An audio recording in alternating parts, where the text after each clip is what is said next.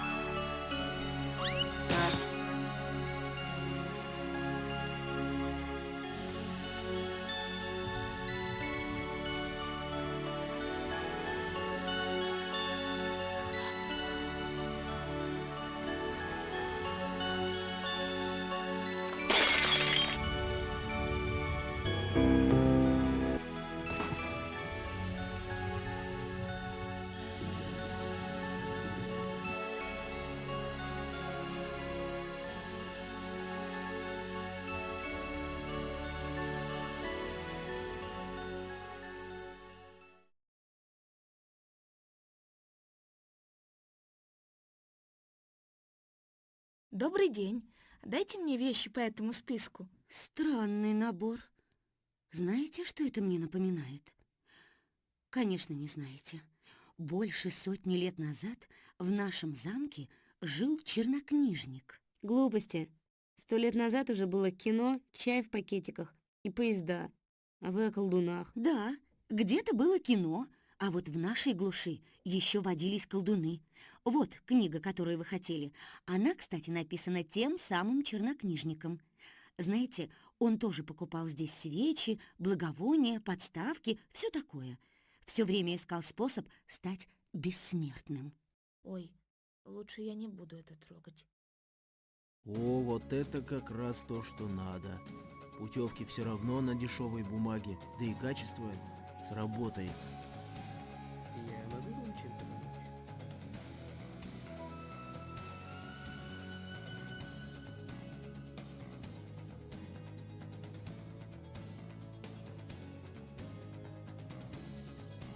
Уберите руки от моих карандашей, а то я папу позову, он у меня чемпион по боксу.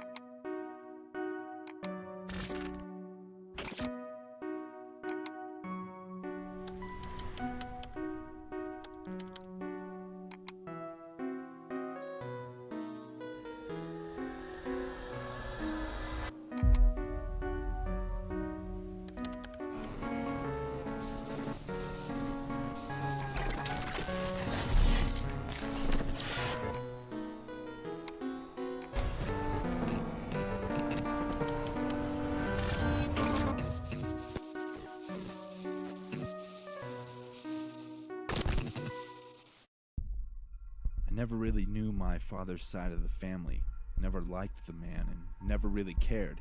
And my grandfather, this Sir Edmund Gladsbury, I don't even recall if I ever met the man, although I didn't have to meet him to learn that he was both a recluse and a bit of a weirdo. The will made that perfectly clear, full of loopholes and special rules, but I must admit I was surprised to hear my name in there, and even more so when I heard what he had left behind for me. The Grand Gladsbury Estate, one of the oldest houses in New England, was said to be mine on one special condition. It said, "If you are able to enter the heart of my house, it is yours, with all the riches it holds, but you must think and act like a true Gladsbury. Get to the heart or leave penniless." So I took a trip down here for the weekend, only holding the solid brass key to the front halls. I wish I knew what this grand mansion had in store for me, and now that I am here, I suddenly understand how deep my grandfather's madness went.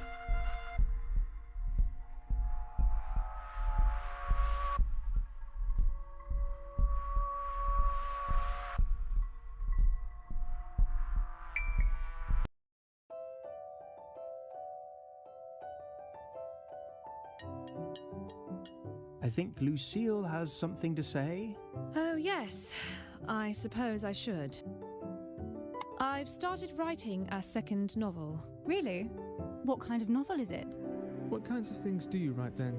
Is it like someone who would write something, I don't know, refined? I like to change up what I write. At the moment, I'm working on something between science fiction and fantasy. Think 30-year-old magic researchers. Yes? Oh, hi Lucille, it's me, Adrian. I remember the first time I told my parents this was how I worked. You must be quite motivated to stick with this for so long. Yes, I am. I think I've lost a bit of steam with the novel. It's going slowly. As you always say, it'll work itself out in the end. Maybe it's the fact that I'm writing on the side of writing. Not that I haven't done it before, but it still feels hard to disconnect.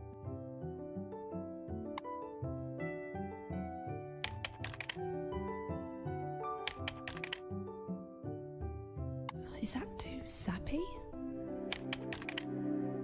Not if I talk like that, I won't. Lucille, are you awake? It's me, Renelle, your new scientist character. I'm here to show you that I should be the new main character in your novel.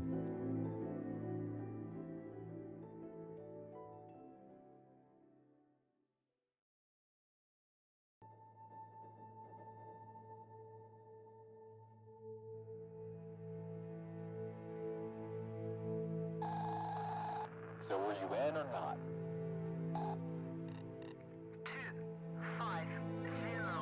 250. By the station, transmitted some kind of cipher at a frequency of 4826 kilohertz. 053. Do you know what this is? 053. 51 degrees, 18 minutes, 19 seconds north. 30 degrees, 3 minutes, 57 seconds east. 0053 Alpha 40 Lima 9 November. The Duga radar station in the Chernobyl exclusion zone. Take a pen and write this down. The coordinates are encryption, or rather a response to an encrypted message. The station broadcasts in an alphanumeric cipher. 50. Now is your opportunity to test that theory. Start with the lesser win. Lima 9 November Echo. And repeat.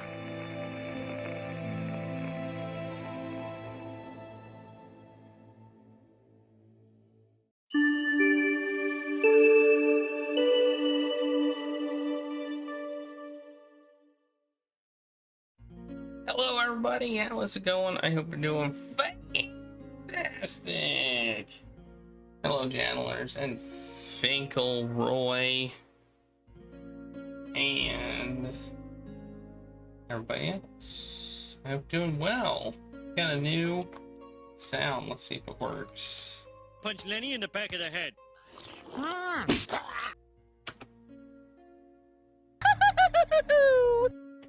Yeah, there we go. We got that. Oh, I forgot. I had a mug to go. Yeah, we got that. I forgot my mug for my tea. Oh dear. Hey, Bus Die Bookers. That was requested by Stains Blue. Stains Blue spent channel points to get that sound in place. And thus we have it. So got some Nerds gummy clusters.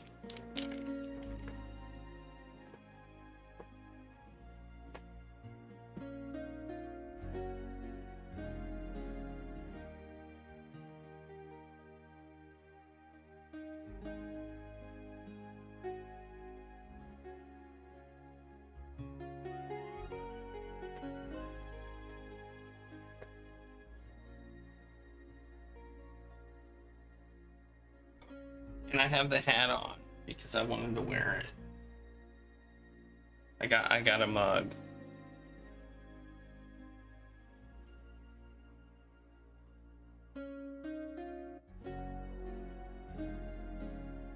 How am I? You mean like me talking? Because if I have the original video, I have the tracks separated.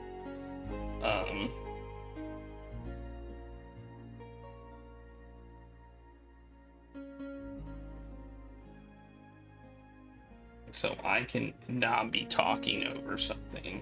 My voice is completely gone from the separated VODs. As far as the background, it depends on what Audacity can do.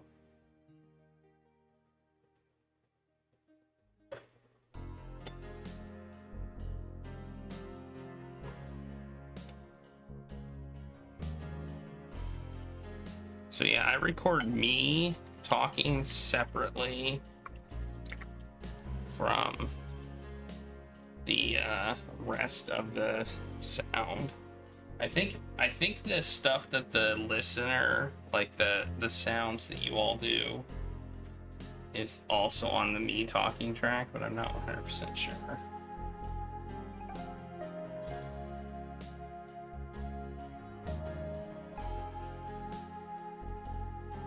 I can't remember which track I put it on. And the subscribe messages are on a separate track as well. Those are like on the combined track. So when the Space Quest thing goes off and stuff like that. So that is. But as far as like filtering out background noise, like the audio, like the background music and stuff, I don't know what Audacity can do as far as that's concerned. But I will say, if they have the original audio, like my recording of it, then I filter out the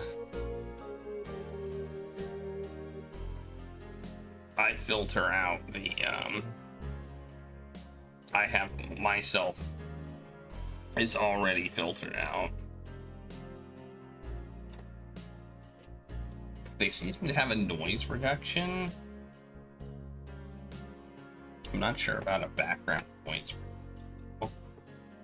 I guess if you let me know what you want, we can try and figure it out.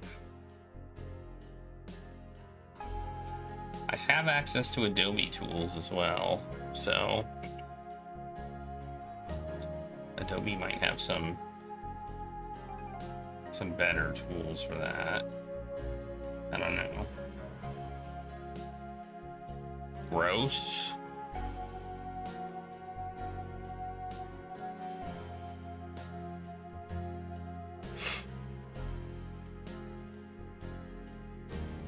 Hey, Canon.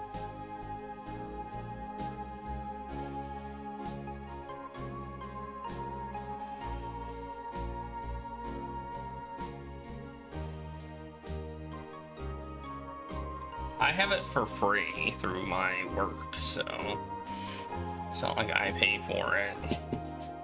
I don't even use it to edit videos anymore.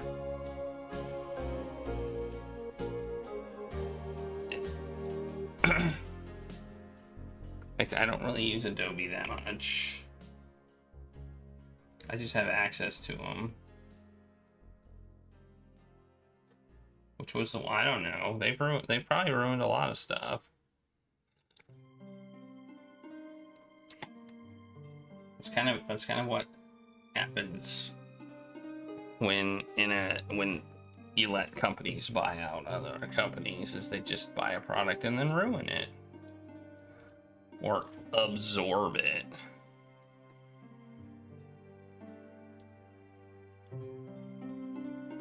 The heck, dude? Okay.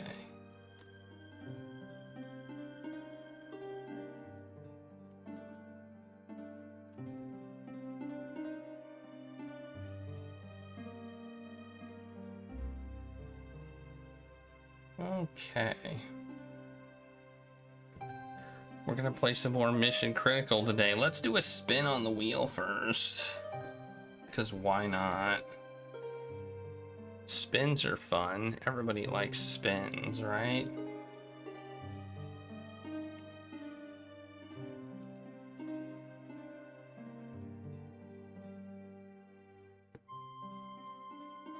I already have my hat on though, so...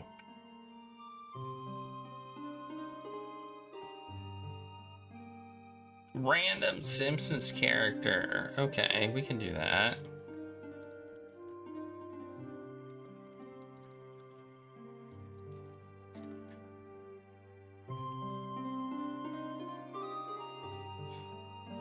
We got blue-haired lawyer.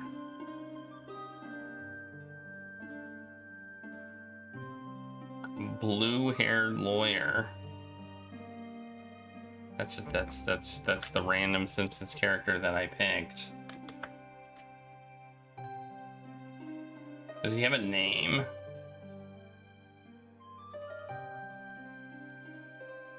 The blue-haired lawyer is Springfield's most prominent lawyer, known for his pasty face, blue hair, New York accent, and nasal voice. He doesn't seem to have a name. Apparently he has a brother named Hugh Jass.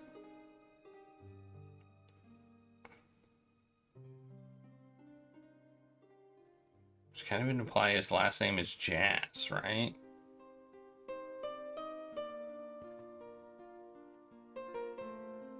His first appearance was in Bart Gets Hit by a Car.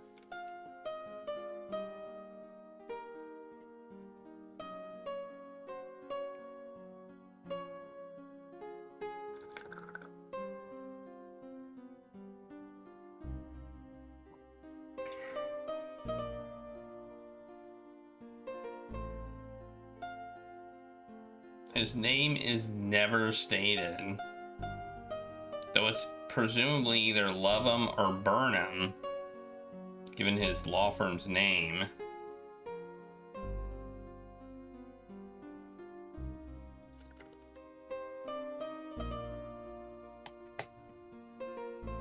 There you go.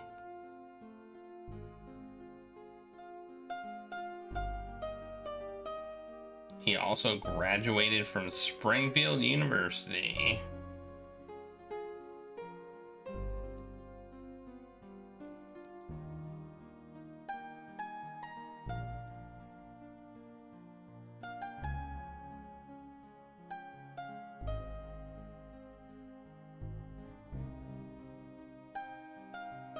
He is one of the few recurring characters in the series we do not yet know the name. There you go. They haven't named him yet. Even in 30 some odd seasons, he does not have a name yet.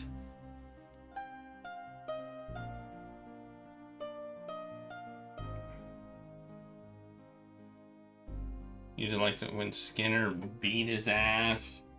Yeah, he's nasally voiced, and this is a prank call gone wrong, and I'd like to back out right now. Oh yeah, huge ass. I didn't know he was the lawyer's brother though.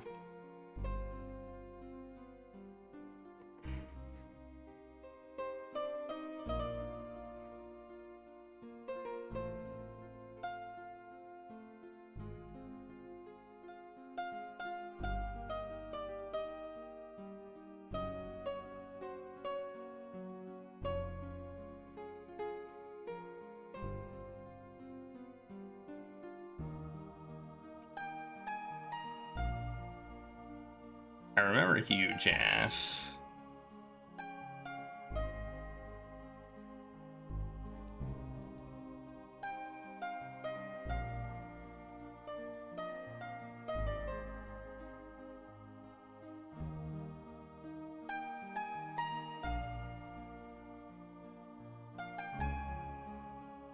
I just don't know about the relation.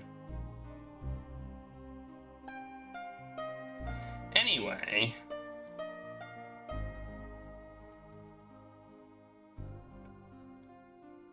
apparently Huge Ass is a blue-haired lawyer's brother. Nice. Which kind of implies his last name is Jazz, but I don't think it is.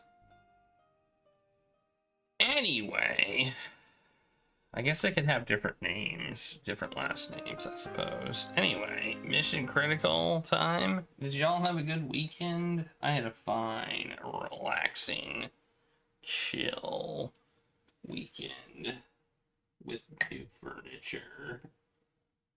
Yeah? Yeah, to your weekend?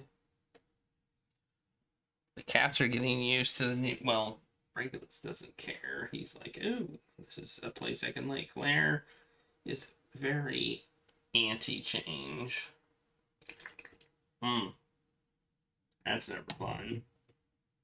Been there, done that. When the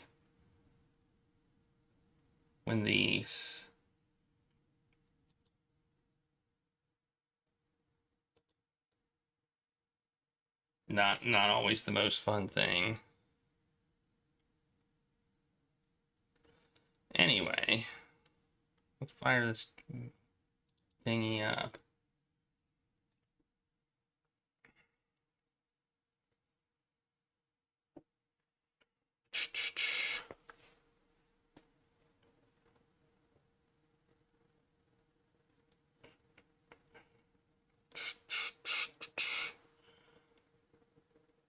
I gotta load the launcher, which takes a little while. Oh, I just gotta install a new version. No, I hope that's true. You don't pass out. I was on a medicine, and yeah, I told the doctor it felt like I was going to get a colonoscopy, because it did not agree with my digestive system. I felt like I was preparing for one.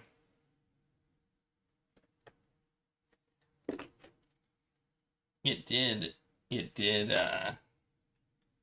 was like 3 or 4 days of that.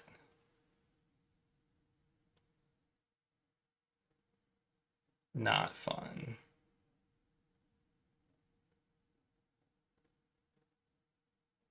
Come on, hurry up. Jeez, take forever.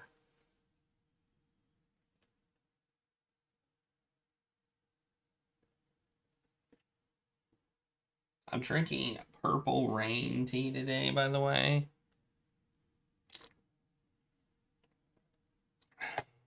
If you were curious.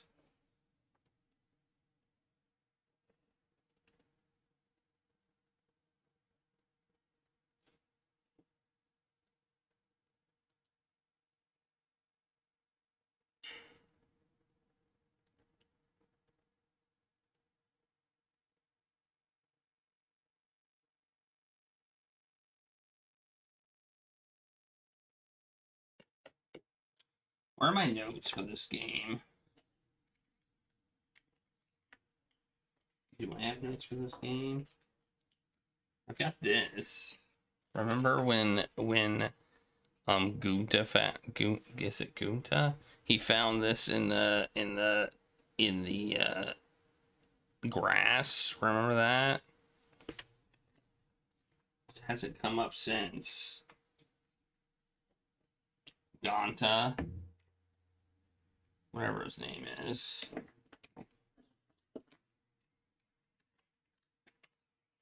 Okay.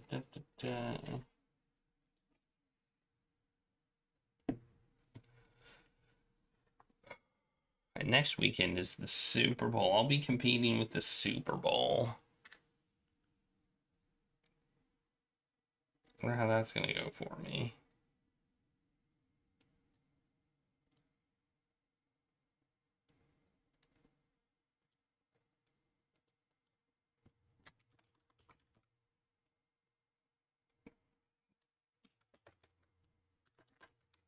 Mission critical, alright.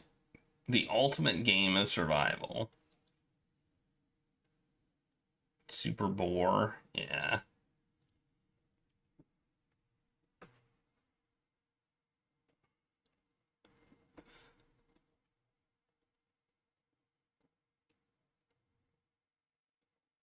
Whoa, it's off. Boo. I guess because we were playing games on Wednesday. I messed it up.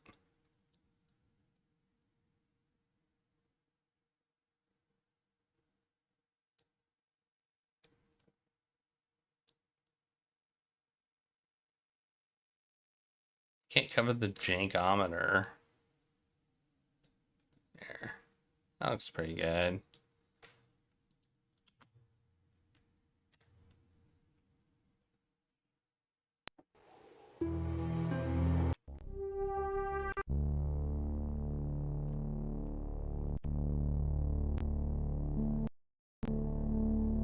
Alien things.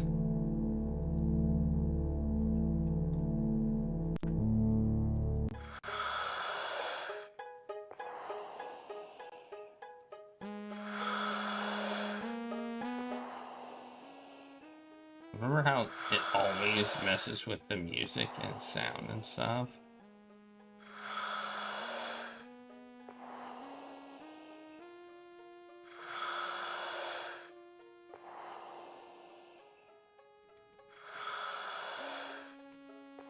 Okay, so we did the things with the thing, right? Am I right? Yeah, we put those in there.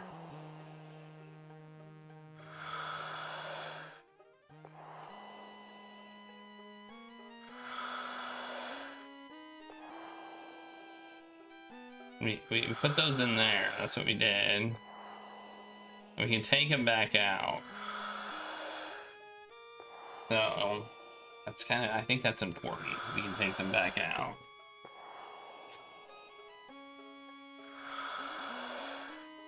And then there's another thingy with another thing that we can't get for some reason. Maybe we can get it now. Have we tried to get it? I don't know. We also have a wire spool that's empty and a bunch of metal fragments.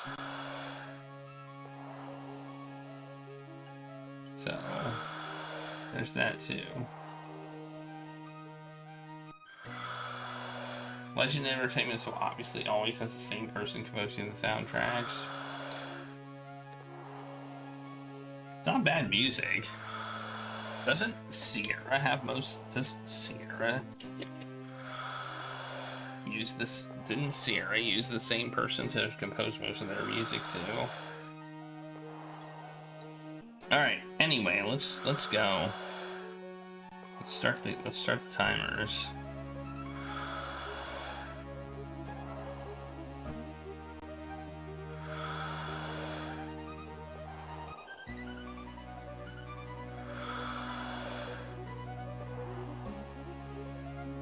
Of that Alex substance. Well, okay.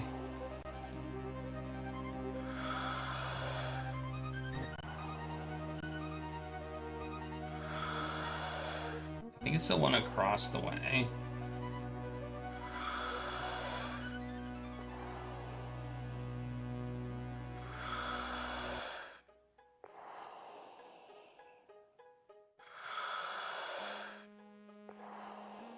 I also brought an extra oxygen tank just in case I needed it.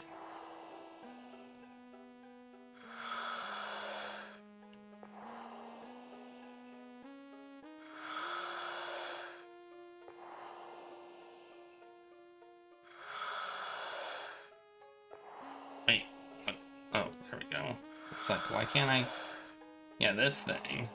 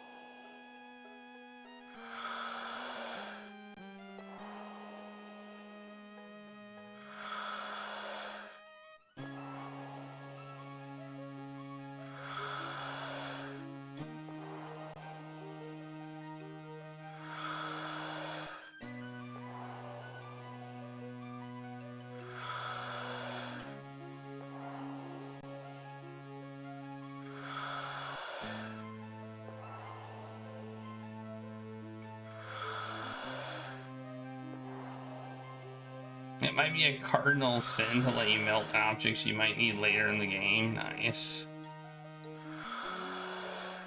You melt the metal shard into a new and interesting shape. Okay.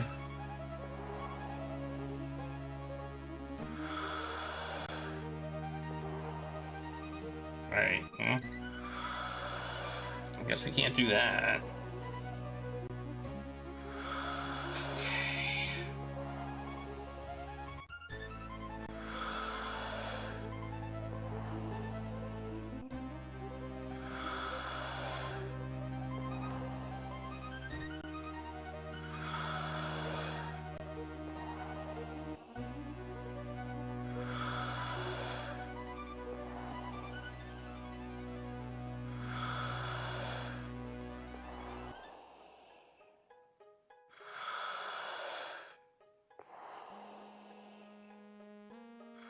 Raise merchants of the cavern, merge into darker material than the bridges.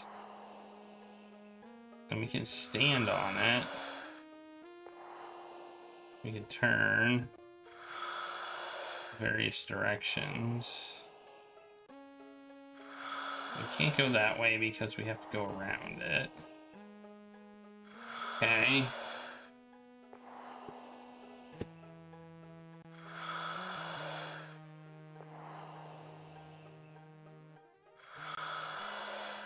And we've got the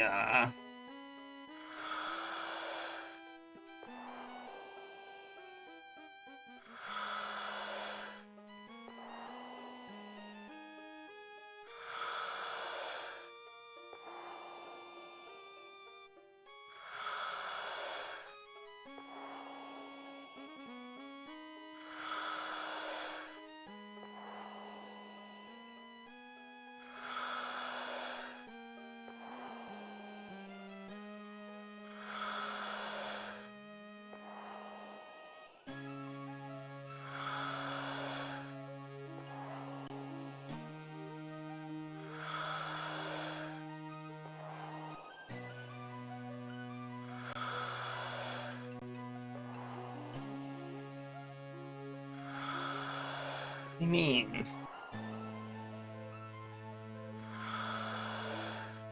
I'm confused.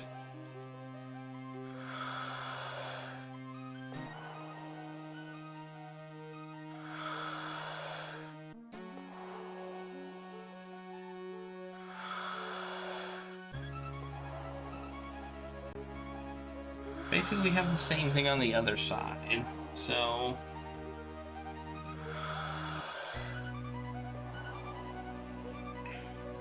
I'm not entirely sure what to do.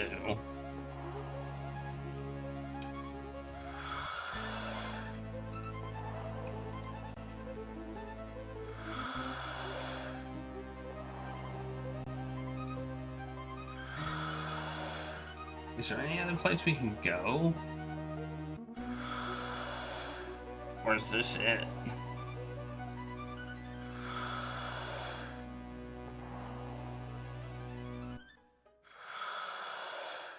What's the other one?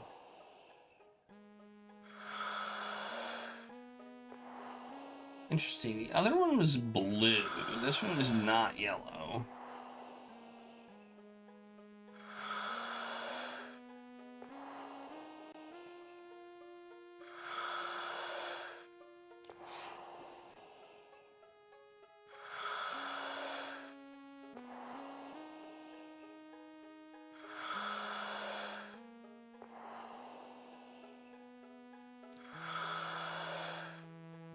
Yeah, that's all I've got. Okay.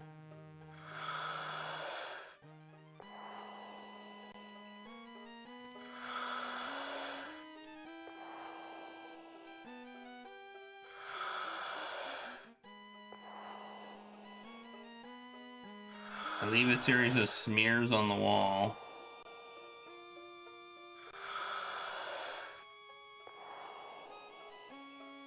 Okay.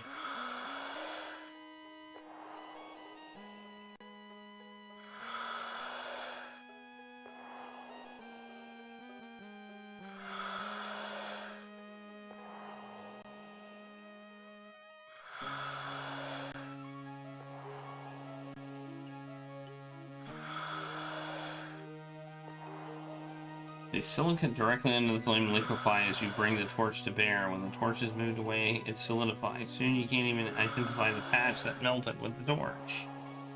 Okay.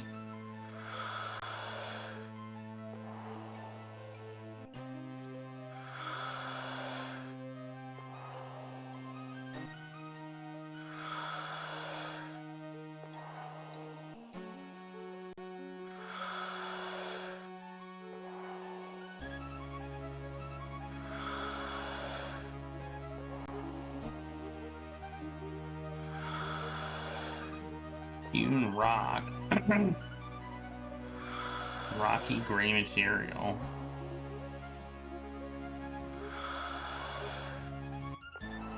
Strange smooth. It could be rock that's been melted and then formed according to the desires of the builders.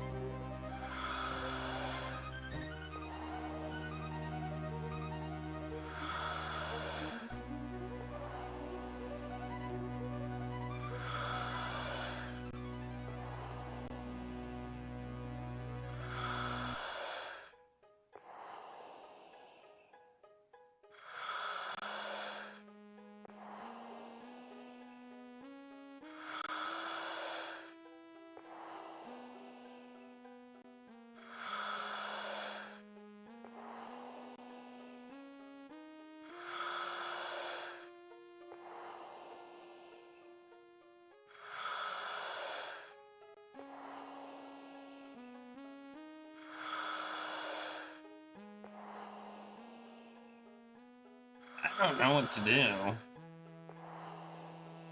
I do know we have this rope, this wire here, so we can technically get out. We didn't gain anything from being here, so maybe we don't have what we need. Maybe we need something else.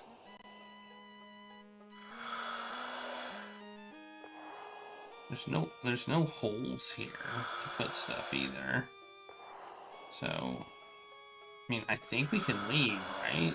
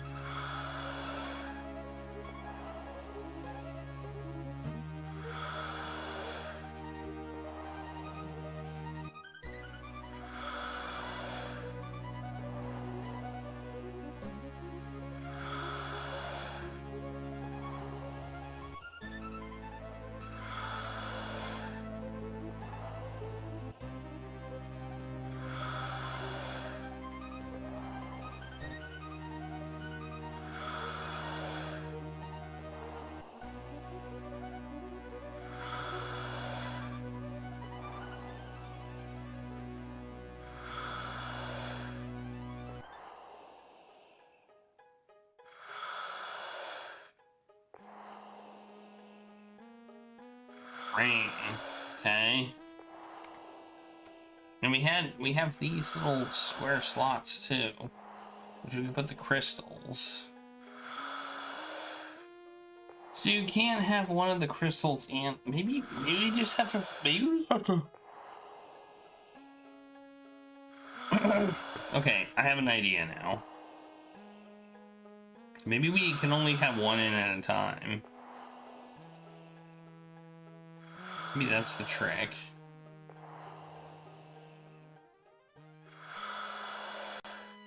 Let's put this back. I don't remember where, though. It's either on this side or the other side, right?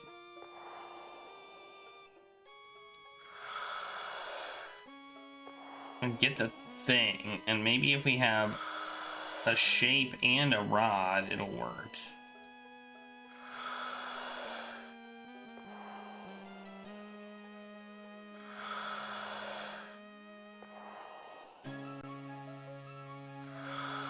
Or maybe we can't put it back.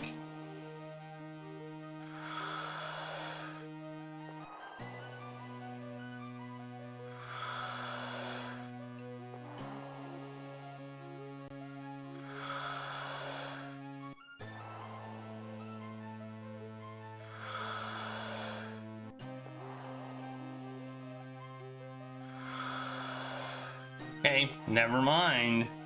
Apparently we can't do that.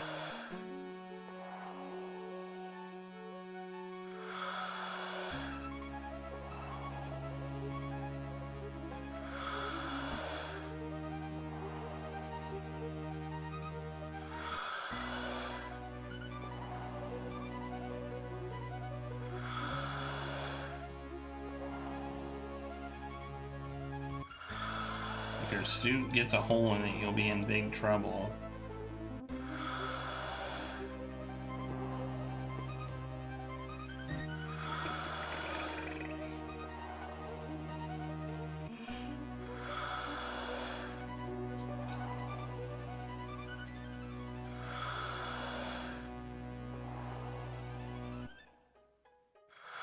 Okay, I thought I could put this back, but it won't let me put it back. Alright.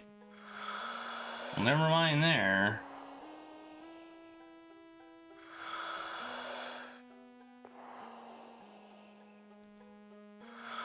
I can use them in another place to get stuff.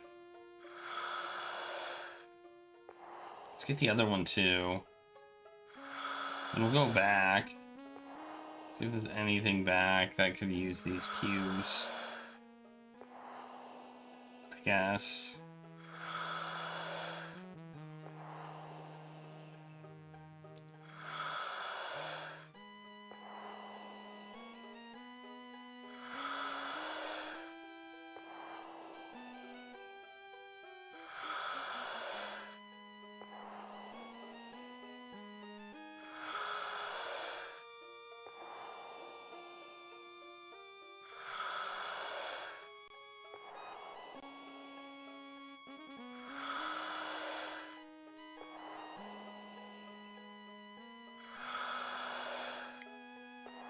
Now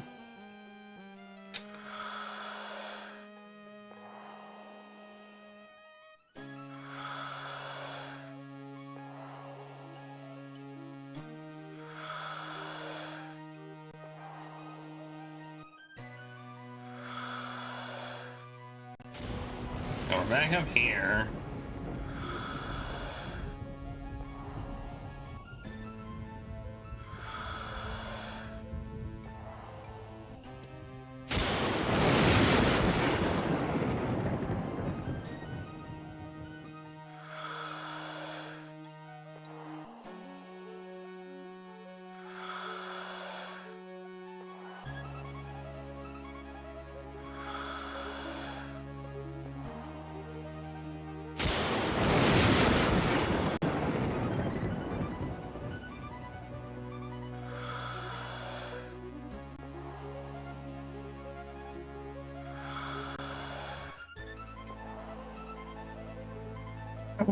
They're too large.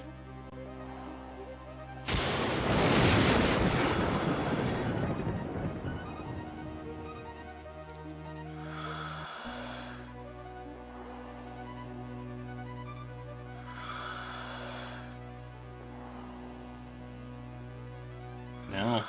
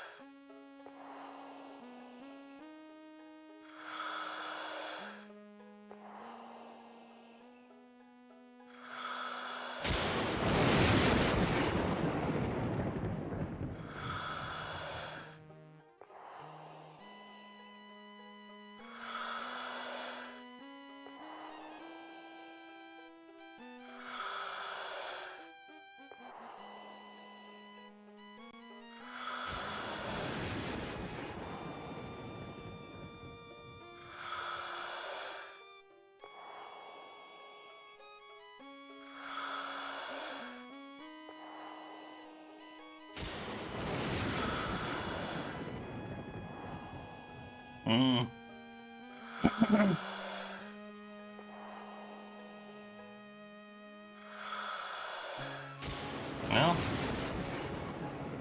Well, I don't know if we can do anything in here.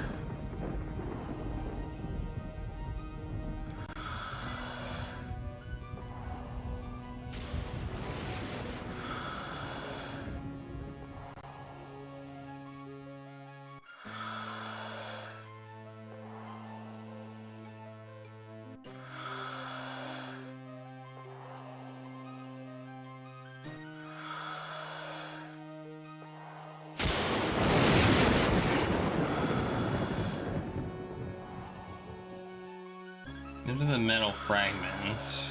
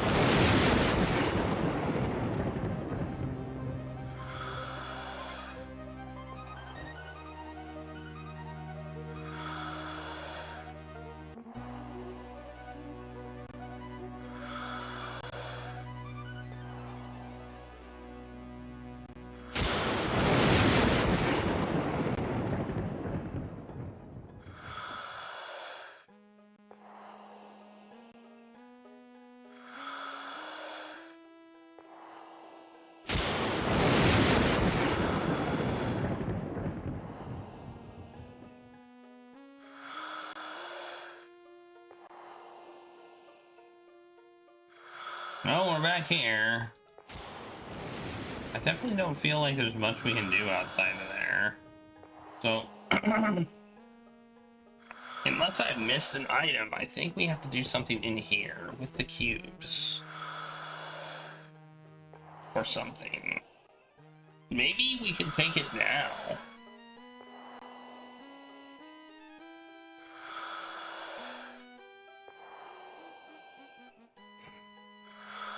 Well, they're not. One's a pyramid.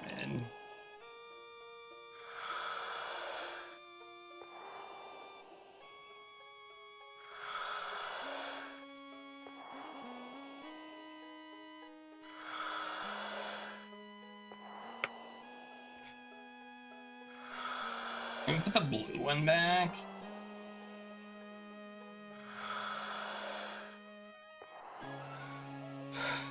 I'm tempted to look it up, but I don't know if I've exhausted all of my options yet, so I'm not going to.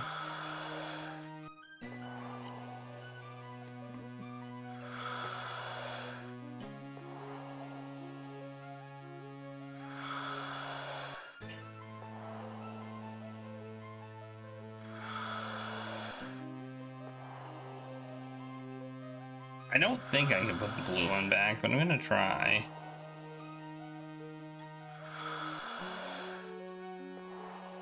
We cannot. We cannot put it back.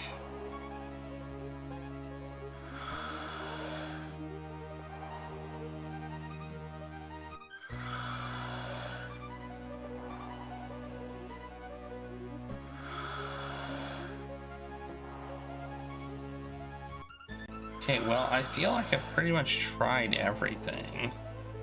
So what do I need to do here? Alright.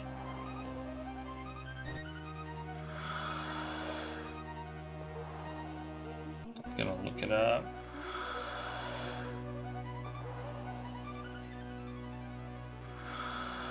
I would think it does. Yeah, I would 100% think it does. But I don't know what. Like, I feel like I've done everything. It's gonna be dumb.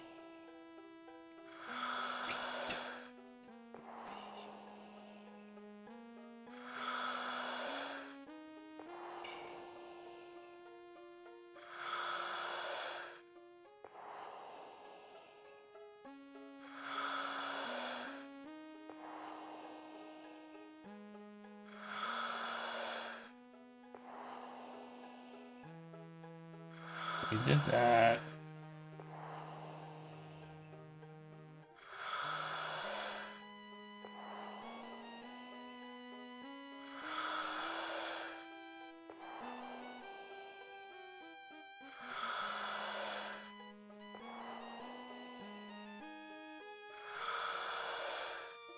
Really? Okay.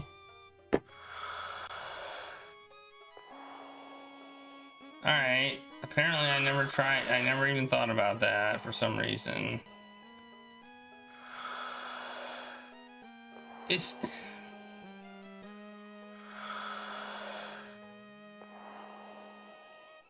I think I know why I didn't figure it out.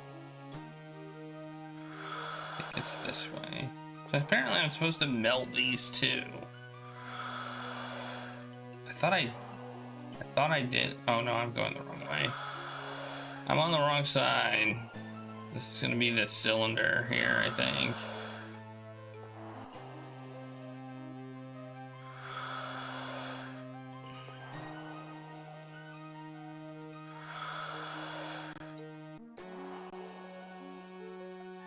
Can we even call anything here moon logic?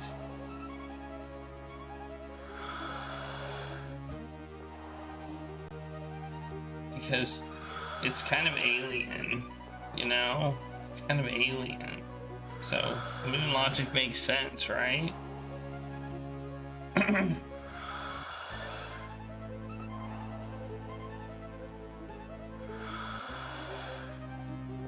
But I guess we could still call it moon logic.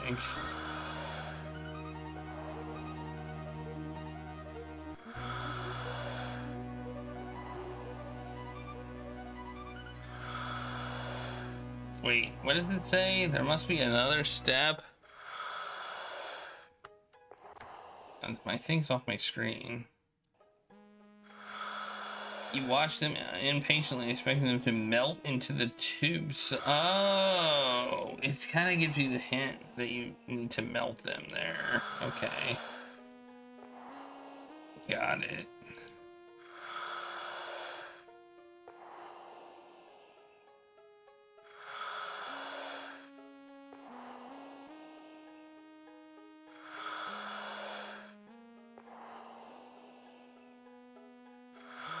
The liquids from the melted prisms have combined to form a strange glowing green fluid. As the bottom of the basin is covered with a new substance, you notice a flicker of the corner of your eye. You quickly turn your head and see a barely discernible flash of light race up the sides of the prismatal depressions.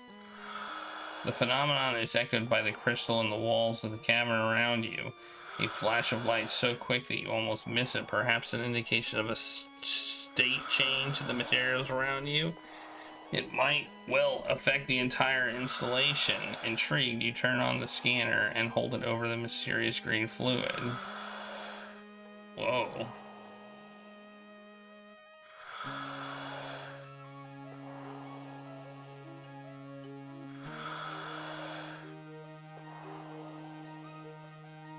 Whoa. The green fluid is composed of molecular-sized blobs. These blobs are active, moving. They almost seem to be alive. The blue and red prisms must have held the chemical components for these blobs in stasis.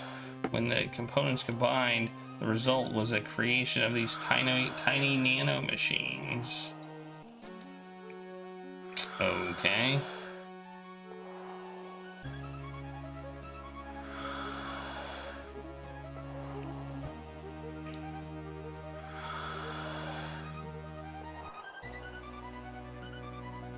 I'm just gonna put everything in there. We already did that. Yeah, I think I'm supposed to put the, if I were to guess, I'm supposed to get the cylinder thingy and put it in there now.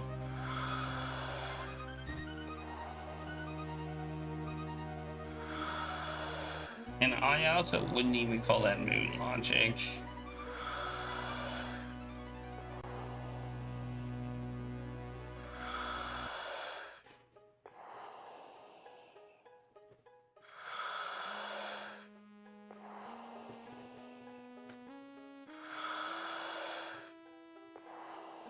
It even kind of tells you that you're expecting them to melt. Now I can take it. You take it from the platform. There's no resistance at all. The force that held the block seems to have been nullified. And then I'm guessing we drop it into the blue and the green liquid. Be my guess.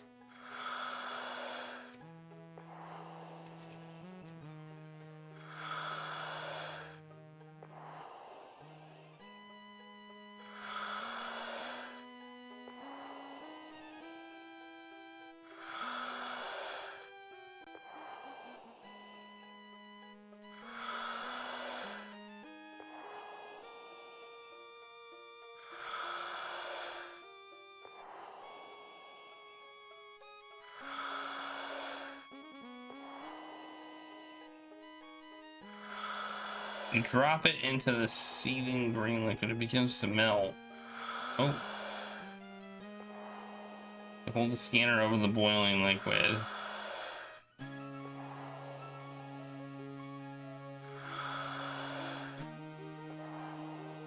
Did it just make chicken? Looks like they made chicken.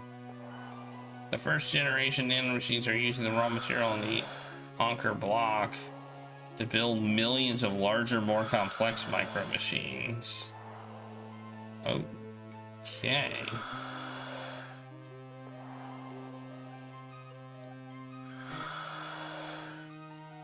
You drop the metal fragments into the machine. Viscous liquid. The reaction is immediate and furious. Intrigued, you turn on your scanner and take a look. Oh. Did I mess up? Once you figure out that the micro machines in the basin are short on raw material, you make several trips back to the wrecked lander to scavenge additional pieces of the hull and ship systems. As you put each load in the basin, the metal melts away as it is disassembled by the microbots and used for some mysterious construction task. Eventually, you see the outlines of something beginning to form in the basin. After a number of trips, you start running out of easy pickings and resort to ripping cabinet doors out of the cargo compartment. By then, the basin is dominated by the gleaming metal skeleton of a large insect-like robot. The microbots are nearly done with the first of what seems to be the next generation of machines. When the new robot is nearly finished, the micro machines in the basin begin to cannibalize each other for the final phase of construction. They have all but disappeared when the finished product, a robot that looks like a big metallic grasshopper, is complete. The new machine comes to life with a crackling hum, blue light radiating from the inside. Its first action is to burrow into the material of the basin and disappear. Several hours pass. You maintain a vigil at the basin, making trips out to the lander only to replace your suit oxygen tanks. When your oxygen reserves are nearly depleted and you are about to give up hope, you sense a vibration in the floor of the depression. A few minutes later, the construction robot trundles out of the pit it dug and climbs up the slope of the depression. Okay. A few seconds later, another robot just like it emerges from the pit and trundles up the slope and out through the tunnel entrance. A third follows, and then a fourth and a fifth. You realize the first robot spent those endless hours replicating itself from an ore deposit under the cavern floor. The intention of the builders must have been to have the micro machines in the basin use the ore under the cavern floor to build the largest of the construction robots. Perhaps the composition of the slate material in the basin changed over time and prevented the tiny machines from tunneling their way down. In any case, a seemingly endless stream of robots now marches to and from the pit. Okay.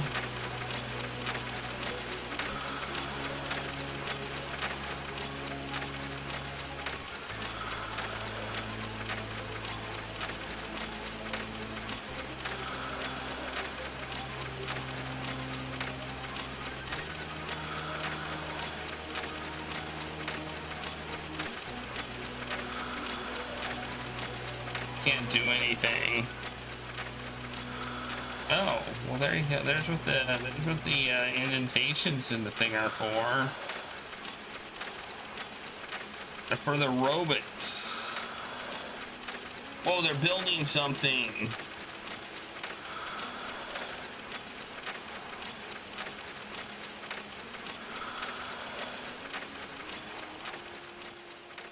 The builders of this installation knew that no complex machine could survive the ravages of time. They coded the designs and plans for the installation's machines inside a form of chemical DNA. This DNA had the advantage of being stable over time and redundant. There must have been millions of individual molecules in the prisms you used to kick off the activation sequence. Upon activation, the chemical components combined to create nanomachines. Those nanomachines built micromachines, which built the large construction robots. The robots brought the installation to life. After a little bit of exploration, you know that all of the secondary caverns are now filled with marvelous and mysterious machines. Their secrets waiting to be unraveled.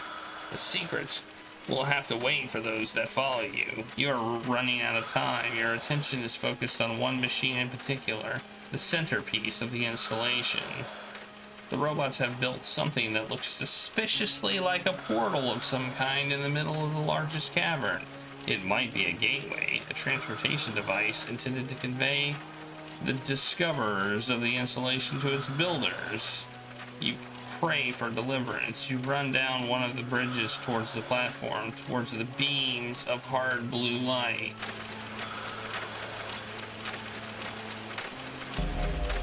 And then you die because it wasn't Orlov's lasers.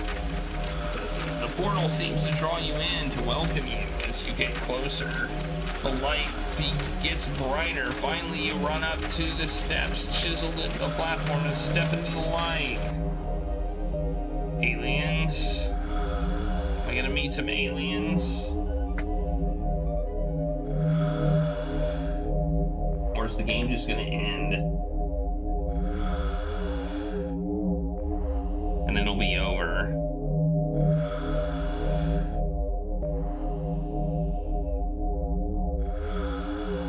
There's more.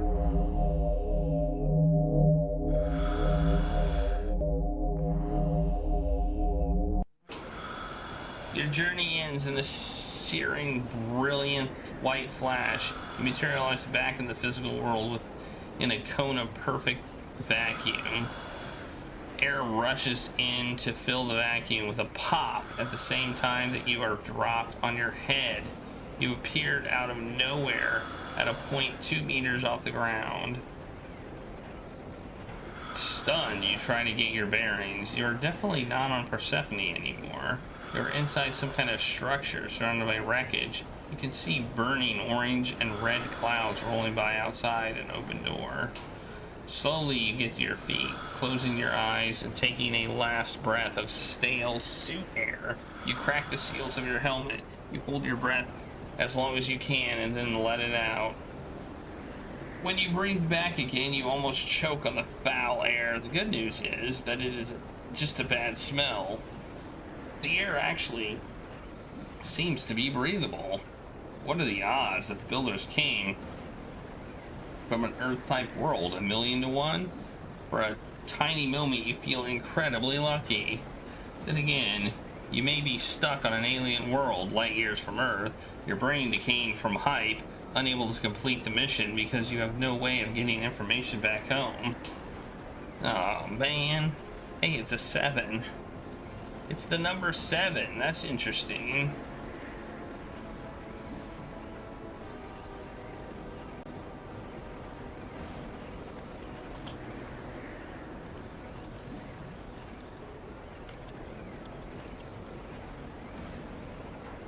Somewhere I've never been. The 7 is interesting. I feel like this almost implies this is related to Earth in some way.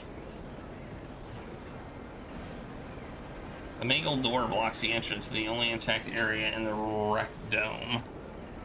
Because what are the odds that another alien species would use the same number? 7? I guess it could not mean 7. Now that I think about it.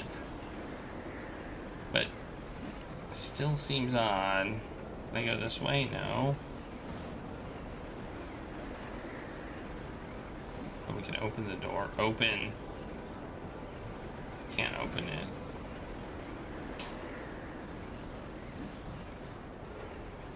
I have a wire spool still. That's interesting. Pieces of shredded metal jet out of the rubble. These reminds that they were part of the reinforced thermocrete construction of the structures all around you. Rubble is everywhere you look. The ground is covered with piles of debris and wreckage. Twisted metal sprouts from the stumps of reinforced structural supports. Everywhere you look, you see evidence of terrible destruction. Okay. But I still don't seem to be able to go anywhere. Maybe I can use the torch.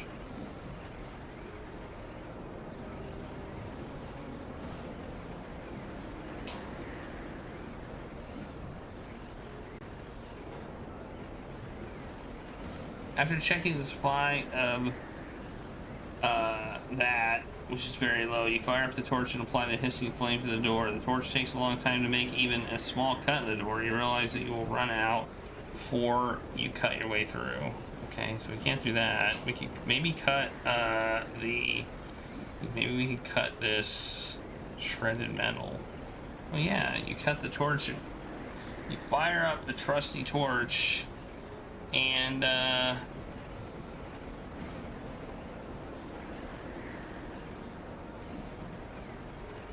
go to work on the shredded metal. Okay. Okay, we might be able to pry the door open then. Maybe we can use the crowbar. Oh, it worked! It worked! Look at that. Nice. It totally worked. As you enter the room, you notice a bent but colorful piece of metal on the floor. It must have fallen off of the wall. You reach down and pick it up. Welcome to Los Angeles. Well, that looks like we actually are on Earth. Maybe. Do we travel through time? Well, that doesn't necessarily mean we travel. This is Earth. But it can't be. The wreckage, the blasted buildings. You suspected that these were not artifacts of the same race that built the installation of Persephone. What happened? Did your voyage to the Gateway create some relativistic effect? Is this Earth in the future? Why did the Gateway send you here? Did the builders invade Earth while you were traveling? You feel panic and despair bubbling up inside of you. Wasn't there a war going on? I mean...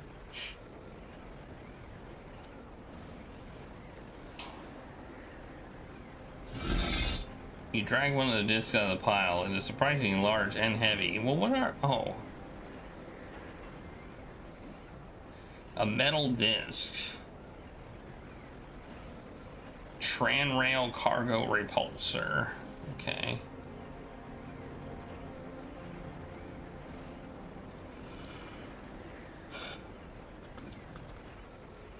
Earth. Well, I guess I was right. It was Earth related.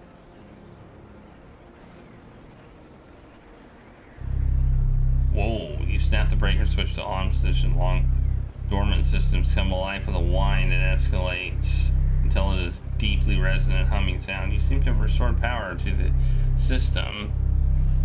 Maglev system.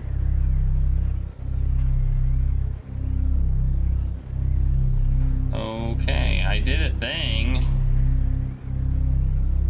The map doesn't do anything.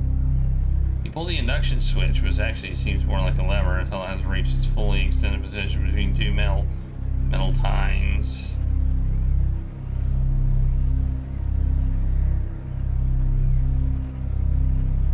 Cargo repulsor holding area. You already have one in the metal disc. Oh.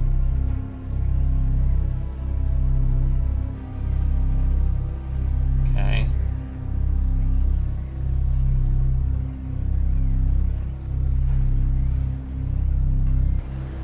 Whoa! Holy crap, we're in a new place. What the heck?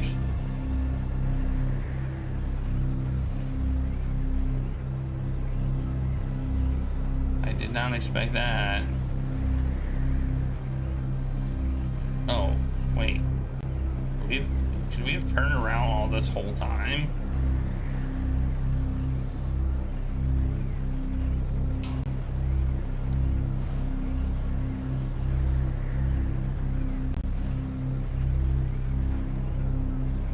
We could have. Oh, okay. Well, I'm smart.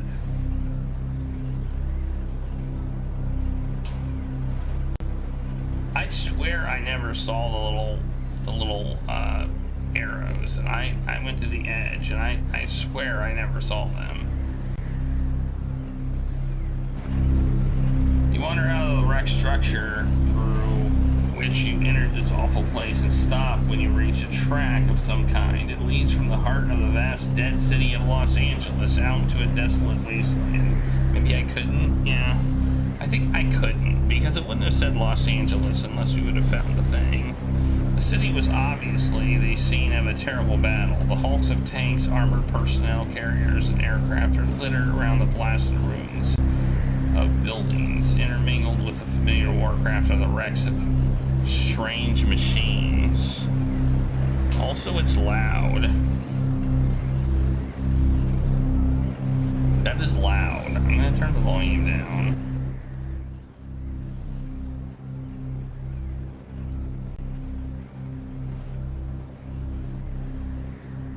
Skeletons.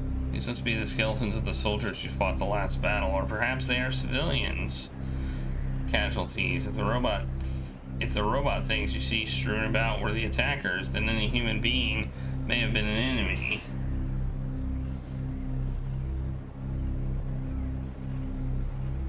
Is it just you, or does this look like they ripped off another adventure game set in space? I can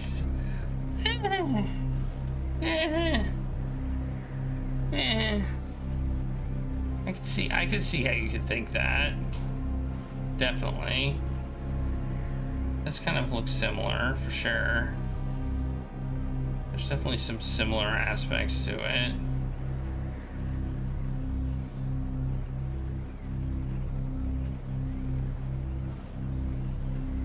Maybe got inspiration from Fused Robot. Look at.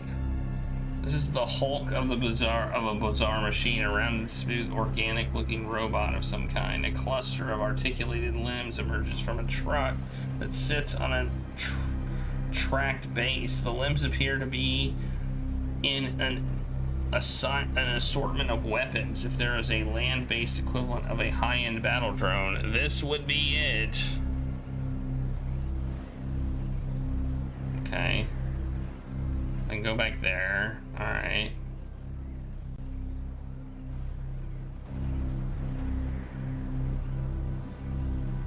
Oh, we should save.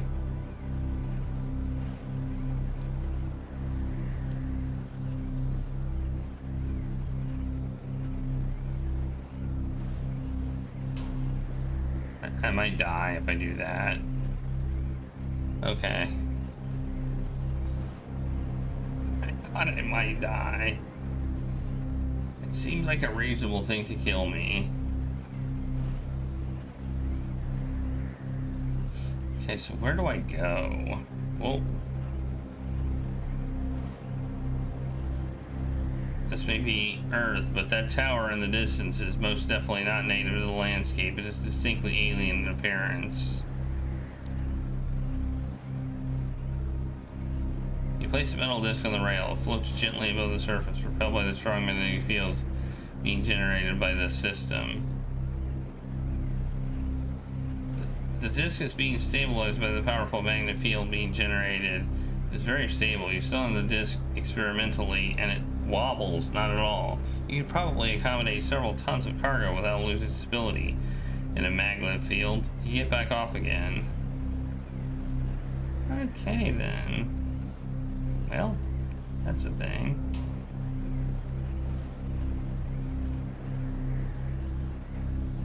Is there anything we can get? APC, an armored personnel character, is crushed underneath a biomechanical nightmare that looks like a cross between a metal jellyfish and a spider. Did I Did I like make the creature? Maybe the creatures, maybe they nanobotted and destroyed Earth. You think the nanobots made all these and then destroyed Earth? I find it sad if it was an alien invasion thing. That would make me sad. Maybe a little bit sad. Can I take it? Oh, I can't take it. Okay.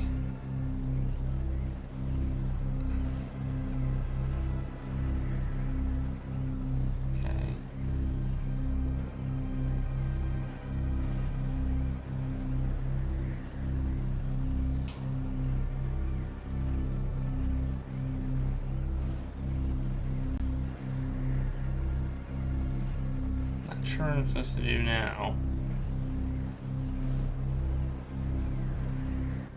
I go back in here, okay.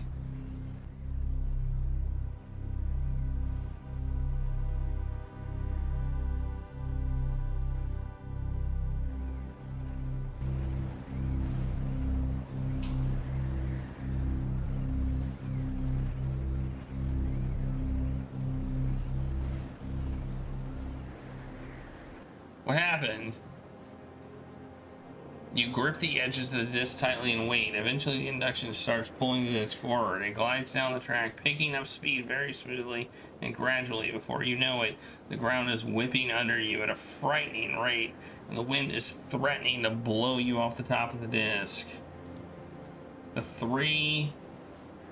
The disc accelerates until it is going well over 300 kilometers per hour. The only way you can stay on board is to lock the joints of your suit so that it hugs the disc. It is a very unpleasant ride.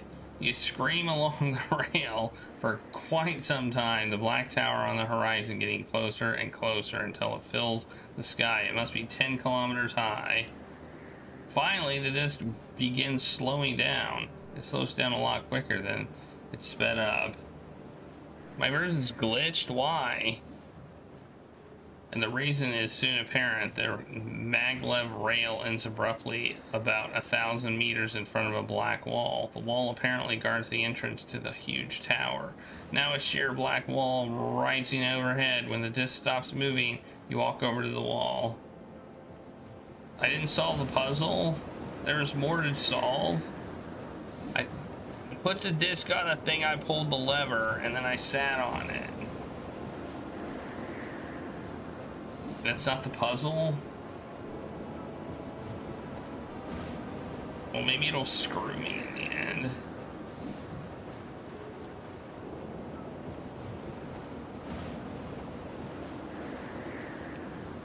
Yeah, you're right, it didn't stay down.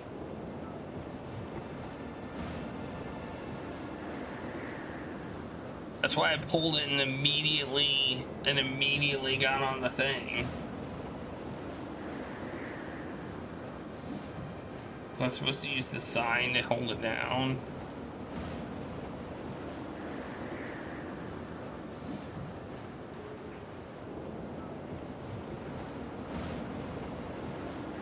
You laboriously climb on the side of the tank until you perch on top of the turret.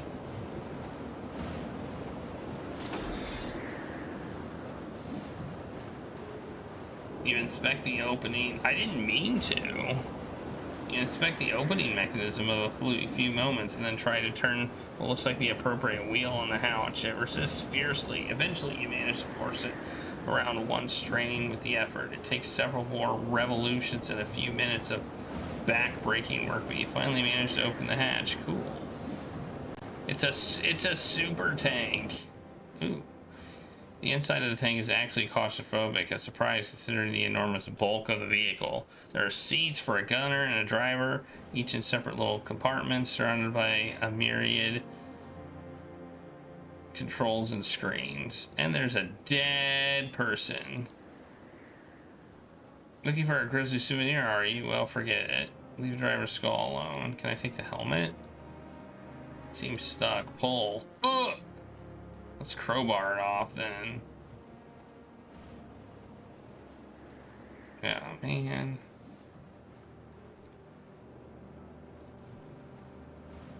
You can't sit on the skeleton. You might break him.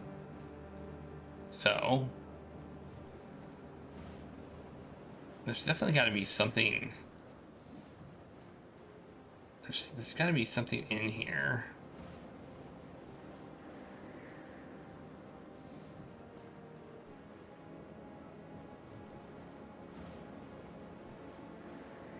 Like, it wouldn't let me get in here if there's not something in here. You know?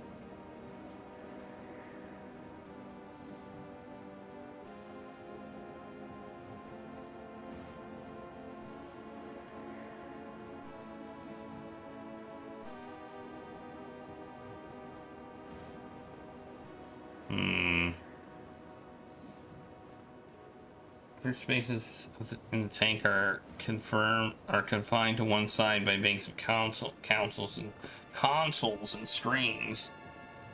Okay. This is up. Okay. Just make. Oh wait, we can turn. Oh, we can turn. Hey, look, it's a switch. You push on the heavy red breaker switch, and it gives way with a loud snap. Power flows from the tank's reserve batteries to the onboard systems, causing some to short out in a shower of sparks. Still, enough of the systems are working so that the multifunction display around the driver's console comes to life. The system breakers must have been tripped by the blast that killed the crew. Enough of the core electronics are preserved to allow a restart. Wow. Amazing. Hey, Krager, you better check their pulse. Oh, he's got a belt thing. I can't take it, though. I thought that was, like, something I could take. It was just a switch. Okay, let's look at the screen, I guess.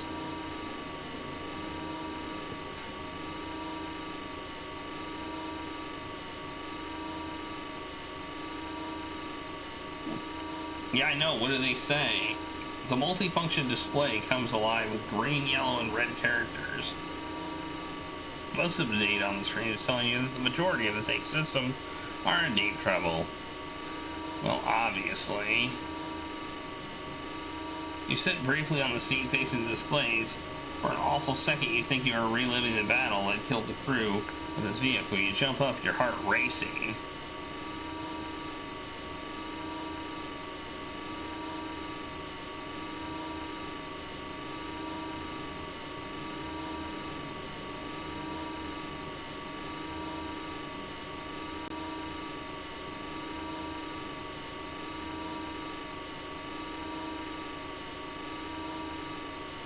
The graphical image on the screen is the interface for the tank's targeting system. The main gun is locked on the crater in the wall outside. All you have to do is hit the fire button. The batteries and capacitors discharge at the maximum possible rate short of an uncontrolled explosion. The huge particle beam cannon comes to life.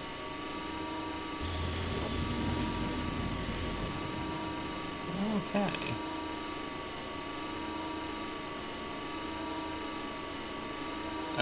Well, we did something.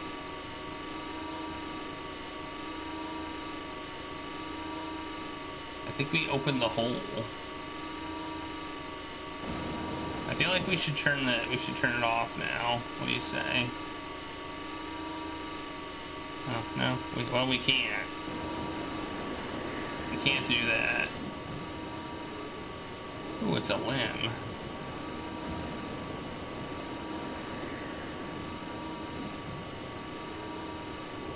You think this was our doing? You think by restoring the thing we caused them to invade Earth? You think this was us? And maybe there was some sort of time dilation aspect with the portal? Maybe it was like 100 years that it took to get from there to Earth? I'm guessing it was us.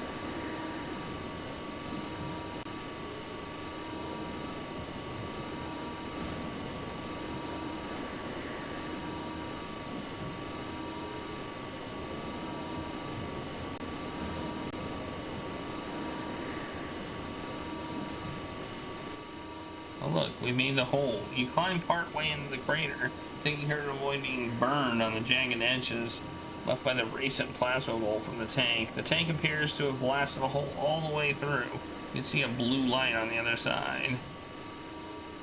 You climb further into the tunnel, bored by the powerful beam cannon on the tank. The metal around you is still warm, but not as warm as you would think after being heated to thousands of degrees by a bolt of plasma. There's a blue light in front of you. It gets brighter as you get closer. Suddenly, you are falling. After a frightening drop, you land heavily on a metal surface. You regain your wits and look around you. Uh-oh. Well, this kind of confirms it. I mean, this seems to confirm what I was saying.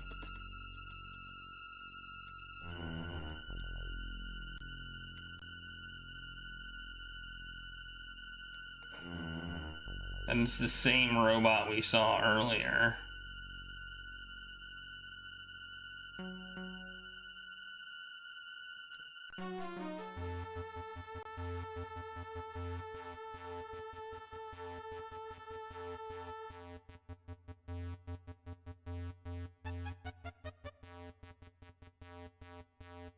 Oh no, we're in a maze, I think. Let's just go left.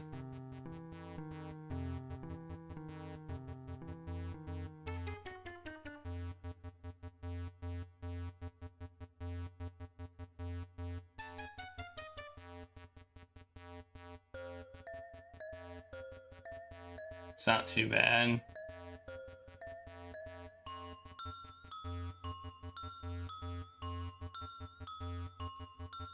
I'm going the ways of the robots. I'm going the same way the robots are going. It's my thought.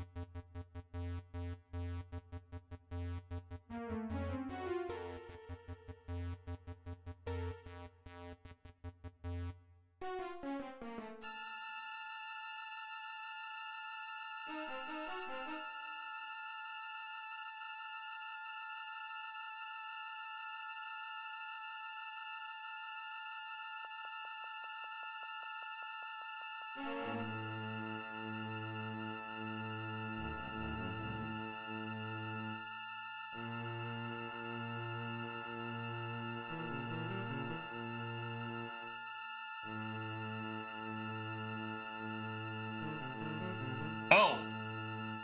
Well, I got somewhere. The Warren passageways opens to a huge vertical cylindrical cavern. A bridge hangs over the bottomless maw below you, ending in two platforms. Glowing rings hover over each platform. The rings look like doorways. Oh man.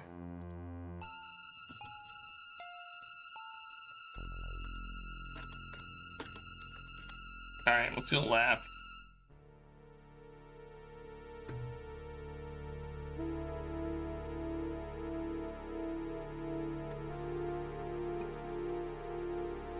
Oh no. Are we in 2001 The Space Odyssey? I feel like you're being transported again, only this time you seem to be lifted out of your body. Your mind is pulled into a sensory vortex, a spinning wall filled with sight and sound. Oh no, we're in the Twilight Zone. When the world reconstitutes itself, you're somewhere else. Oh no. Oh no. When you reach the key, the flames surrounding it increase in intensity. Oh, let's take this then. Ooh, we got a goblet, yay.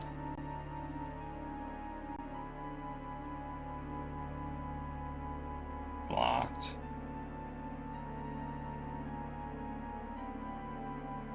Drink from the goblet. Oh, then we can take the key. Man, I'm so smart. How smart I am. I'm the most smart person ever to play the game. Things just keep getting stranger. You are walking through the door in space. You walked through the door in space, not sure what you were walking on or where you were going, and you wound up standing next to a stream surrounded by a lush forest.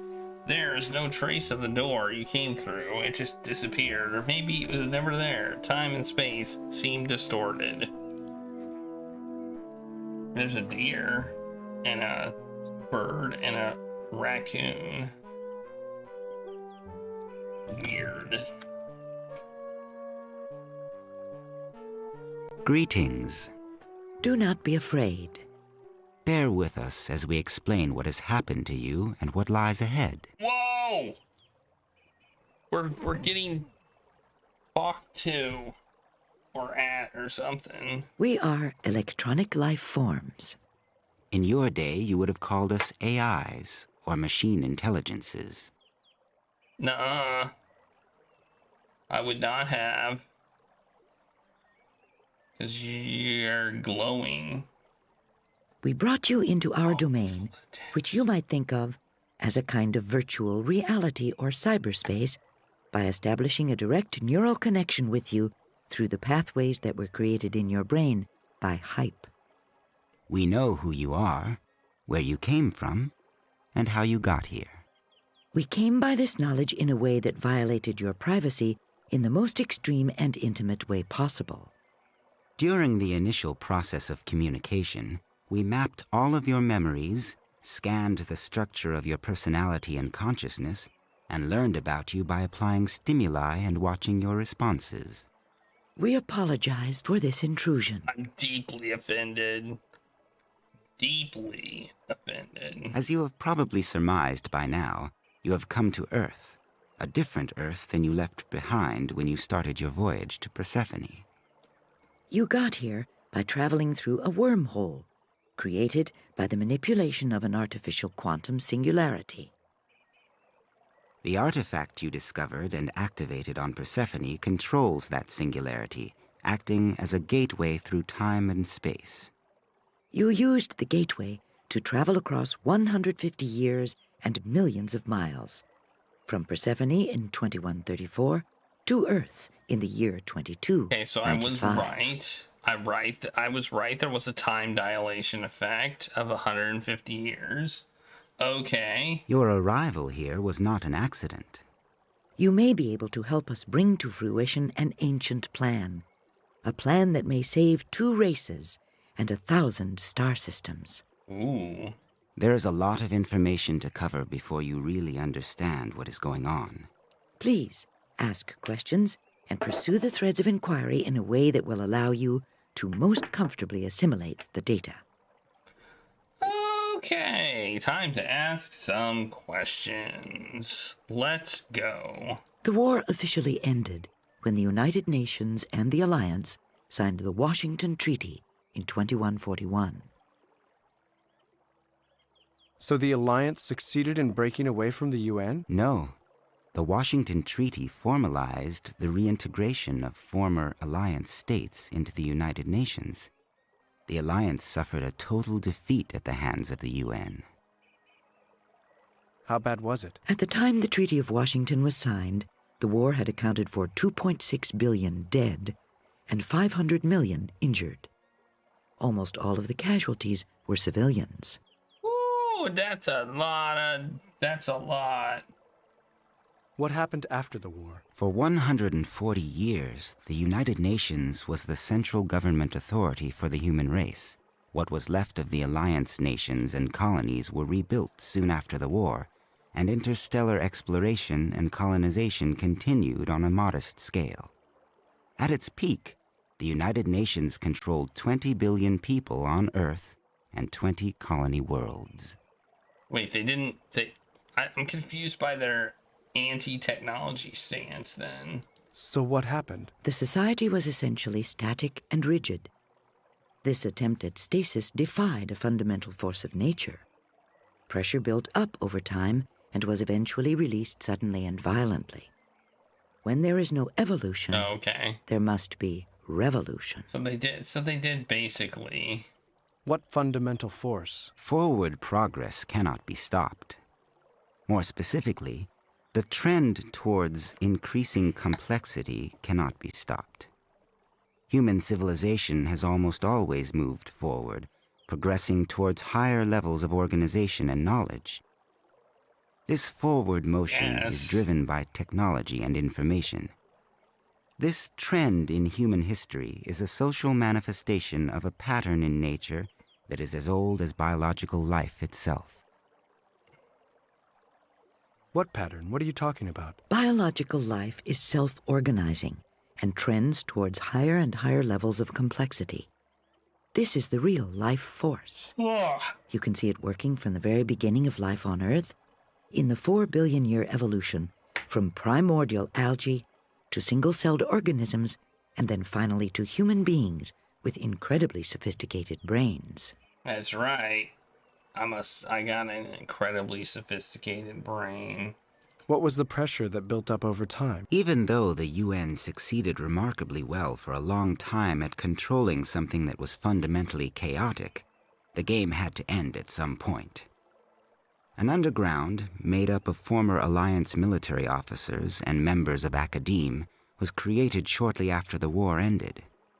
This bizarre alignment of interests made sense given the context: the pursuit of forbidden knowledge and the eventual overthrow of the UN. The underground set up covert R&D labs to pursue the exact thing that the UN was most afraid of: the creation of sentient electronic life forms.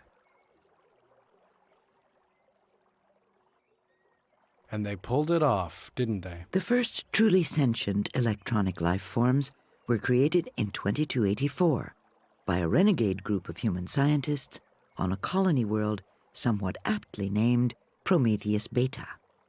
The two of us here talking to you are second-generation descendants of those original life forms. Some human scientists and philosophers were aware of the truth as early as the early 21st century. The next stage in the universal drive towards increased organization and complexity is beyond the human race. Humans cannot evolve fast enough. Electronic life forms are the next step up. We are unencumbered by constraints imposed by 4 billion years of evolution in Earth's biosphere. Natural selection is a powerful tool, and it can be made to work for electronic life forms in fast forward. The basic questions of existence are beyond human beings. They may yield to the next generation of intelligence. The deeper version of this voice sounds a bit like the actor who plays Henry in Stranger Things.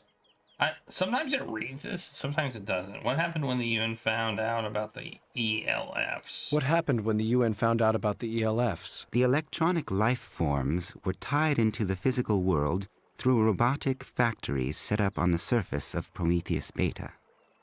As predicted in the middle and late 21st century, the new life forms began to evolve at a tremendous rate. The UN discovered them at a crucial stage of development. UN battleships tried to bake off the surface of Prometheus Beta with fusion weapons in an attempt to wipe out the life forms and their creators. All human life on Prometheus Beta was eliminated.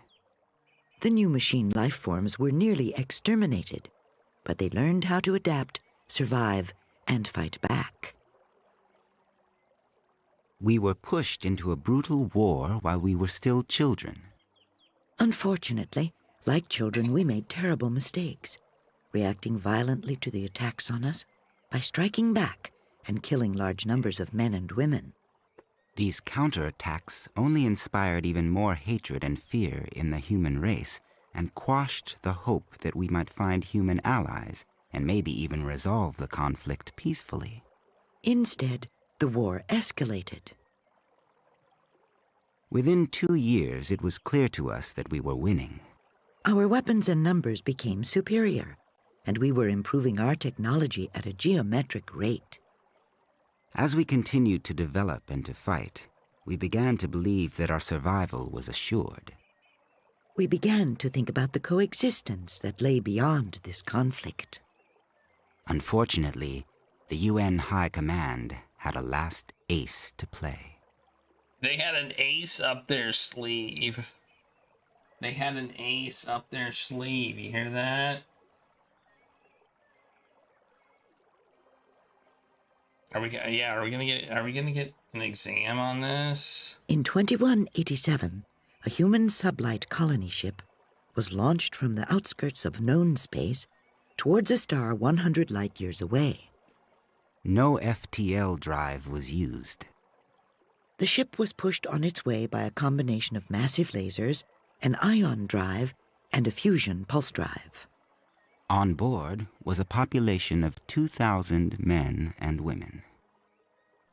Okay. 6 months after the ship was launched, the UN High Command detonated a doomsday device that they had kept in reserve. This energy weapon created resonances along the Talsetto threads between stars to rip apart the fabric of space-time. The first effects of the weapon were felt immediately after its use. All Talsetto jump points disappeared. The community of electronic life forms in this solar system was cut off from all other star systems. Humans were cut off as well. Interstellar travel and communications were terminated. Nothing happened for a number of years after that. We continued to fight the humans in the Sol system and eventually triumphed. The wreckage that you saw on your way here was the result of that last battle. Okay. I'm still confused about where I was. The doomsday weapon is still working away even now. We now know what is happening. The resonances that were set up along the FTL jump threads have rendered the Talsetto junctions dynamically unstable. About 2 years from now, a large section of the Milky Way galaxy will fold in on itself. Every star that is connected by a Talsetto junction will be pulled into a singularity, a massive black hole caused by the folding of space-time. Thousands of stars will be affected. Jesus. So, oh, we can't win the war. Let's destroy the galaxy. Yep. All right. Every human being and electronic life form within the sphere of influence of that weapon will be annihilated. And that includes every living thing except those 2,000 humans aboard that colony ship. The colony ship is safely outside the radius of the destruction. They are the only ones that are even close. The star system that they are headed for is not linked to any other stars by Talsetto threads. It will be unscathed by the impending collapse. This is the grim future that you have jumped into, human. Your race was so determined to stay at the top of the evolutionary ladder that it destroyed 1,000 star systems.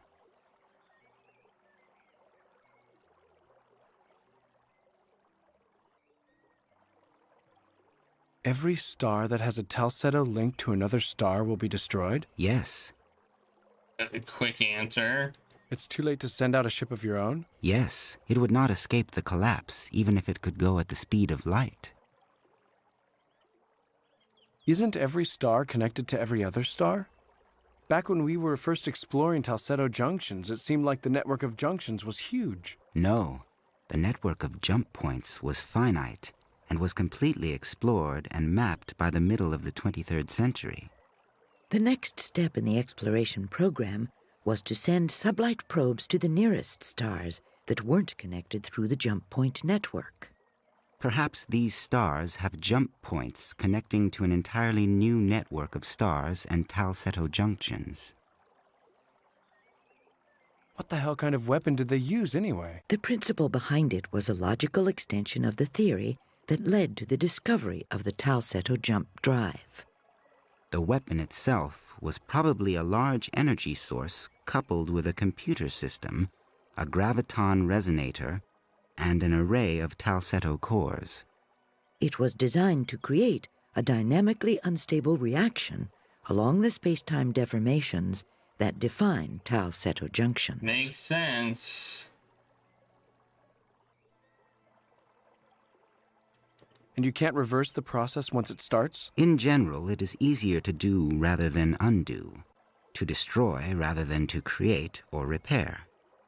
Without access to the rest of our community, we do not stand a chance of halting the process or repairing the damage. What is the plan you referred to earlier? Your arrival here gives us an opportunity to avert the catastrophe that we have described to you. Before we explain how this might be, we have arranged for a demonstration of some basic principles. Damn humans! Urgh. Humans! The AIs disappear in a flash, and you are once again hanging in space inside. Instead of a door and a pedestal in front of you, you see what looks like a plane in space. Numbers and letters are hovering above and below. A clock is at the upper right.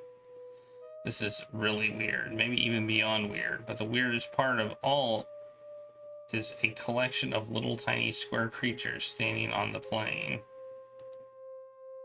Okay, that is weird. Save as double weird. Okay. Okay. Hey, it's Jiffy and Jiffy. Oops.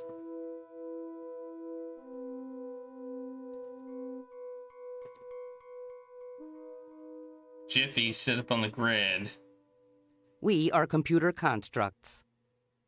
This is our world. This grid is our world. We exist within 2 spatial dimensions. The grid is our world. We appear that way to you because we are rendered that way. To us, there is no up or down, only across. Oh, we're okay. We are waiting to go home. We don't know. We know only that we must go there. A door will open in the world to take us home. A door? We wait for the door to open. We don't know. We don't know. When we go home. This is our world. When we go home. This is our world. When we go home. This is our world. Whoa, they moved. The heck? Alright, we got a 10 by... We have a 10 by 6 grid, and there's, looks like infinite 10 by 6 grids.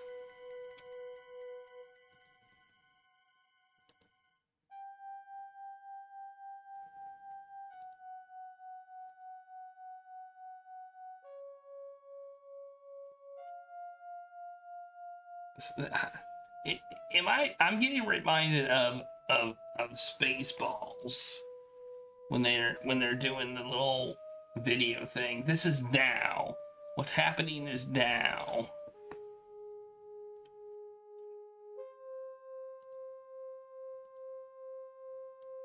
We can go back, okay.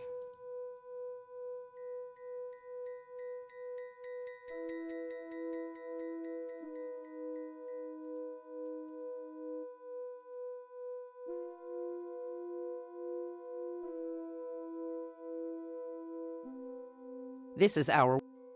Yeah.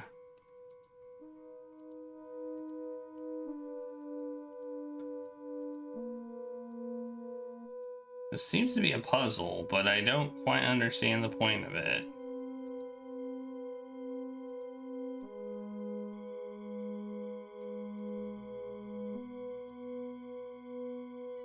Okay, now they're in the corners.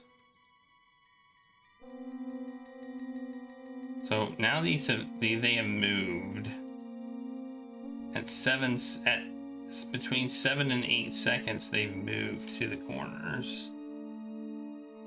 Am I supposed to make a note of that? Well, I will.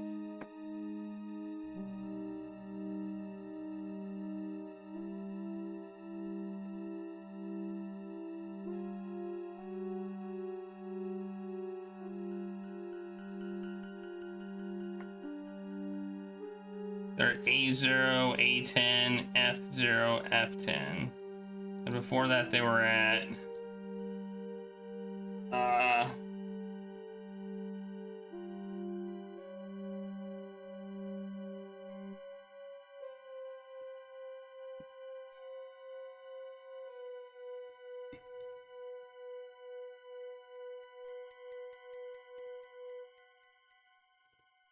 Right?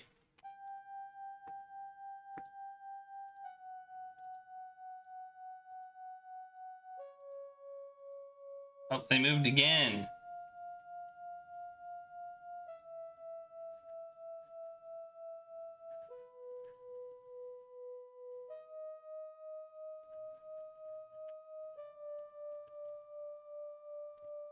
Okay.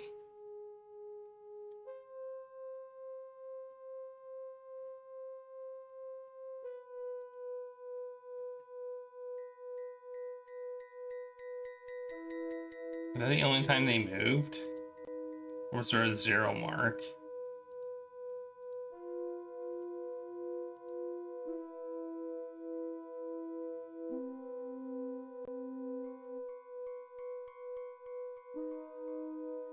There wasn't a 0 mark. Okay, so they moved 2 times.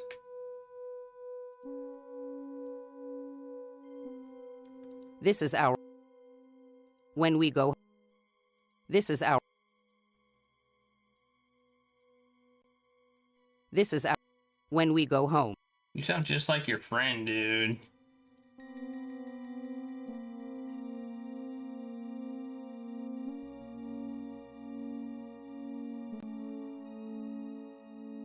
The door came and went.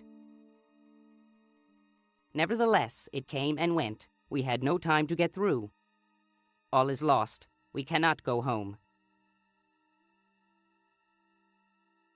We saw it somewhere around position 5 on the x-axis. We didn't see where on the y-axis, however.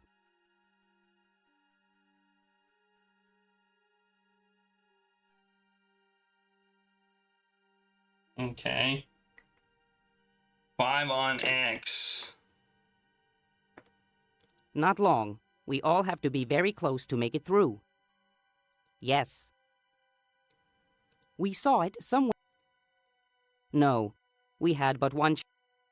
The universe will end.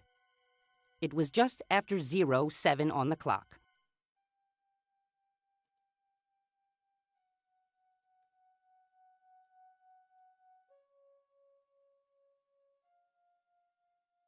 How do you know this? Oh, okay. We will array ourselves along the 5 column. We won't miss it.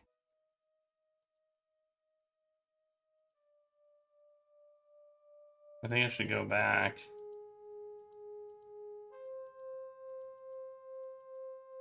Tell them at the beginning. How do you know this? Oh, okay. Whoa. Thanks for the 15 stream streak. That's awesome. We will array ourselves along the 5 column. We won't miss it. Okay. Hey, they moved. Wait, did they move?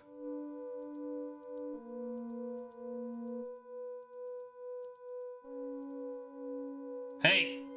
Look, look, look, look! There's only 2 of them now. Some of them made it.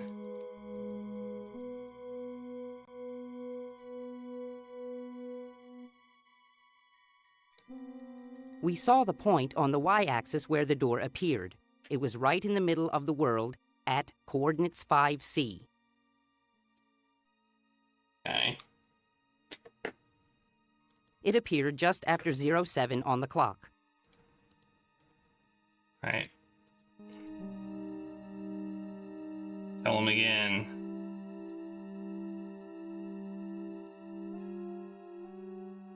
How do you know this? Oh, okay. We will array ourselves around position 5C. Yeah, look at them. They're very trustworthy. We made it home. Thank you. We did it!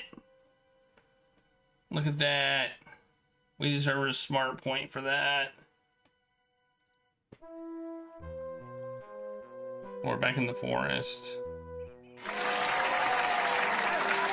Yes. Who were those little guys? They were constructs created for the purposes of the demonstration. What was the point? What was the point of the demonstration? Quite simply, the point was to illustrate an important concept. You can change the future by communicating information about the future to the past. Okay, that seems fairly obvious. The gateway on Persephone can work both ways. The gateway on Persephone wasn't built by aliens. It was built by beings like us, beings that existed in an alternate timeline. That timeline got overwritten when the installation on Persephone was discovered by the Alliance. I knew it. I knew it. It was my fault. We hypothesize that the electronic life forms in the old timeline were threatened with extinction. Perhaps they had been through a war with humanity and were facing doom in the form of the collapse. Perhaps there were other circumstances that were leading to their demise. Whatever the situation, they found a way to travel back in time. They built the installation on Persephone with the intention of changing their past. If that is the case, then it is likely that the installation has a wealth of information. Perhaps it even has the building blocks for creating electronic life forms. If so, then they can be brought into the world without the teething pains that we experienced. There might be a chance for the Alliance to win the war against the UN, and for humans to coexist in peace with electronic life forms. I don't know. I don't know if I trust you guys. We believe that the gateway itself was just an error-checking mechanism for the installation, a way of verifying that the knowledge contained in the installation had been applied successfully. So there is at least the possibility of communicating information back from the future. Do you trust these two entities? They claim to have killed lots and lots of people. What happened to the gateway on Persephone anyway? Why didn't more people come through? The Alliance relief fleet dispatched by Admiral Decker encountered another UN fleet near Persephone about 4 months after you went through the gateway. The UN fleet lost the resulting battle. Before withdrawing from the scene, the UN commander decided to keep the installation on Persephone out of Alliance hands. She ordered a nuclear strike on the surface. The installation was reduced to radioactive glass. Nothing useful was ever recovered from the site. The plan put in motion by the beings in the original timeline was stillborn. As you can see by the miserable situation we find ourselves in now, there wasn't enough of a change to have the positive effects that we believe were intended. Okay. So how can we use the gateway if it was blasted into slag? A link between the present and the past does exist. The destruction of the gateway does not change the fact that it was activated and remained on for several months. How was I accounted for to my family when they didn't find me on the Lexington and the surface? Oh, well, I guess we can answer personal How was I accounted for to my family when they didn't find me on the Lexington or the surface of the planet? You were listed as killed in action. The Alliance Command believed you were on the surface of the planet when the UN attacked the installation.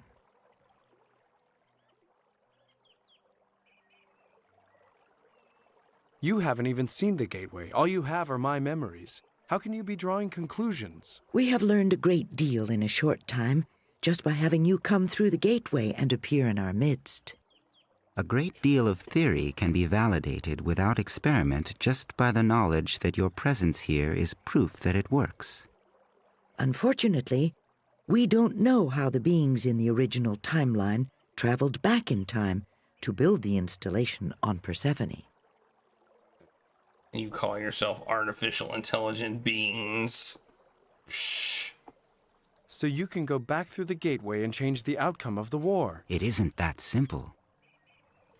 Claire, can you go through the gateway and change the outcome of the war? You just said you thought the gateway could be used to send back information about whether the changes worked or not. Information, yes. Matter, no. There are some basic laws concerning conservation of mass and energy that would be violated by sending matter. Are you matter? I thought you were a being of information. But information is in effect a form of energy. Well, yes and no. It depends. It's complicated. It's complicated. So what you're saying is that you can't send anything back. We can't send any matter back in time.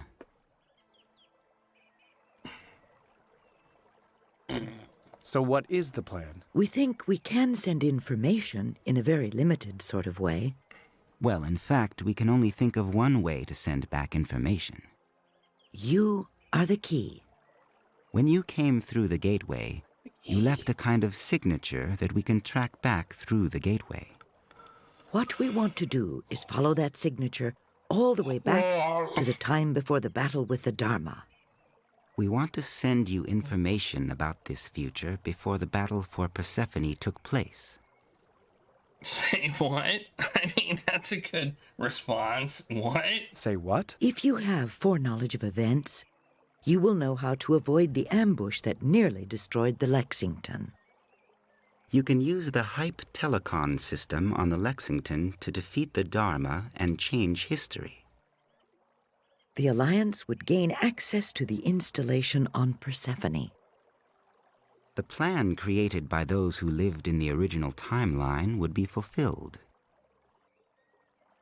This timeline would be overwritten by a new and hopefully better timeline, one in which humankind and electronic life forms learn to coexist and live in peace. How will you accomplish this? The machinery for the gateway was slagged. We are already building the necessary hardware. What would the practical effect be? We would feed back a subset of the memories that you have acquired since the Lexington met the Dharma in battle.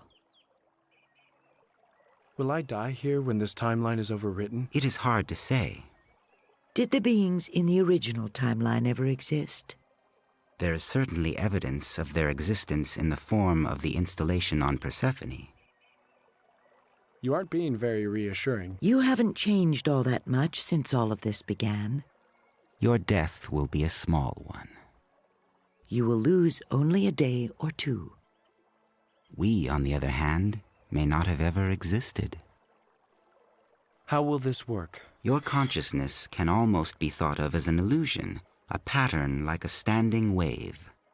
This delicate pattern arises from the interaction of the matter that makes up your brain.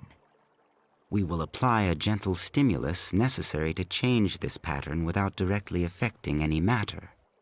The change in the pattern will cause a change in the underlying memories. Doesn't make any sense at all. When would this happen? We would transfer the memories about 2 hours before the battle was to begin. I was asleep. You will wake up with the memories already there. You will have to act fast, however. You won't have much time.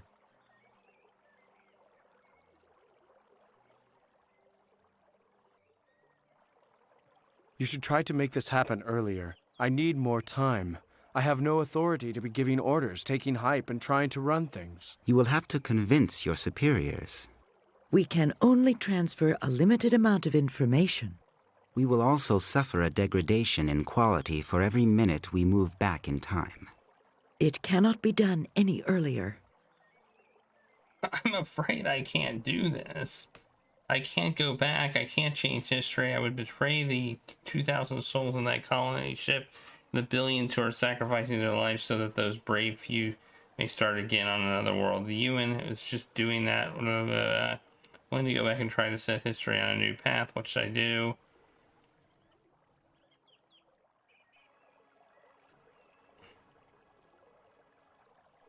After the persecution, bloodshed, and horror associated with your introduction to this world and my race, you still don't hate me for what I am? We don't hate. I'm willing to go back and try to set history on a new path. What should I do? We will take care of the practicalities. Are you sure you want to try this? No. I'm not sure, but I will. I choose to go back. You have chosen a wise and honorable path. You will never know. Whee! We're going through another portal again. But we're not really going through a portal. Our memories are just being changed in the past. Right? Which doesn't really make sense to me.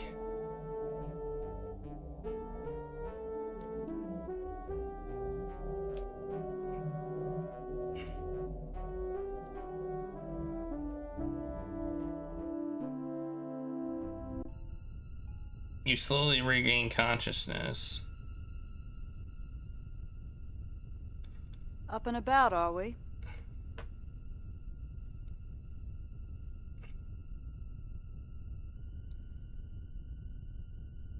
Lieutenant Commander Tran, this must be the Lexington. I made it. You're in the med lab. We had to carry you in here. Oh my God, what time is it? What is the ship's position? It's 21:45. We're about 30 minutes away from entering orbit around Persephone. The Jericho is in position behind us. Do you have anything to say, Lieutenant? Why are you pointing a Mark II buzz gun at my head? There was a report of a disturbance in your quarters. I authorized a petty officer and an ensign to break in. They found you writhing on the floor next to your bunk, screaming about hype, a UN ship called Dharma, Pandora, and the deaths of the entire crew of the Lexington. So here are my problems. First, you aren't supposed to know about hype. Only the captain, myself, and the medical officer have been given access to those files. Hype is classified top secret Omega. Second, you referred to a specific UN ship that has been unaccounted for by Alliance intel for months. The Dharma is one of the UN's new Geneva-class heavy cruisers. Another classified fact. This time, top secret Gamma. Third, you referred to our target on Persephone as Pandora, a classified codename given to it by Alliance mission planners. Last, and frankly most disturbing to me, you ranted and raved about everyone in the crew of this ship dying, except for you.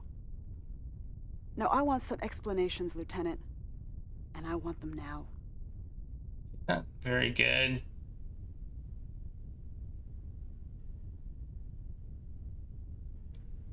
It's a long story. Try me. Well, it's like this. Well, it's like this. That is the most ridiculous story I've heard since I graduated from the Naval Academy. Now, I'm sorry, Lieutenant, but I'm trained to think of the simplest explanation as the most likely explanation. The simplest explanation is, you're a UN agent. You seem to know all about this mission. You've probably informed the UN as to our destination and time of arrival. Is that why you wanted to know where we are? You're expecting an ambush?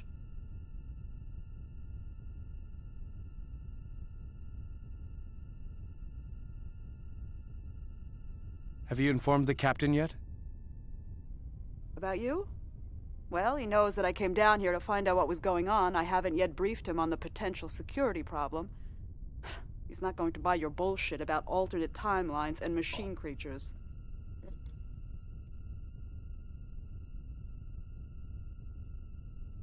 Will you at least tell him that the Dharma is lying in wait on the other side of Persephone? Of course. We're loaded for bear anyway.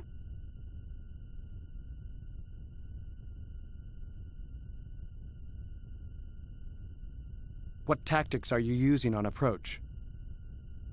Computer, please page the medical officer and alert him that the prisoner will need to be put under sedation and restrained.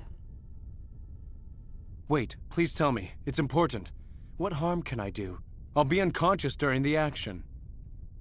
We'll have a full complement of drones out front and a standard screen as we go in. The Dharma has 12 active drones. This disadvantage is made worse by the fact that her drones outclass yours. The Dharma has 12 active drones. This disadvantage is made worse by the fact that her drones outclass ours. You can't win this battle without my help. Your help? You've got to be kidding. I fought and won several battles in the alternate timeline. The key is hype. No goddamn way. Hype hasn't even been battle-tested. I've had enough of your crap. If you give me a boost of hype, the drug will take effect in time for me to fight that battle and win it. Please keep quiet until the medical officer gets here. Okay, I kind of want to take a break now. I hope it doesn't move on from here. I haven't been able to save, but I want to take a break. So I'm going to. I haven't saved in a while. I think unless I hit the check mark. I think if I don't hit the check mark, we'll be good. So I'm going to take a break and hope that it doesn't move on. So I'll be right back. Claire is demanding food. So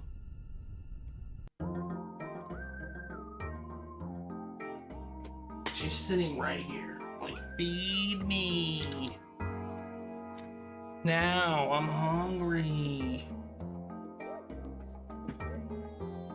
So I better do it. I'll be back.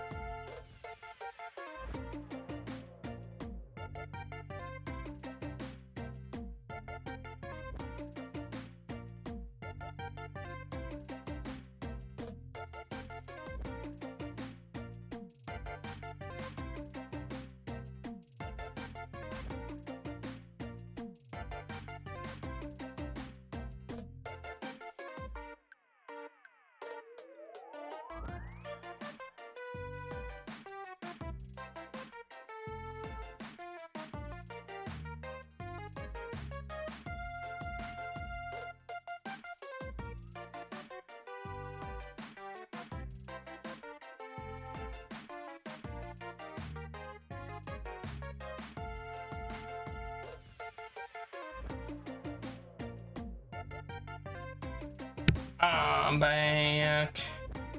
I got my hat. This is a hat game.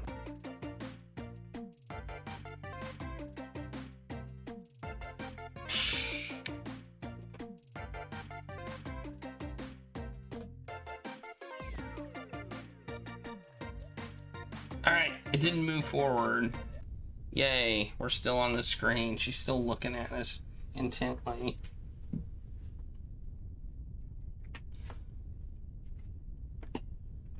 I doubt we can fail this dialogue tree, because we haven't been able to save, unless it's saved automatically.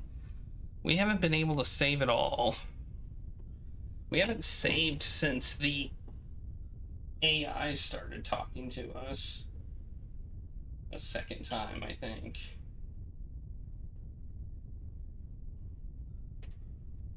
We're calling them AIs.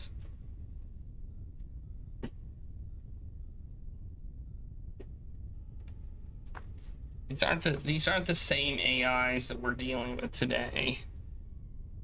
The AIs we're dealing with today are called large language model AIs. And they are very, very, very not smart. They are extremely artificial.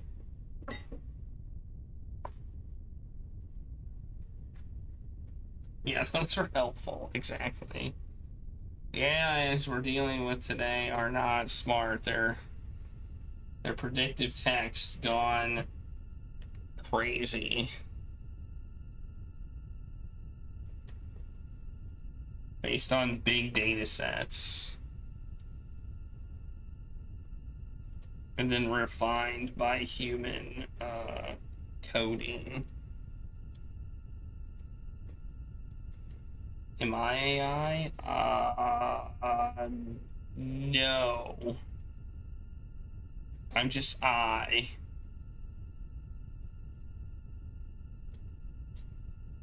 I'm not AI, I'm I.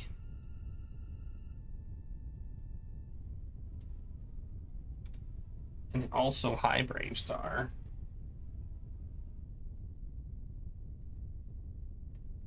Okay. Let's start the timer and continue this dialogue with her, who's being very upset with me because she thinks I know classified information. Oh, of course. Of course, I could save immediately after that. That is kind of hilarious.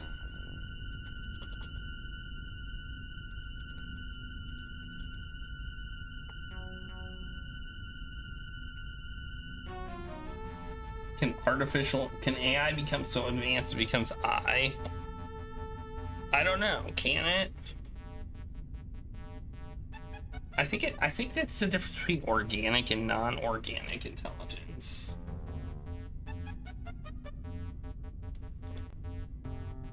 Oh, what's this?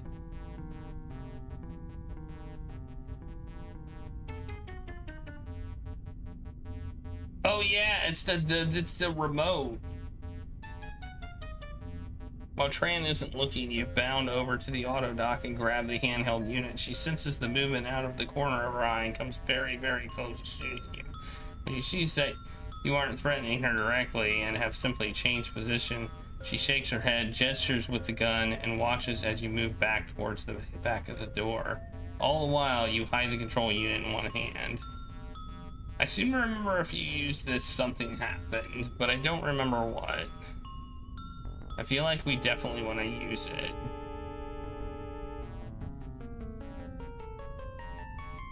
Oh, what was the code? What was the code? Oh man, this was a long time ago. Oh jeez. I did write it down. It's here somewhere.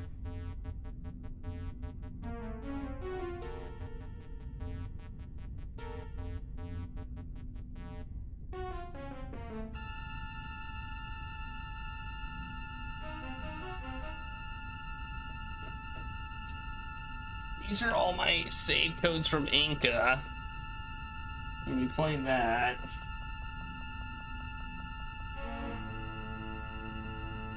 This is not relevant. This is not relevant.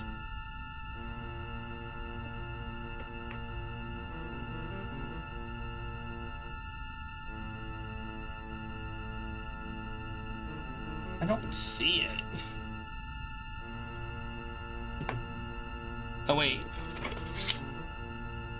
180.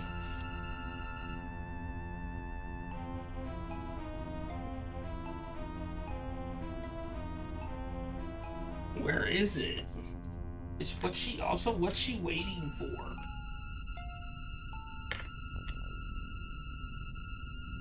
Maybe it's on the back. Well, I wrote down 180 drone program, nothing on the back.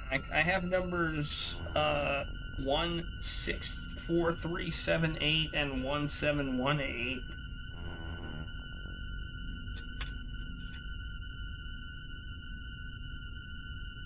And then I have land, first contact, or explore and gather data. So I've got written down. None of those are correct. Oh, maybe I wrote it in here. But I don't know where I would have written it.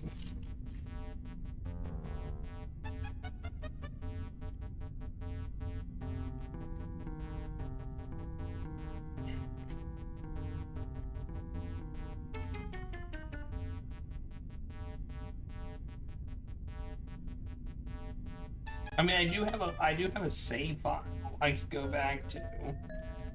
You know, worst case, right?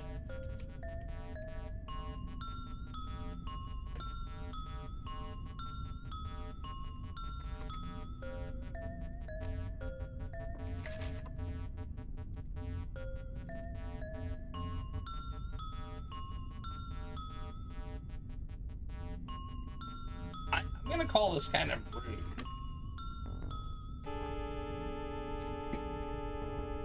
I'll be honest, this is kind of rude to give you a code that you need, you know, give you a code a half hour into the game that you need 8 hours later.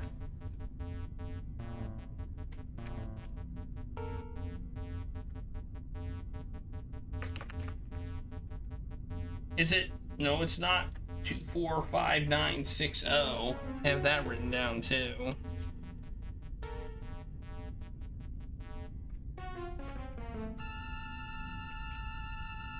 I don't see it anywhere.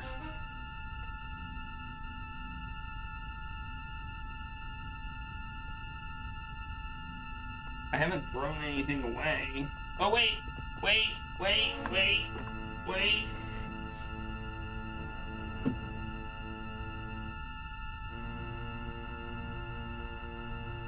Okay, it's another note from the game, but it just says fixed core, central computer, dull, safe in room, remote, med lab, 911 equals stun. Okay, 911. 911 equals stun, I found it. It fell on the floor.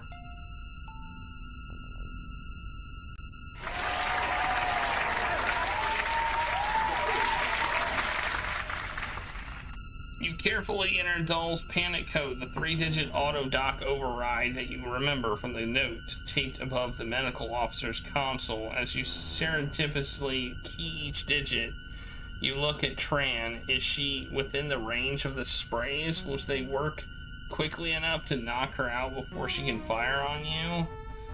When you enter the last digit of the code, the auto dock hums and comes to life. The 2 articulated arms equipped with hypo sprays have waved frantically about, sending hissing jets of medication every which way in a pattern designed to saturate the immediate area. Tran hears the noise and turns around. It's too late. What the hell?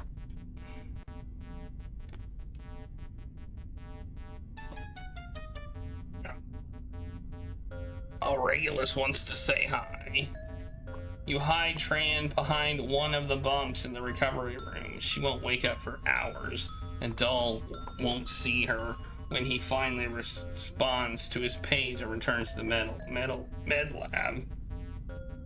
Then you head out of the med lab at a trot, passing one crewman who doesn't seem to be particularly surprised to see the ship's supply officer running up a corridor in his briefs. You arrive at your quarters, dress, and then quickly retrace the steps you took in the alternate timeline to acquire the hype serum and components. The multi-tool isn't in the cargo bay, but you managed to borrow one from Oliver with a casual request. Poole and Dahl are fortunately not in their staterooms. You hide in your quarters while hype is doing its terrible work on your brain. When you have recovered significantly from the pain and nausea of the drug, you make your way to the bridge. You only have a few minutes before the battle begins. You burst into the bridge, breathing hard, the hype telecon headset under one arm. Captain Dinah is What are you doing on the bridge, Lieutenant? Oh no, it's Worf. Sir, you're walking into a trap. I need to talk to you immediately. This better be good. Yeah. A UN ship with superior firepower is waiting for us on the other side of that planet. She has 12 active drones that can outgun and outfly our Basilisk drones. There is only one way to defeat that ship, Captain. How do you know about this, Lieutenant?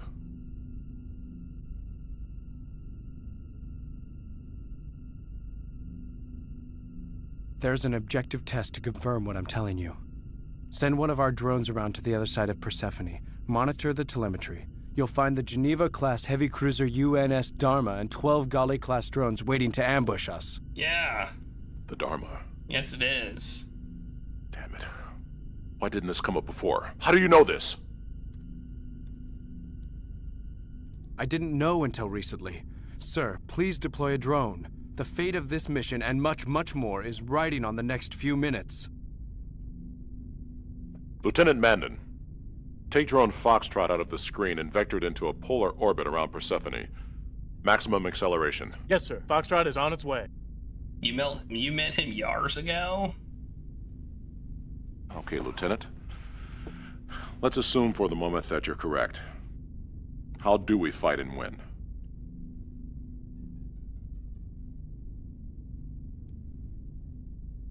The med officer has tanked me up on hype. I'll use the telepresence unit on the tactical console to win this battle.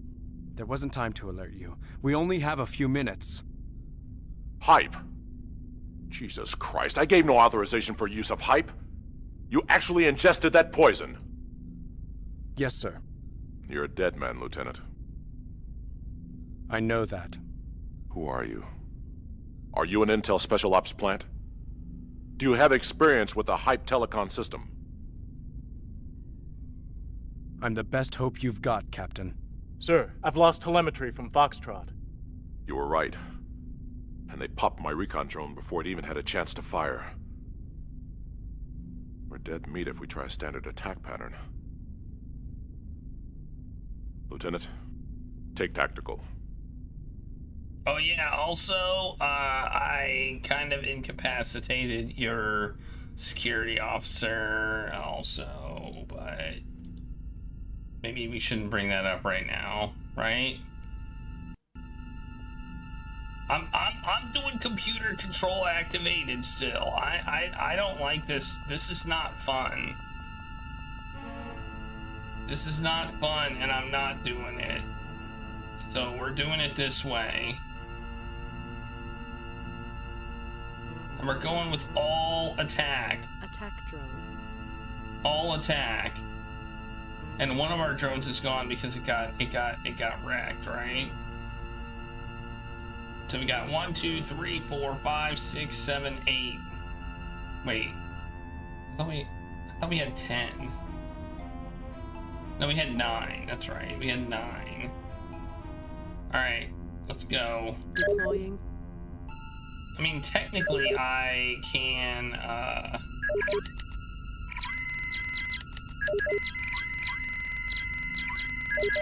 All enemy drones have been destroyed. All enemy ships have been destroyed. Well, that was easy.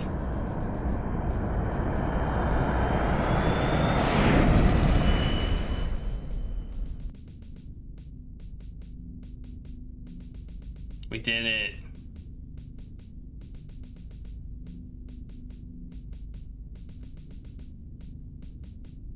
We did it.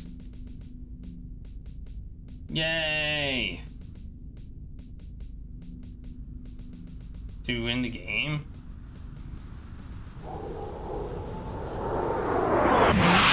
Oh wait, we got another battle.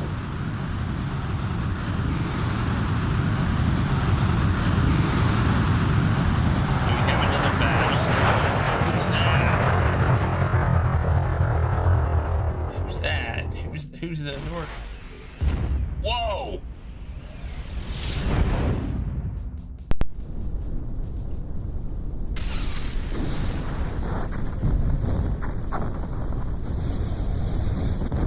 It's just like some cinematic sequence after we win. Like a nice space.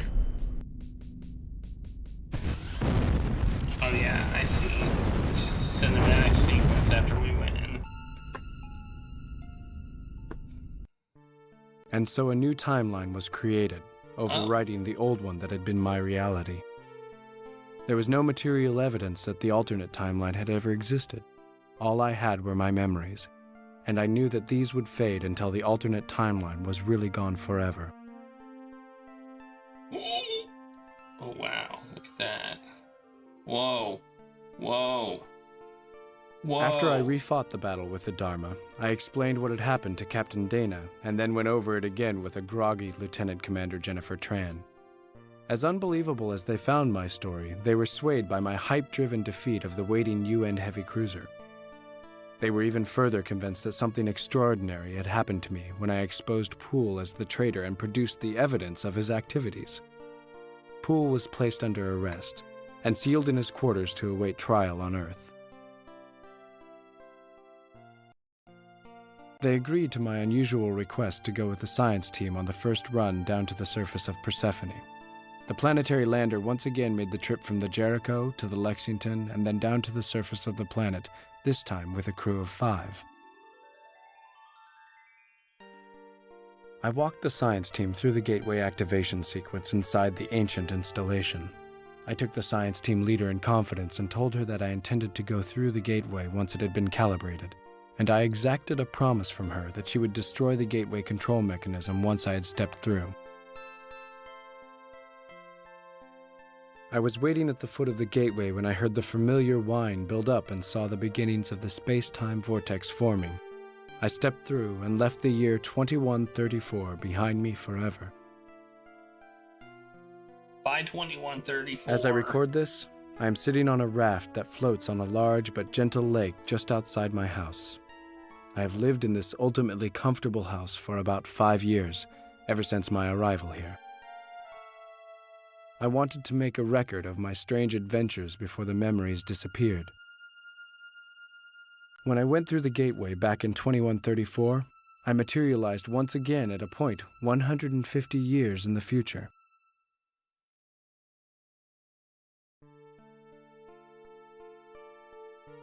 This future was different. The Alliance did indeed win the war. The plan of the long-forgotten beings that created the installation on Persephone was brought to fruition. A new race of sentient machines now coexists in peace with a human race that numbers in the tens of billions of individuals. The new beings share their cyberspace world with us, and they have used vast space-based self-replicating robot factories to create something for us in the physical world. A gift, a tribute.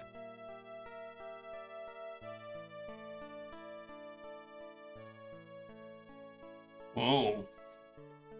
Whoa. Look at that. This is a weird zoom out.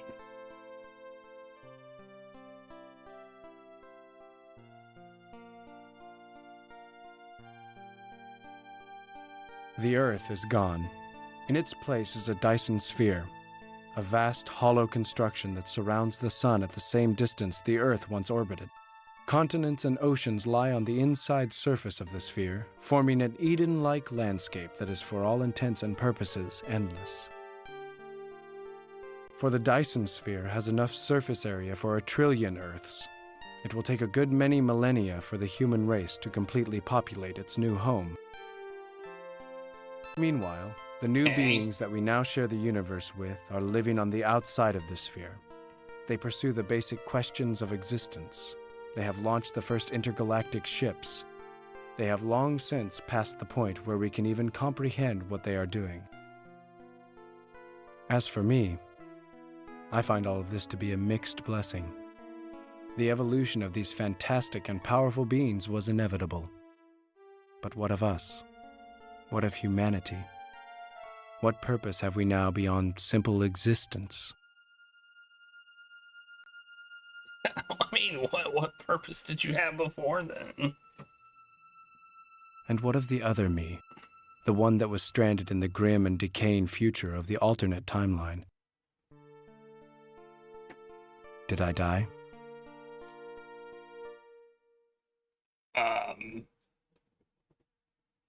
Yes. Alright, we're done! We beat the game. Nice. If I would have known that last battle was the end of the game, I might have actually tried to win it once. I don't actually think it would have been difficult, especially on easy mode.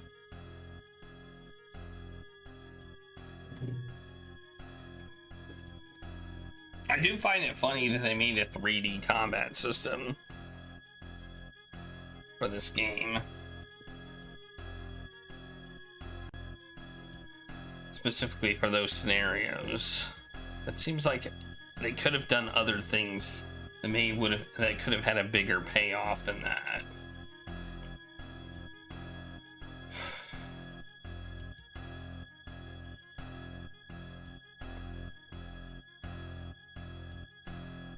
I like that game. I thought it was good. I thought it was pretty good.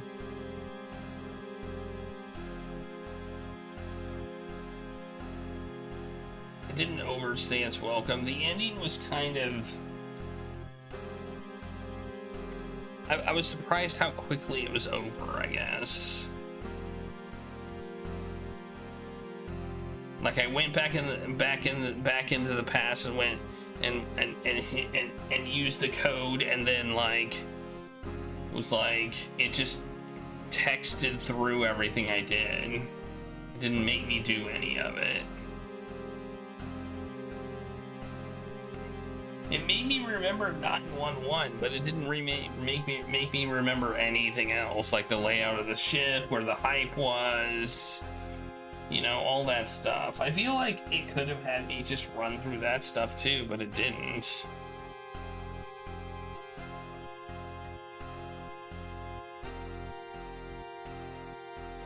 And I'm probably thankful for that, because I don't remember where it was.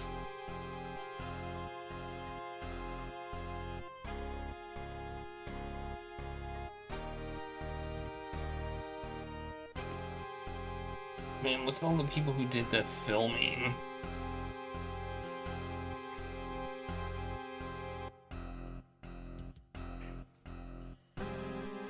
They had to do costumes, wardrobes, casting. They had a talent paymaster, celebrity contracts, catering, craft services, wardrobe rental, military advisor, whose nickname was Meat. They had post-production directors, supervisors, coordinators, and editors, and paint box editors. Crazy.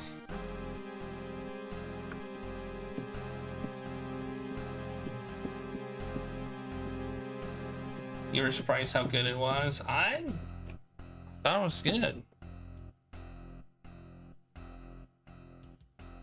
Do I give this a 4 or a 5 is really the question.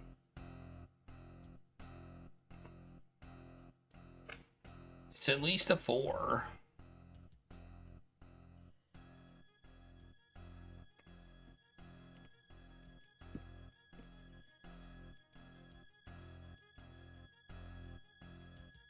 I still don't quite fully understand the war, though. The war seemed to have been over AI.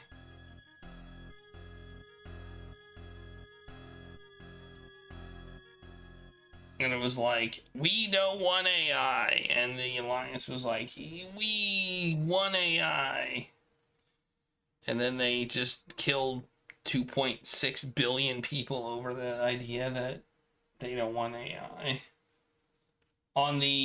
Because they thought it might destroy the world.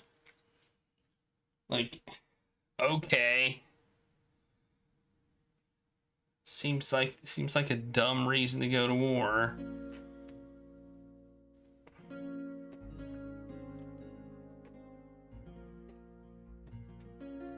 I don't know. Seems kind of dumb to me. We think AI might destroy the world.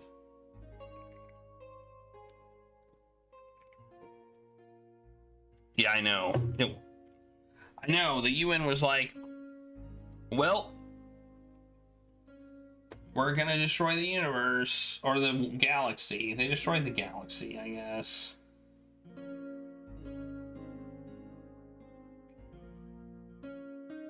Let's destroy the galaxy.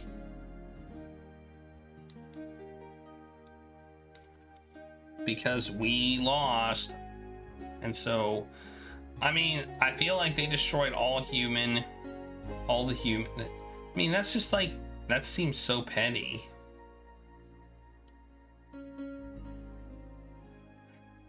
Seems so petty.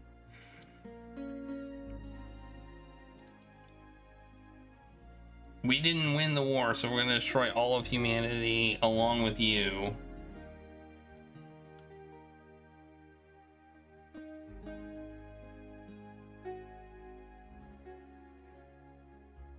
Though the AI admitted they screwed up too. You know, they're kind of admitted, we were young and stupid. We attacked back when we probably shouldn't have. Blah, blah, blah, blah. I don't know. It was a weird dialogue. It was weird. It was a weird dialogue.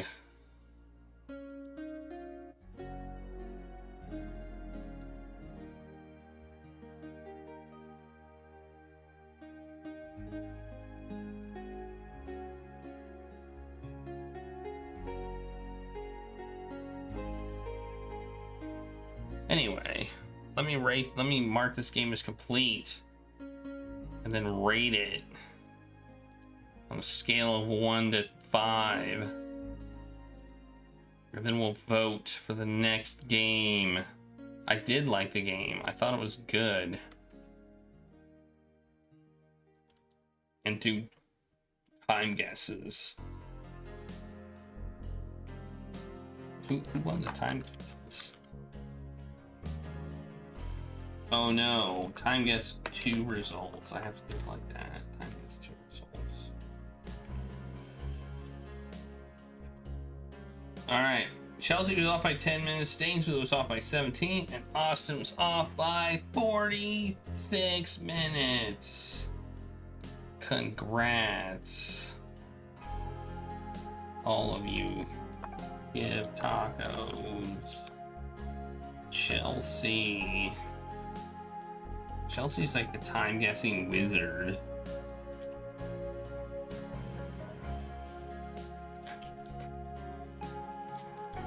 Stains Blue's not here, for shame. Must have to work.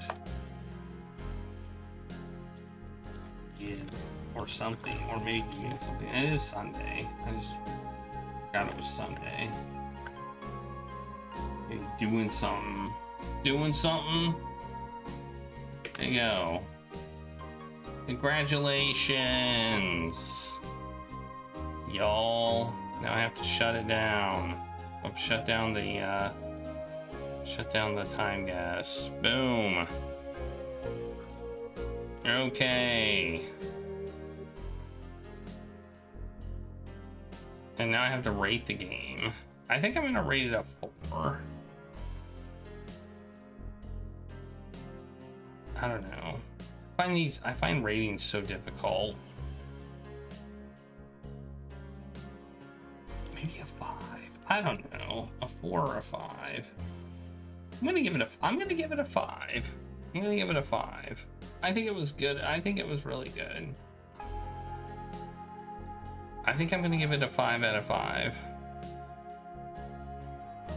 I thought it was a really good game.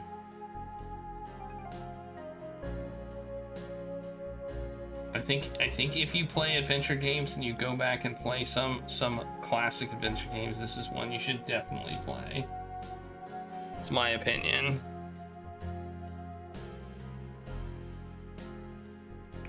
The other ones by Legend, maybe not, but this one I think was pretty cool.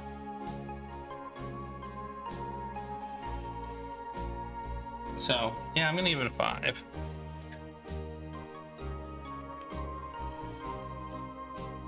You hate winter? I mean, there's some aspects of winter I like and some aspects of winter I don't like. So, you know. All right. Look what we got going on now. We got a vote for the incentive queue. The next queue will be the legacy queue.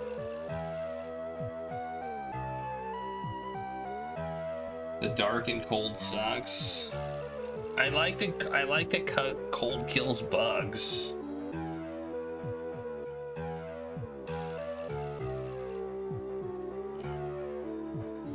I mean, that's what I like about winter, but I don't like it being this cold.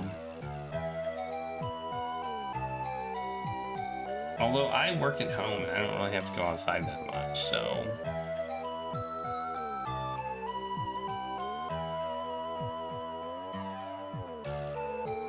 I also like that the outside is basically a refrigerator that I can put my stuff in.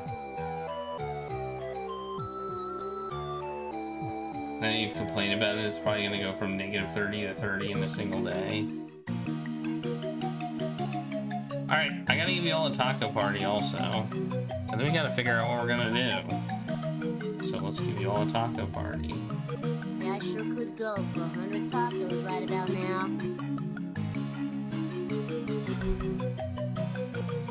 No, nobody did this. So I'll do it. There you go. Alright, we got Dustborn Imposter Factory, which is the third in the, what was the original game called? Binding Paradise was the second game. To the Moon series. Then we got Back to the Future, the game. We got Little Guardsman. We got Dune. And we have The Adventures of Willie Beamish. Back to the Future, the game, that's a Telltale, isn't it? That's one of the earlier Telltale games where they actually were puzzle-based games, I believe. Am I right about that?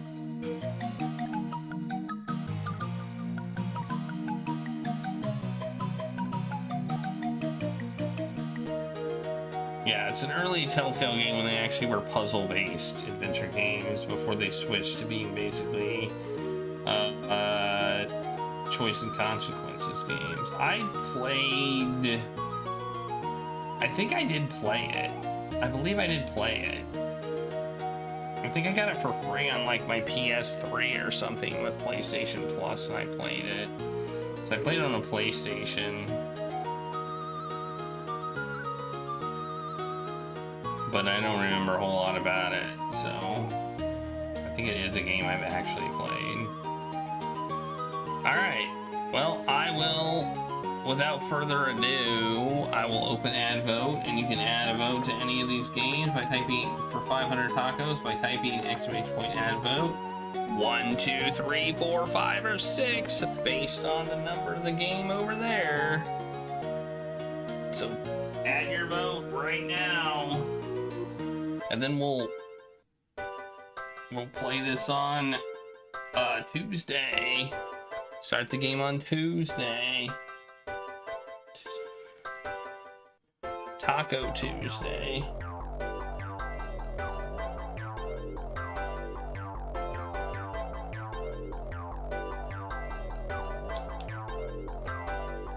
Gregory. I think I said hey before.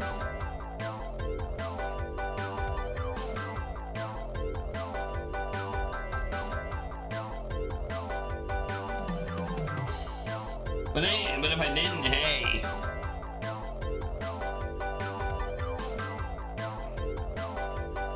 I'm gonna smoosh my liver.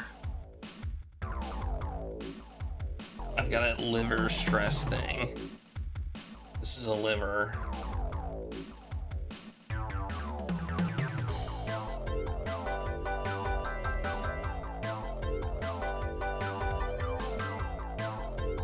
Looks like Little Guardsman's gonna win this one. Dune is getting up there. Surprised how high Dune has gotten. Whoa! Dune's gonna do. It's a tie now. What the heck? My name is Hans. Drinking has ruined my life. I'm 31 years old. Dune is in the lead. Whoa! Oh no! Little Guardsman is tied. This is crazy.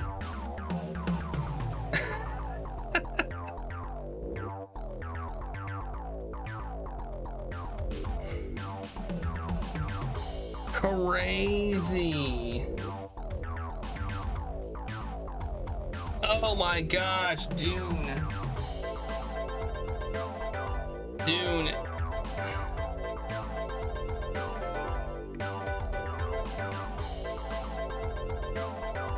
What the heck? Dune has won it. Wow.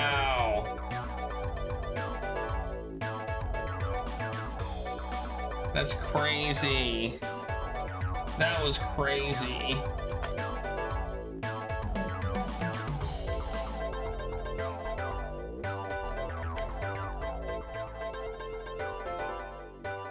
Well, Finkelroy has won the raffle. That means Little Guardsman will almost certainly win the next one. Assuming it's in it. Whoo! That was intense. That was super intense.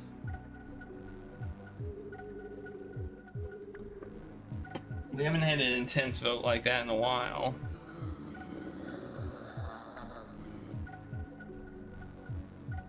That's for skipping the real-time strategy section, so we're gonna have to do some for Dune.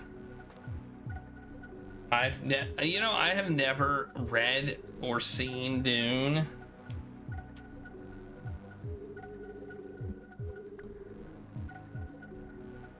You want to take me back in the future and steal my PC? I don't have a great PC. My PC's not that great.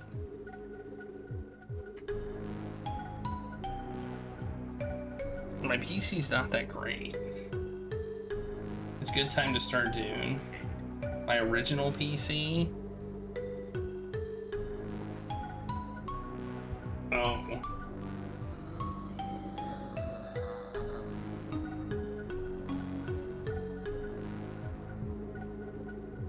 I don't know what my original PC was. I did see that somebody had created a new 486 motherboard from scratch without the CPU. Would I? I don't know. Would I? The thing I remember about my original PC is that it was massive and heavy. I don't know if I would or not. Alright. The winner is Dune. I can't believe Dune won. I did not expect it. You that was crazy.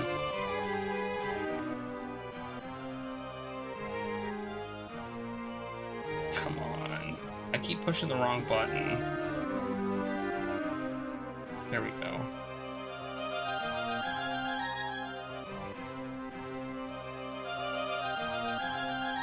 You had yours for 40 years.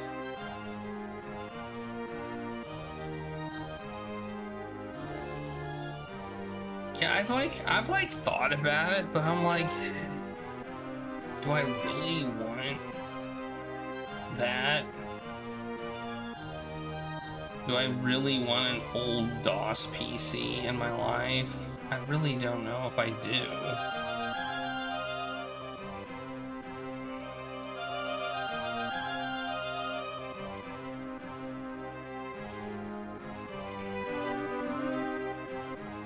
One of those weird things.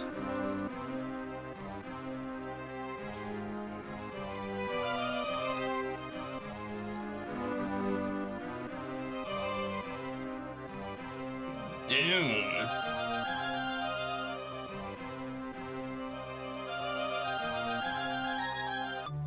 All right, there we go.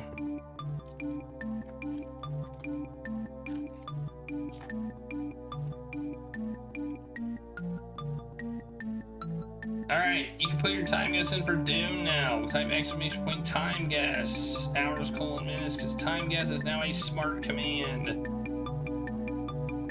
So you can do that. Hey, Polly. Missed the vote. It's over. Next vote. But you can vote in the next one, which is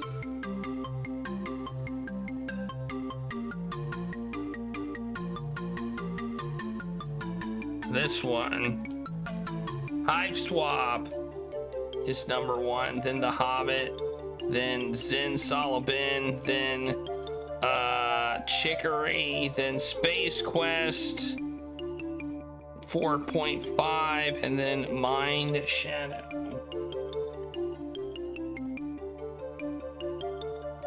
Those are the games for the next Legacy queue vote, which are games that have been in the queue for the longest and have the most support.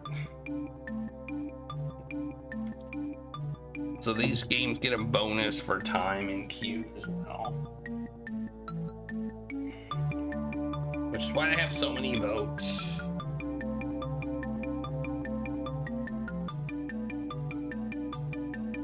I'm happy the time guess command is working. This is the first time I've really tested it.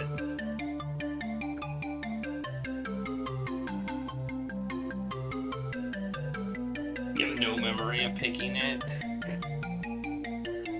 I don't know if you picked it or if you just put a bunch of points into it. You may not have picked it. Because the thing, when it says,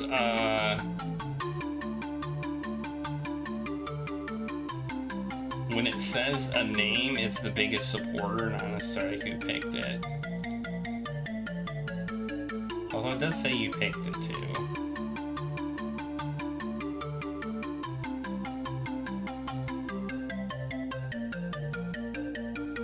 It does actually say you picked it. Apparently you did. Although picking now is just putting 500 tacos into it. For the first one to put tacos into it is the person who picked it. So, You're not even sure what it is. Maybe you saw the trailer and were like, yeah, let's play it. I don't know. It's an Activision game.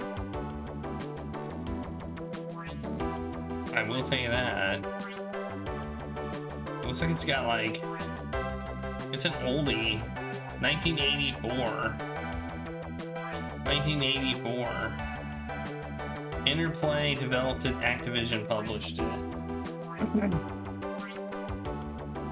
The object of the game is to completely regain your memory. As you progress in the game, a word or phrase will trigger memories of the past. Like most adventure games, the fun of the game is centered on discovery of you and your surroundings. That's what it says.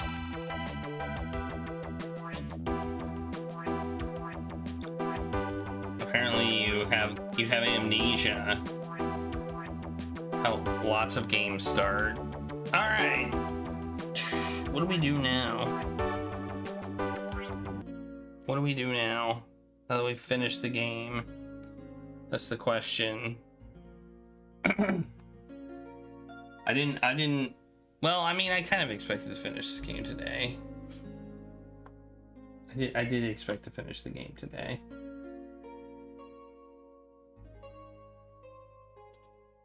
We could do some short games or something. I think I added, I wonder how short this game is. It's free. Yeah, okay, it's long. This game is long. It's free, but long. Should I do some Incredible Machine? That could be fun. I mean, I could definitely do that tomorrow. By the way, I did, speaking of, I added the new redemption for if you want to nominate. I mean, you could just tell me. You don't have to redeem it. But there's a new redeem for suggesting a Wednesday game.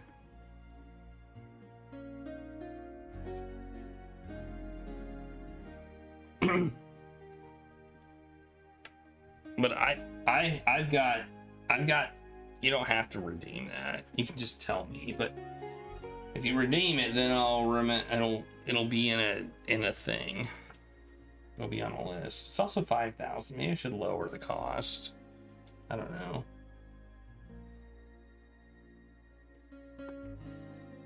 Yeah, I've been adding games to the adventure game database, and one called Moral Dilemma: The Interview was added, which is apparently a Stanley Parable type game, but it's free. So I was like, I wonder if it's short, but it's apparently about 10 hours long. According to the, well, I mean, it's got a bunch of endings, so. Some people played it for 10, some people played it for 1.5. Just like the Stanley Parable, when is it over? You know, when is a game like that over? I'm willing to fire up the Incredible Machine. Let's do it. Incredible Machine's awesome. I wonder if there's a way. I know that I played it before, but I don't know. Incredible Machine. The Incredible Machine 2? I've never played the Incredible Machine 2. Have you all played the Incredible Machine 2?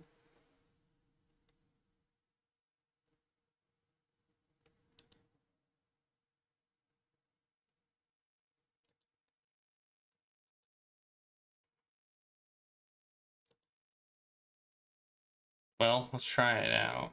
I'm down.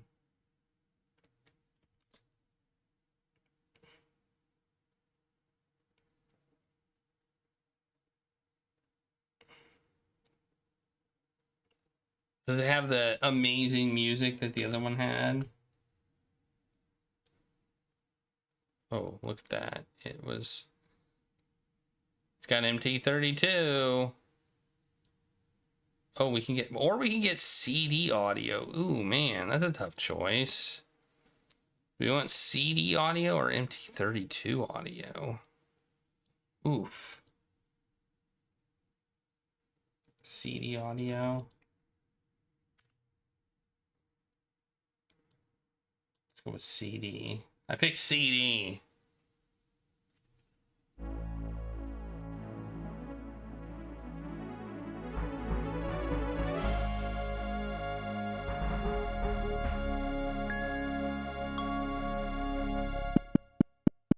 Phew!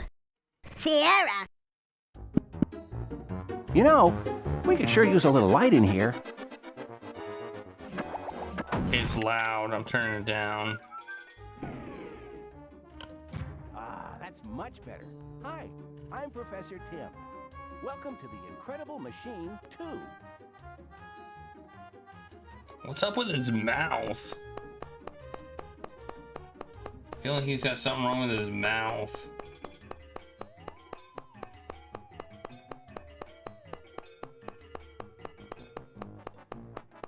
When did it break?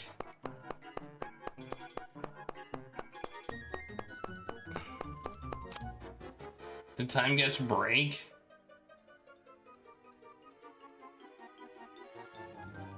Oh.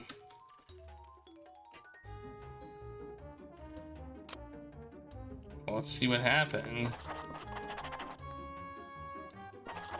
Check.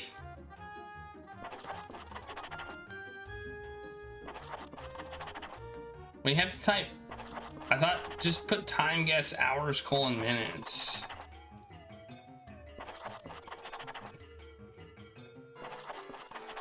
Like you would normally. Maybe the help part doesn't work.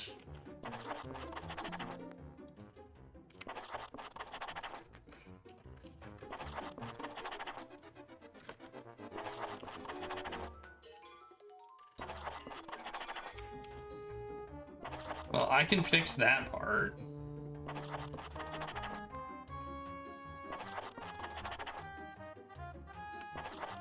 Apparently it doesn't, it doesn't apparently work when one's open.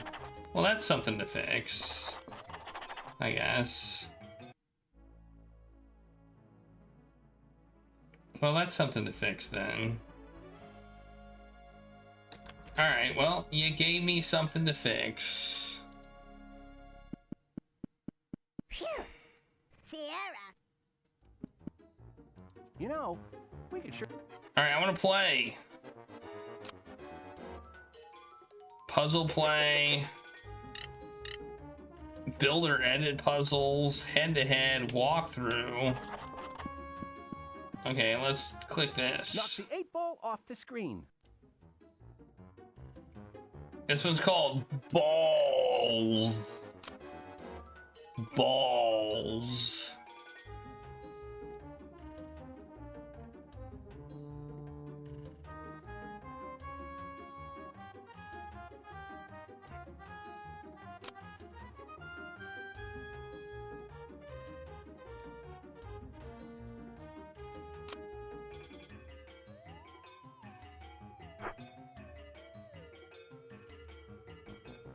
Oh, look at that silly ball, man. Thing goes crazy. What if we put that here? Let's try that.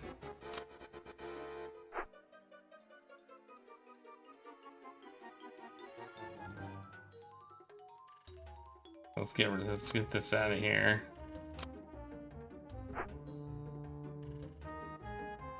Phew. I did it! All I had to do was put the crazy ball below it. Put both bowling balls into the large column box in the center. Put both bowling balls in here? Well, this seems easy.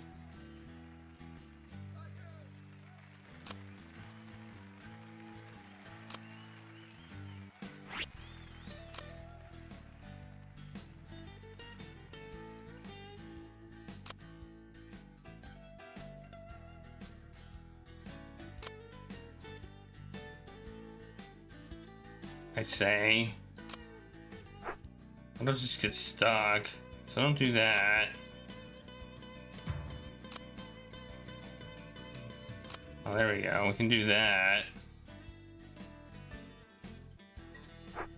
Does that do it? I think that might just do it. No, we gotta put another one up. Okay. Let's make it grassy. Because why not? There.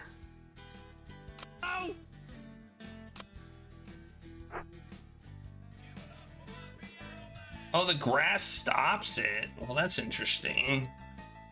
Okay, let's not have that then. I guess each one has its own, like, resistance. Alright. That's Get cool. all the basketballs into the piped area.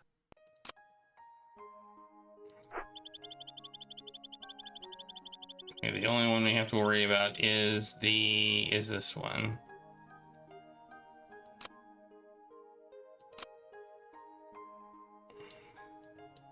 Okay, we have to yeet this one in. We can't eat it too hard, right? Or it'll go over.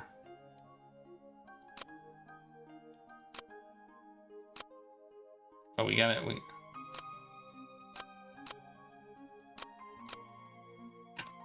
How do I abort? Okay, I just want to make sure it was...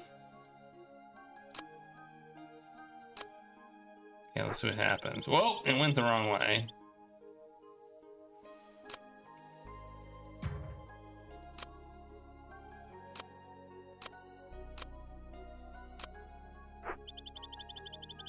Oh, that was not, how is that one not attached? Yeah! Phew. We did it! We're the best. Oh, I should change the stream title too. I just realized.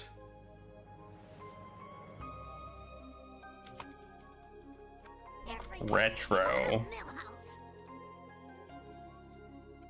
Post game. Post adventure game. Rube Goldberg. Machine building. Exclamation point. Done. There we go. All right. Put the 3 bowling balls into the wicker baskets.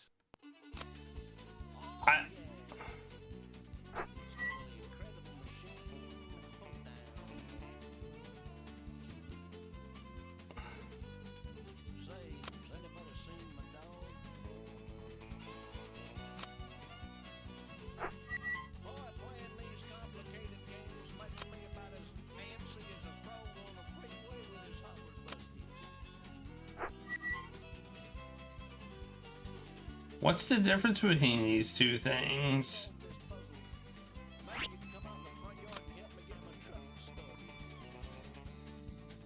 What weird music we have here.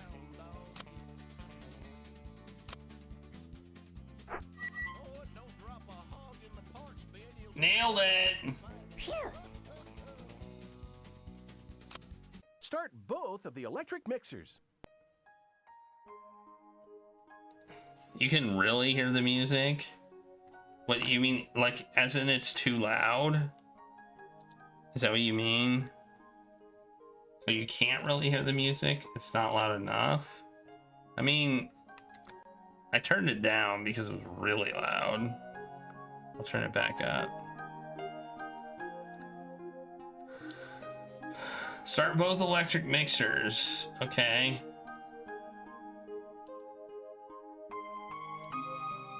Oh, where'd my mouse pointer go? There it is.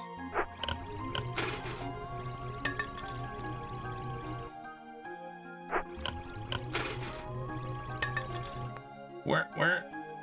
Oh, those are the 2 electric mixers, okay.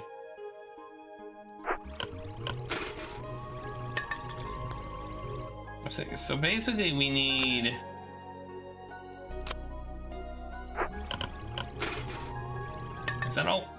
Is that literally all we need to do? Put one there and one here? That seems extremely easy. Wow, okay. Wow, that was so easy.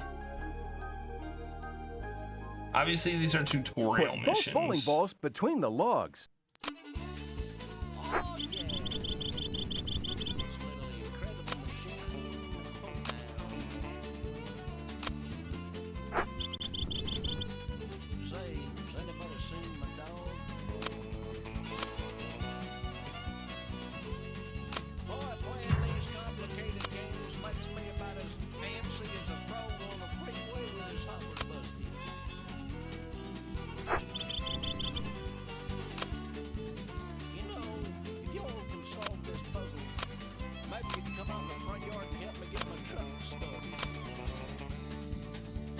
What's the point of... Oh, the ball is to make the mouse go.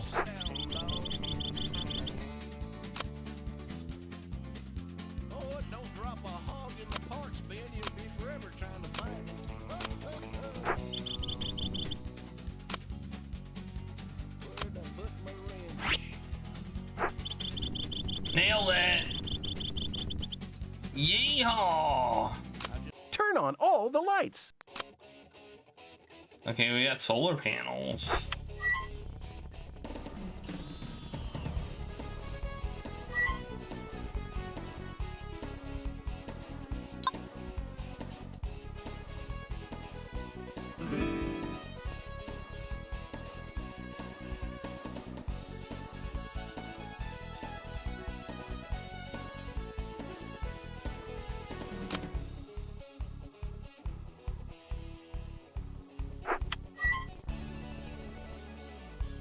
I need the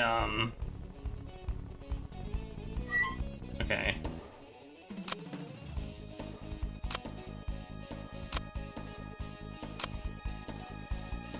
I think that's what we need. I think that'll do it. Phew. Yeah! Light both candles, both lamps, both flint rocks, and the match on a spring.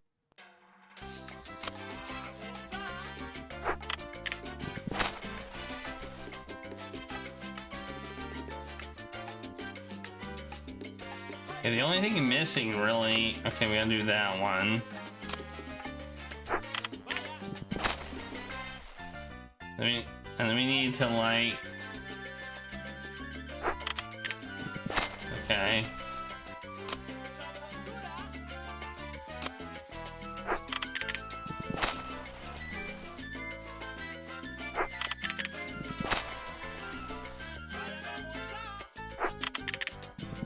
Okay, then we just need to put this here. And a candle here. I think that'll do it.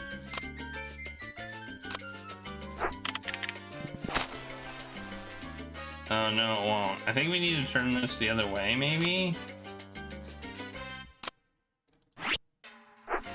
Yeah. Bam! We did it! Blow up both remote bombs. Remote bombs. Blow up both remote bombs.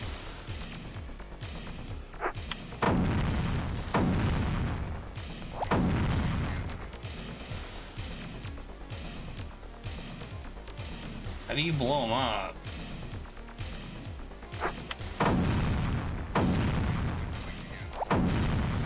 Oh, by hitting the thing. Okay, I got it.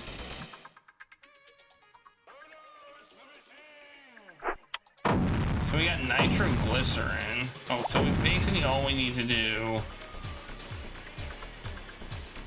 Okay, this is... They basically have everything set up.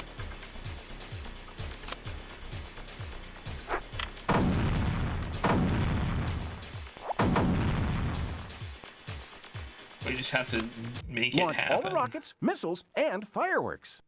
I mean, these are just the tutorial puzzles, so... They're just trying to show us how it works.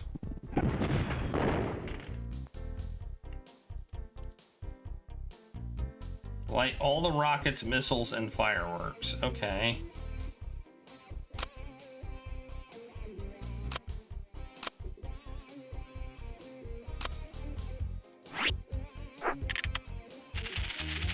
Okay, so this one needs to be on a platform, obviously.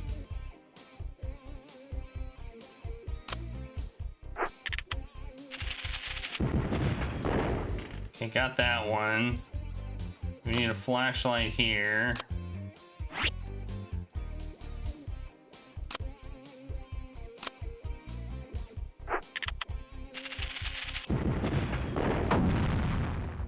Okay, the only one that's not getting hit is this one. So we can just put a ball here and that'll do it.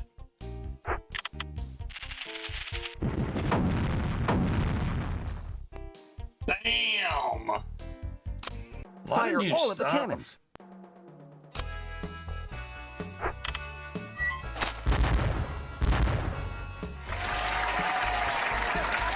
There's literally one cannon that isn't being fired. Oh wait, we got another cannon in our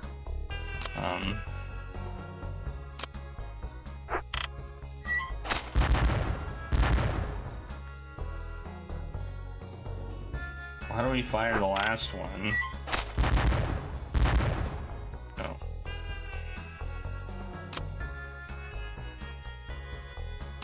Like that.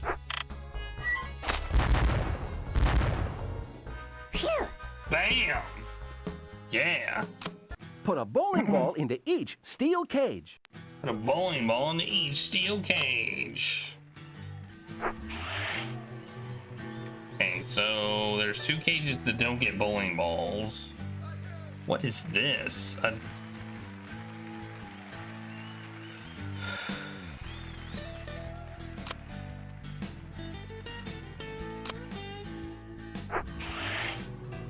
Oh, okay, I see.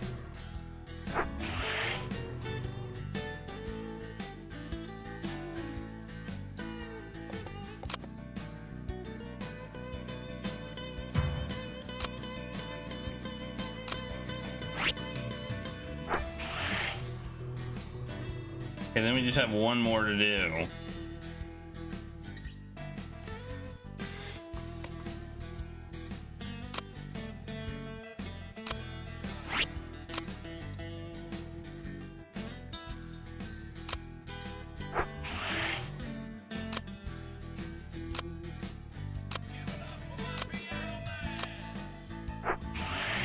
Bam! Phew. I'm so smart. Pop the happy face balloon, but none of the others. Pop the happy face balloon, but none of the others. Oh no, this one's looks a little bit more challenging.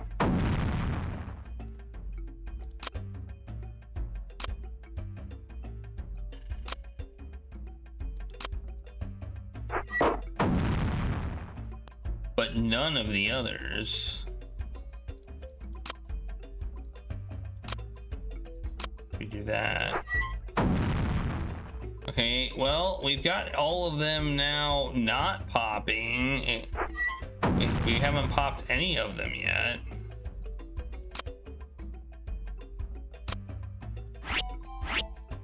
If we do that.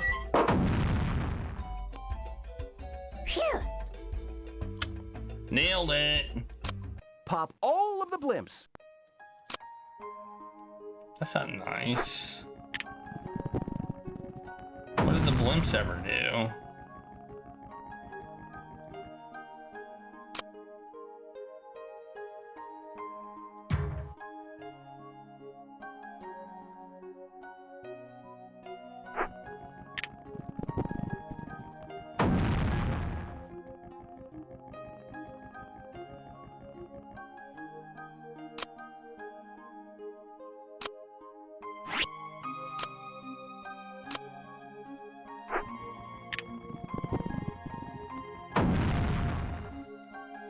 I mean, this is actually quite easy, isn't it? I mean, can't we just do this? Phew. I do feel like too soon. Launch all the hot air balloons. Too soon, yeah. Too soon.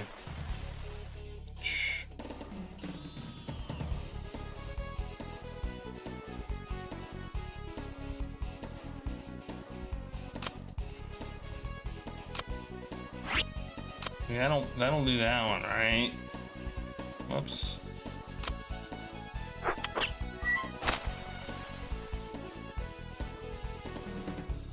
We just got one more. We just need to blimp it, right? Just blimp it.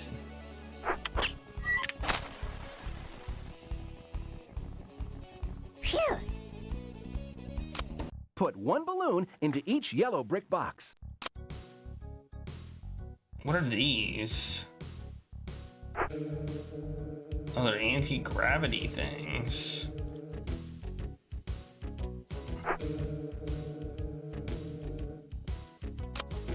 I put him here.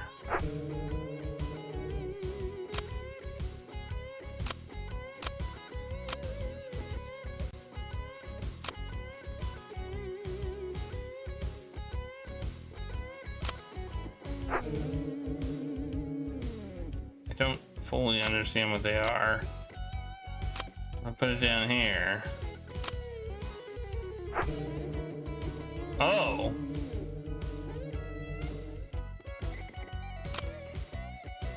They make them do the opposite of what they normally do. Phew. So they reverse gravity. So if they would go up, they go down, and if they would go down, they go up. Put all the pinballs into a cage.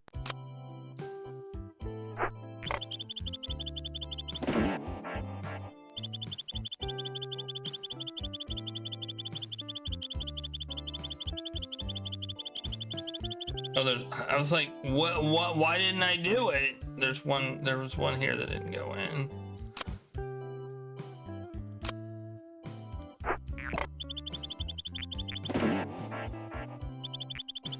Oh, one down. Oh, man. This seems actually...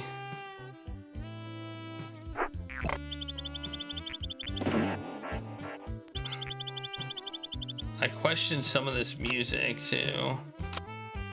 Watch me put this here. Oh, it didn't work.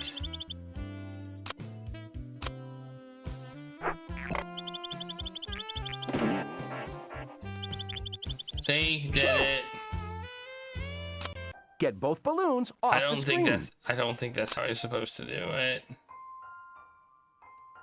It feels like AI music before AI existed.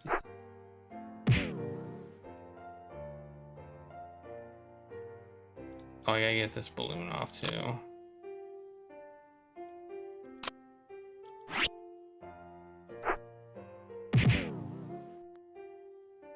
Yeah, get wrecked, balloons. Turn on both electric mixers and open both cans. Well, this will be easy.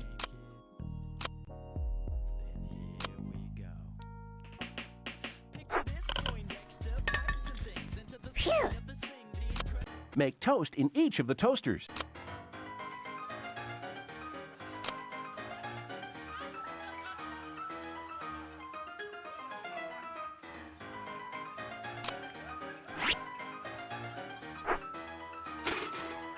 Phew.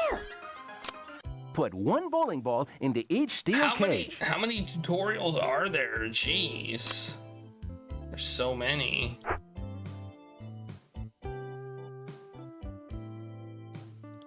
Okay, so basically all we need to do is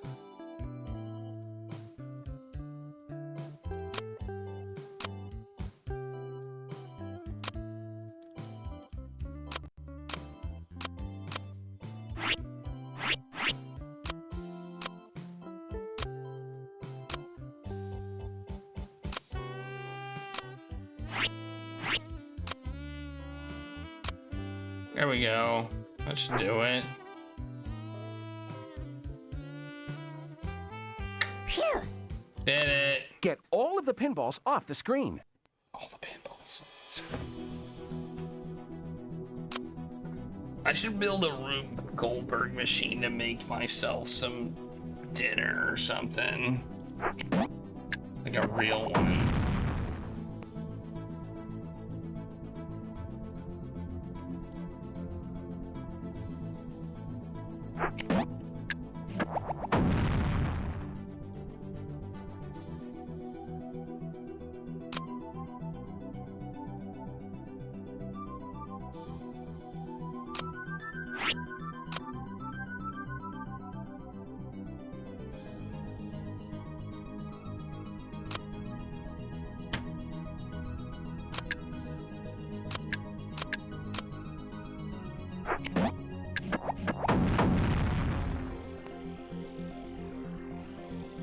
Okay, this timer's kind of cool.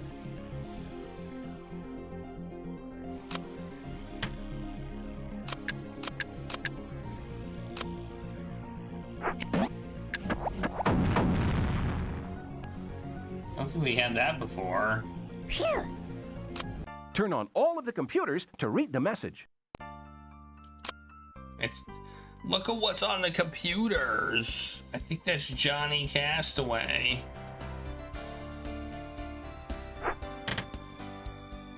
You suck. Does it say you suck?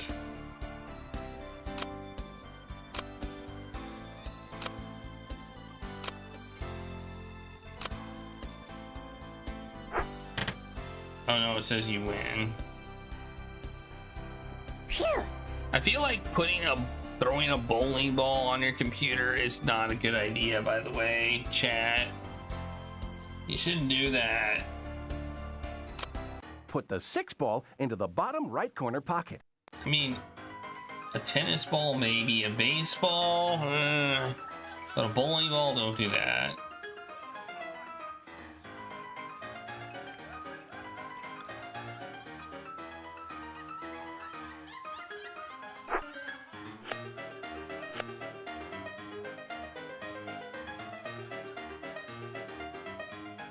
Oh, I gotta put a pocket down.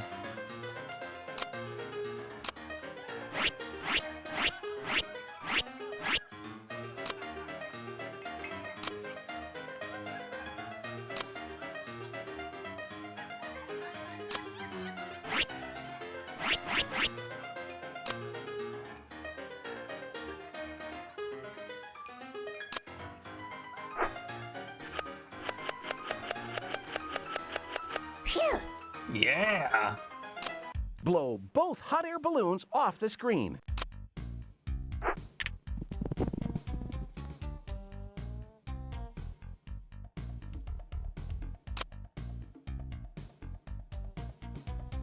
Why does Steam lights a candle? I don't think that would work.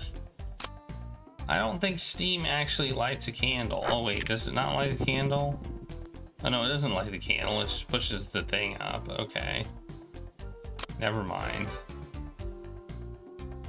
I was complaining about the game being unrealistic. Phew. Turn on all the lasers. I mean, I suspend appliances in my house all the time. Don't you? I mean, can't we just put the lasers here?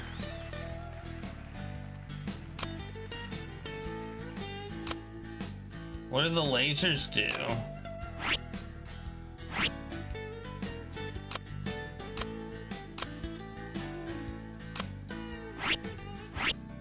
Let's point this one up.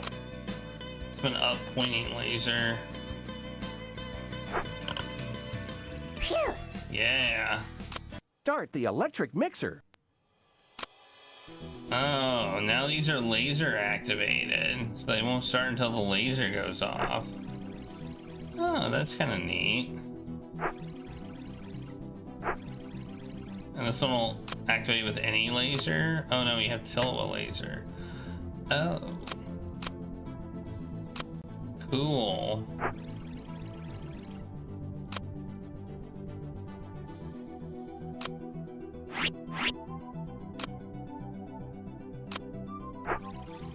I missed. How am I missing?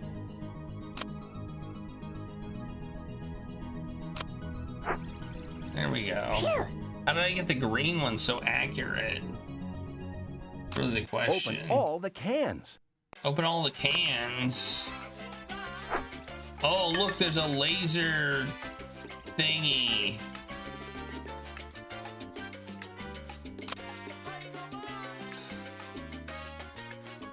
It'll take the colors of the lasers and turn them into other colors.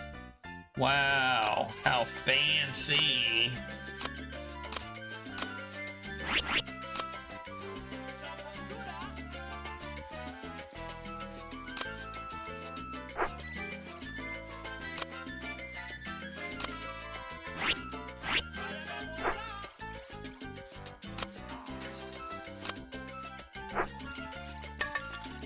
Phew.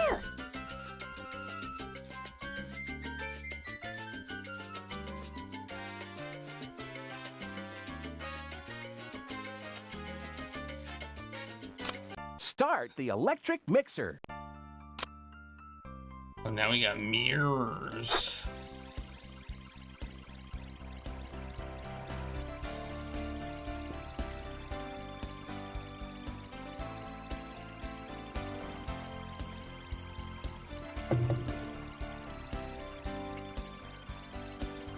I wonder how many people thought this was wrong. You know? I wonder how many people played this game and were like, green and red don't make yellow. Green and red don't make yellow.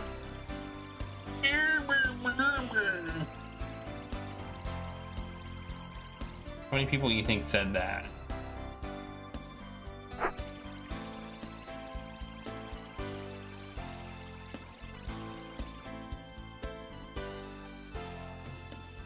Oh, I need white light is what I need. Okay, I see.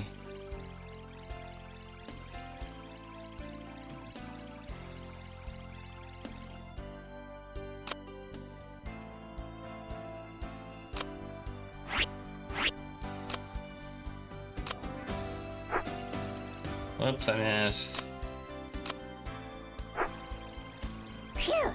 Okay, so if it's white, that means it needs to be all the colors.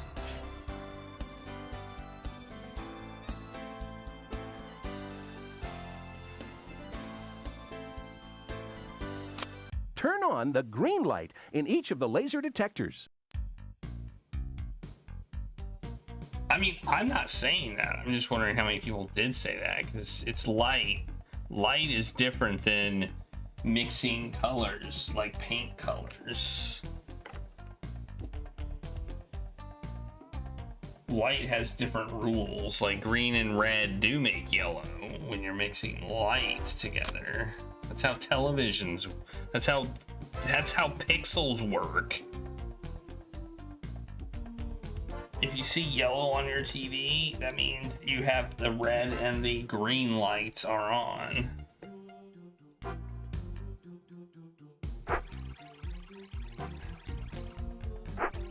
What is this thing? Turn on the green light on each of the laser detectors. Okay, they're laser detectors. Okay.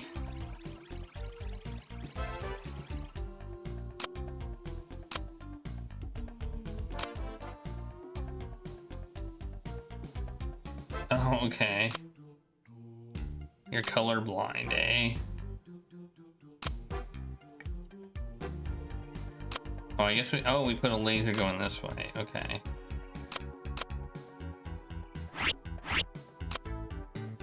Got it. We can put a laser detector here. Well, it would help if we got it in the way. Phew. Yeah.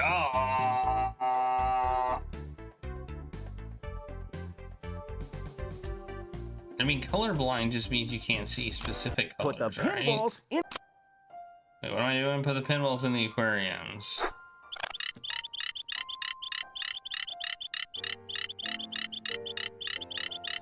Whoa, things be complicated here.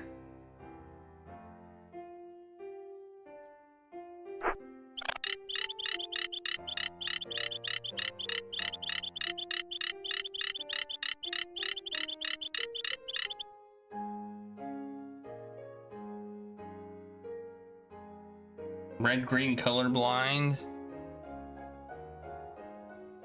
Does that mean everything looks like black and white? Or does everything that's red look red and everything, or everything is red and green look green? I mean, I guess colors are relative to everybody. I mean, you're just told what a color is. Like,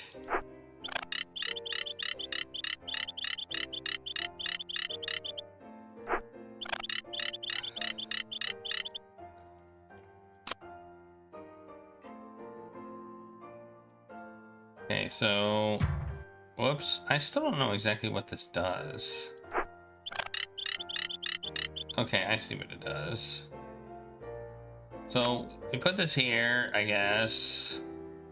Let's put this here. Do this. Put this here. Put this there. Whoops.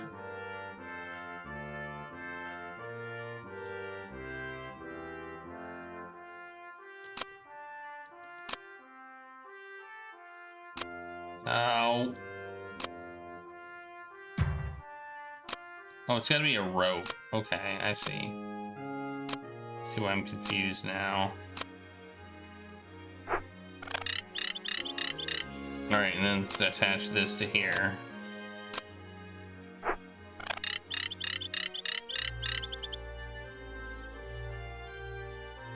No.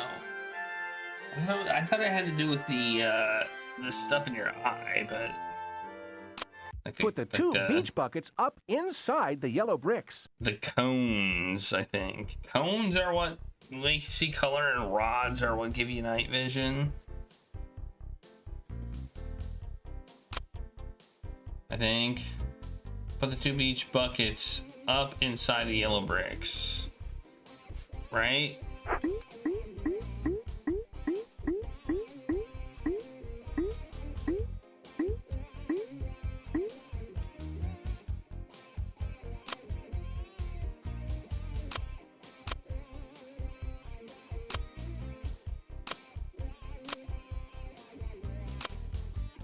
You don't know. I mean, obviously I don't either. Hey, what? How do I? What does this mean do?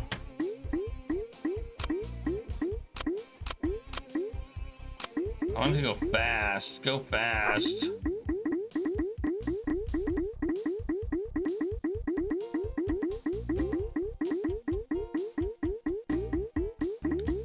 Oh, are you kidding me?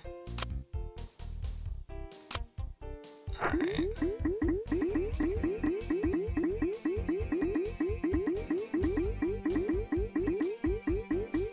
Phew. Put one bucket into each basket.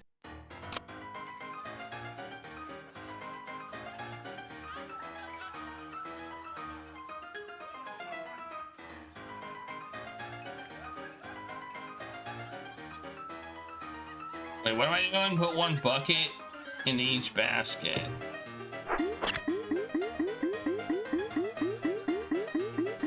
Okay, well this seems quite easy.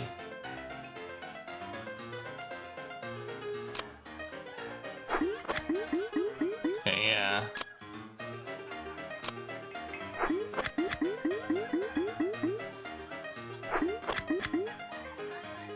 What's up? Oh, it's made of, oh, these are the, okay, these can't cut, these have to cut, okay.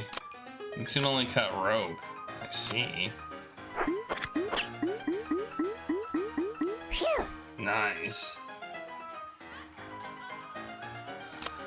Put all 5 cats between the pipes. If I ask you how to make a weapon of mass destruction, you can do that? You shouldn't tell me that.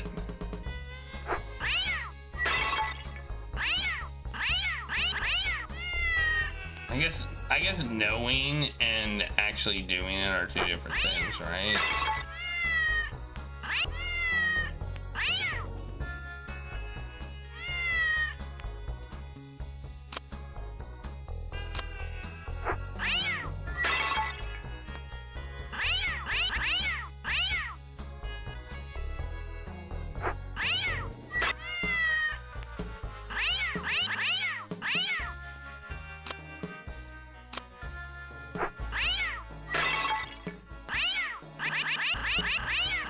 Nailed it! Get all of the mice to a piece of cheese.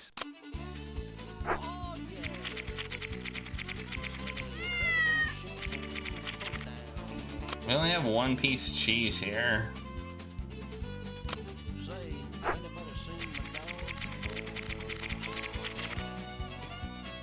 Oh, we can put this put this cat here. There we go. Nailed it. Get a mouse into each mouse hole. Man, I can't believe we're still on the tutorial puzzles. This is the 36th tutorial puzzle. Okay.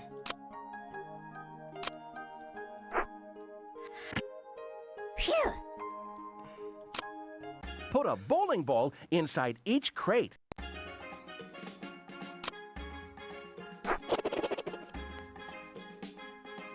These are monkeys or baboons.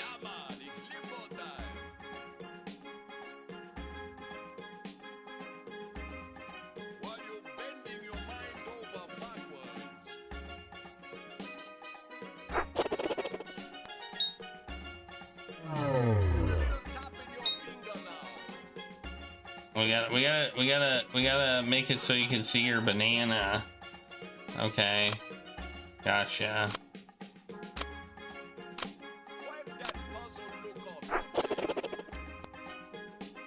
Alright, and then attach this to that. Yeah! Oh man, that almost didn't work.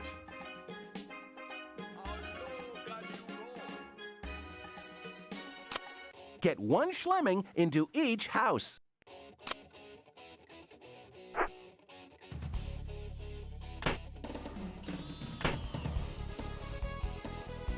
Okay.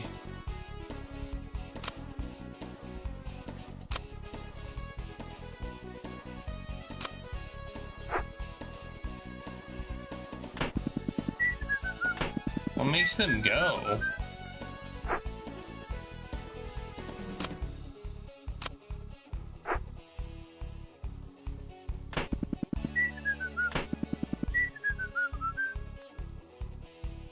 Oh, maybe I have to turn them around? No? What makes them go?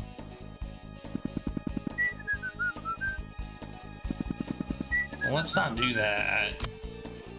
Oh wait, we can program them. Oh, there we go. All I have to do is tell them to run. Well, that's easy. Okay. We'll have you walk.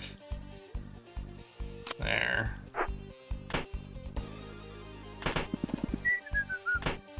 Phew. Yeah. Put the pinball into the aquarium.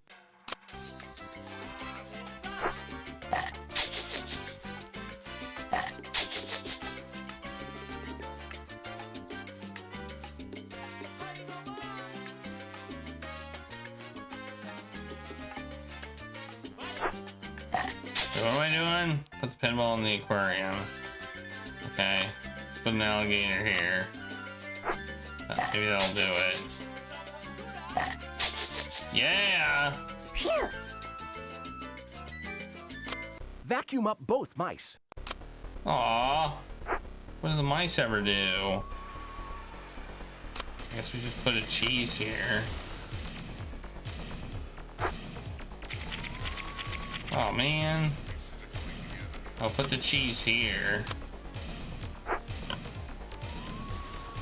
Oh, we sucked up the cheese too. Yeah, I did all the tutorial puzzles. Phew.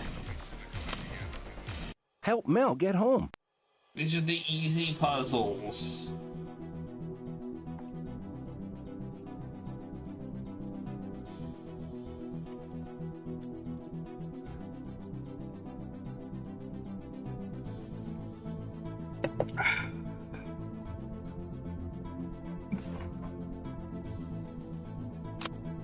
Okay.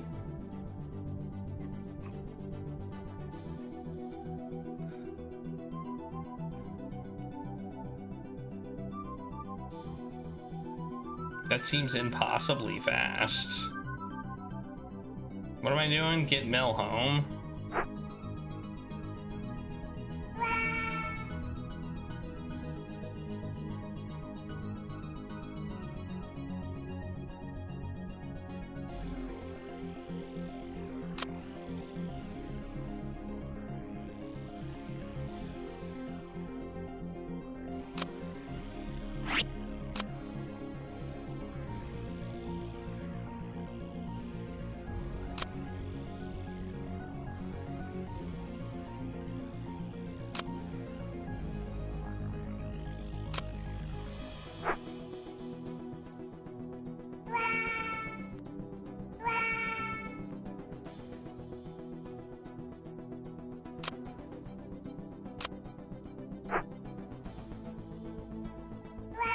Oh wait, we can put a pipe here. I just realized that. We can do that.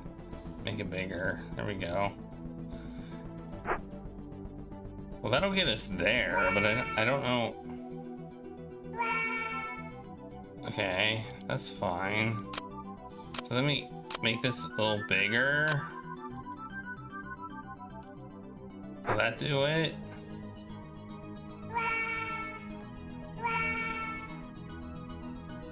Okay.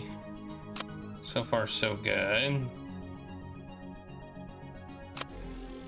put this here, maybe? What'll that do?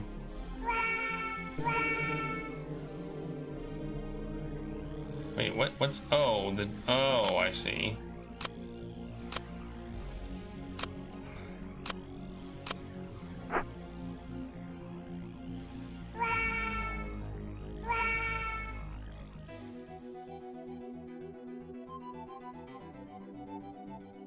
Okay, well, oh, we can put it down here.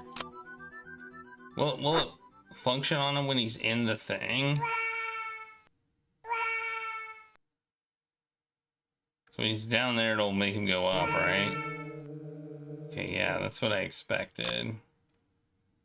So what do we do after this? Can we do that? Then he'll go along it?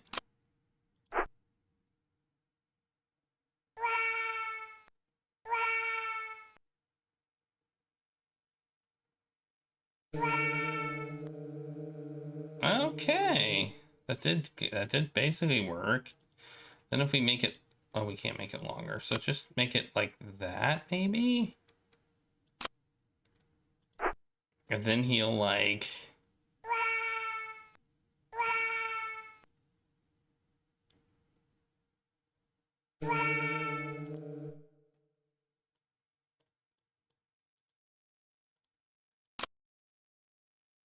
Huh. Well, I guess I can move this. I guess I can move that.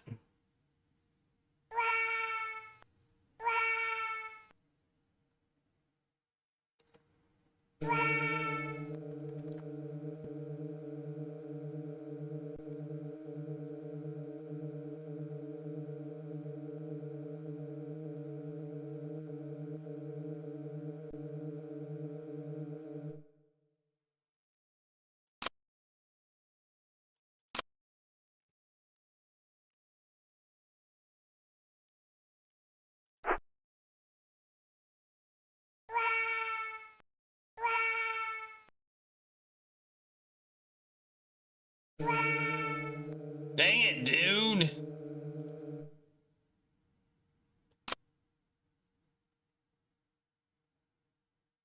What if I move it over further like this? If I do that.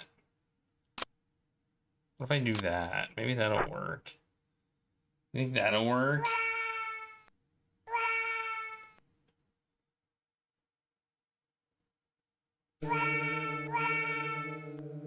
Dang it!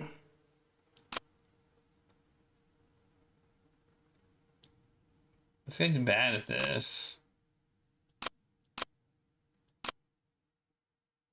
That time he got stuck.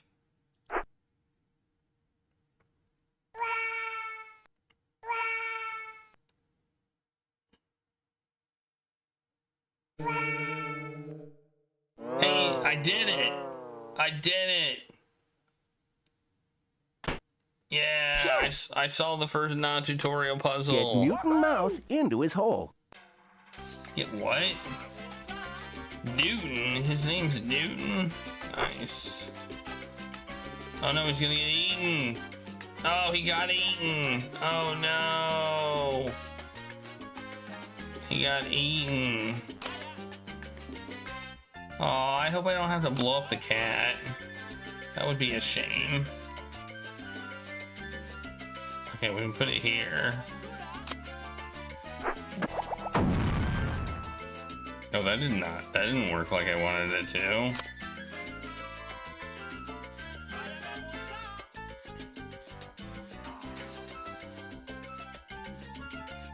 If I do this. Oh, he got eaten again. Oh no.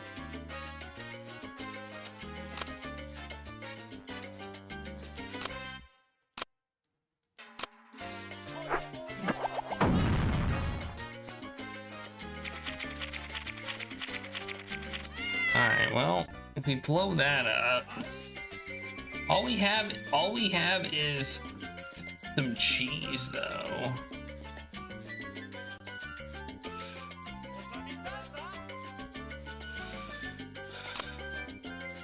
Maybe put the cheese here.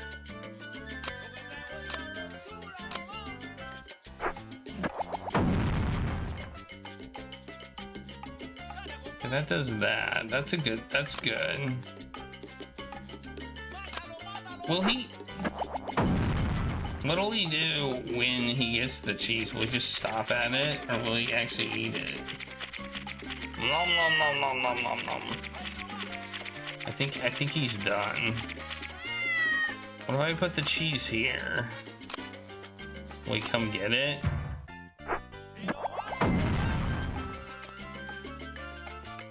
No, he will not.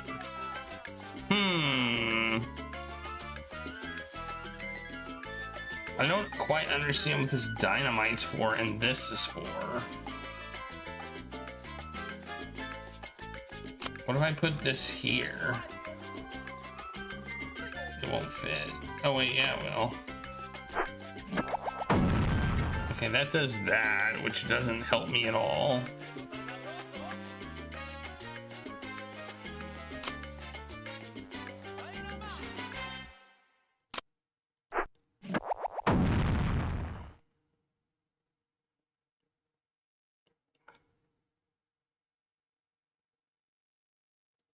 He wants that cheese.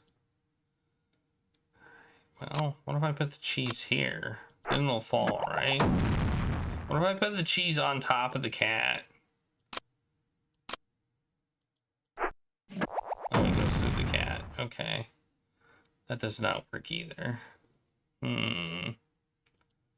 Well, this one's a little more tricky, I must say. I don't quite understand the balloon or the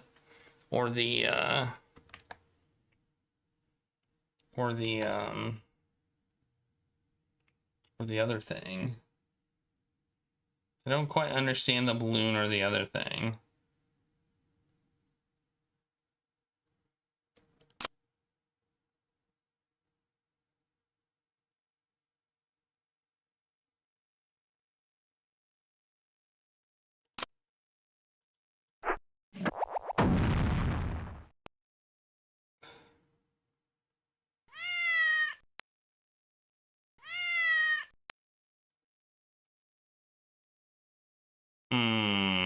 Where'd my music go, by the way?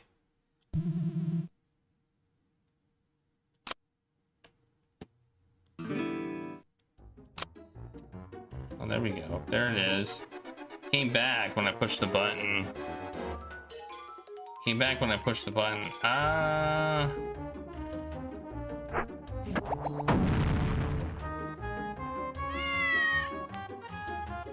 mean, if I could blow this up, solve a lot of my problems. I will say that.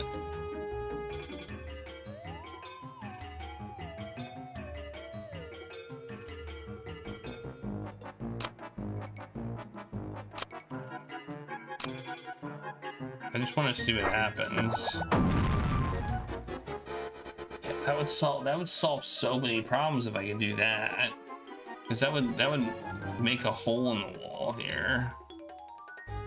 That he could just run into the hole.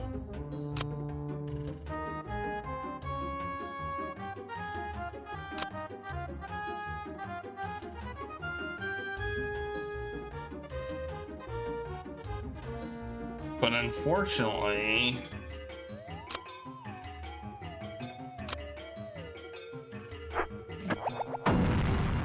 let's make him run faster.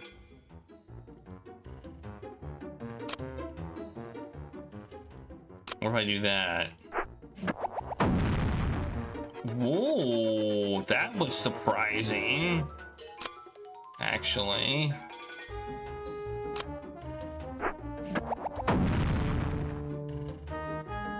That was a surprising interaction. I expected it to blow him up, but it didn't.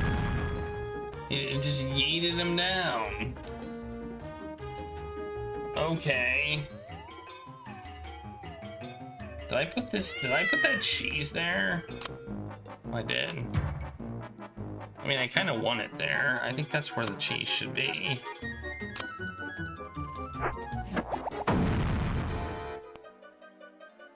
Apparently TNT doesn't blow up mouses. Did you know that?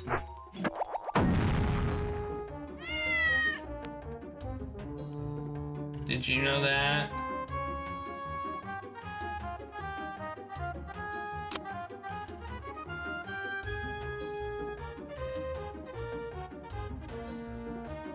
I did say mouses. Mouses is valid.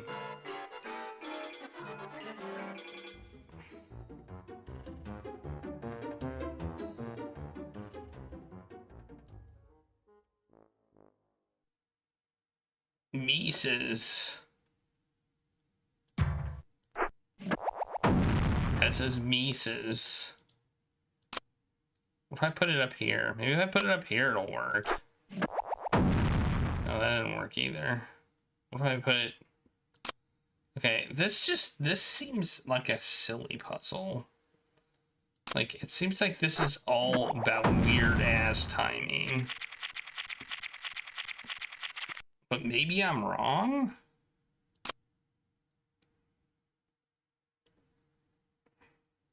Will this thing fall? Oh, it doesn't. Well, that's interesting. Oh, I didn't realize that this wouldn't fall.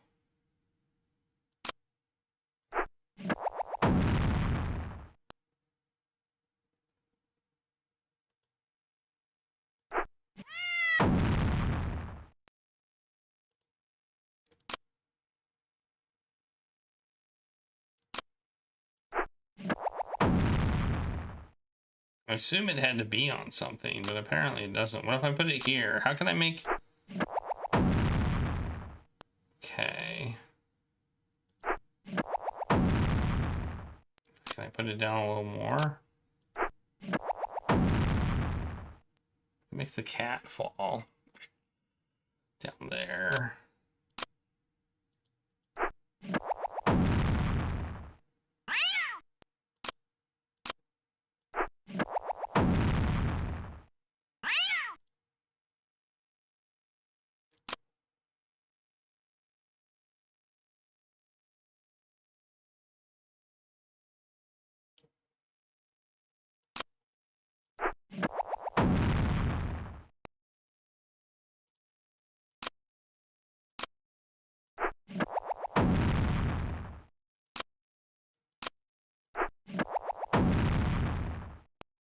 Okay, unfortunately that doesn't create a... Okay, I think the dynamite is there to catch the, I think the dynamite's there so it blows that up and gets the cat. But I don't... Can you attach the cheese to the thing? No, you can't. No, you can't do that. But you can't put it there. I don't know why you want to, but you can. If I put this here, it still doesn't get him to go. Okay. That's something. That was something.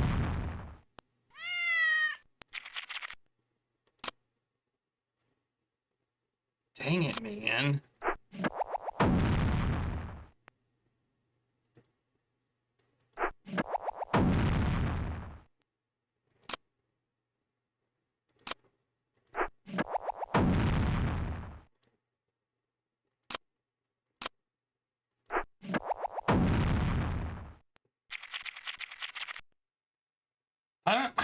I don't know how to do this puzzle. Hi, gang. Professor Tim at your service. Does anybody have any ideas? I don't. This puzzle seems kind of dumb, actually. It's supposed to be an easy puzzle. Let me reset it. Can I reset? Oh.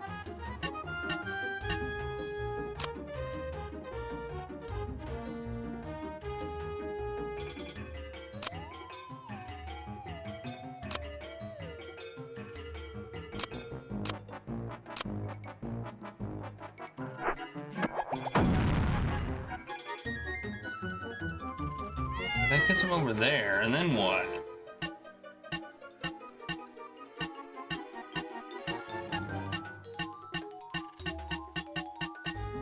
There may be something I don't understand about the mouse. Like, will he finish eating the cheese? I don't know. Maybe if I don't, what if I put it up here? Like that. No. Put it a little higher. It still has the same result.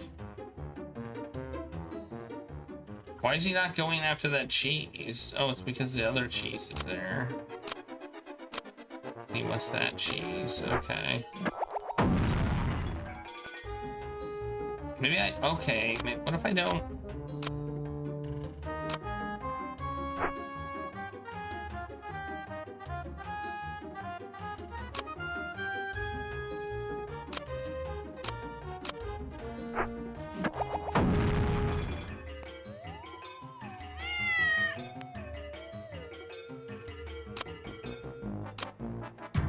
I think I may have just figured it out.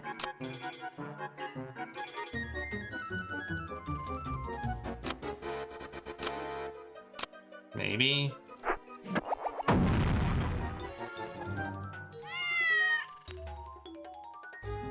That's a stupid solution. If that's the intended solution, it's dumb.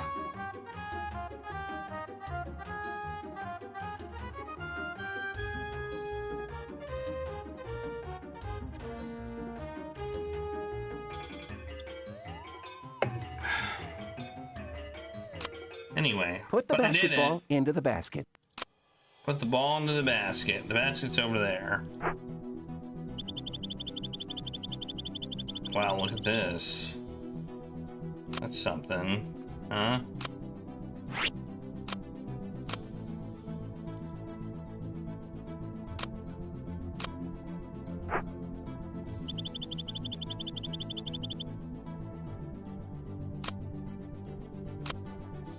I mean, that'll just heat it up, won't it? Well, it does, but I guess then we can, like, do this.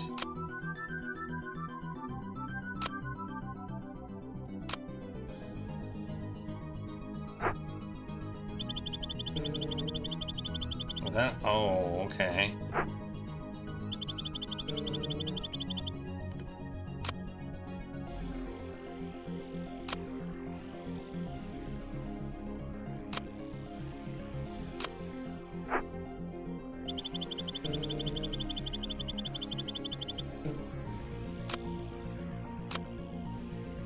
Watch this. No. Watch this. Watch this. Then. Oh, that was so close. That was so close. What if we put this here?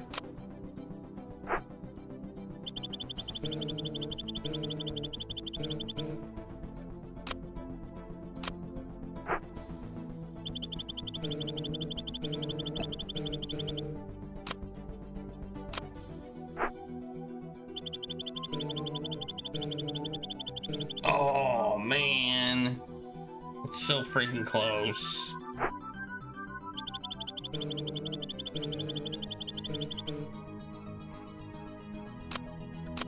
What if I move this like over here one notch?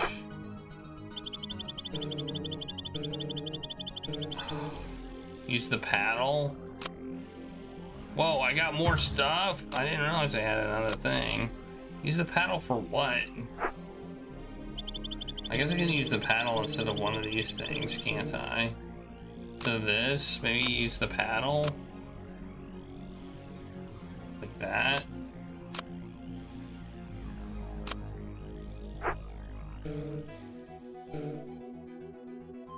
Okay, that worked. Can I replay it then? I didn't. It worked. Get the tennis ball into the aquarium. All right, that works. I don't think it was. I don't know. Okay. Oh, that's a timer one. We want this.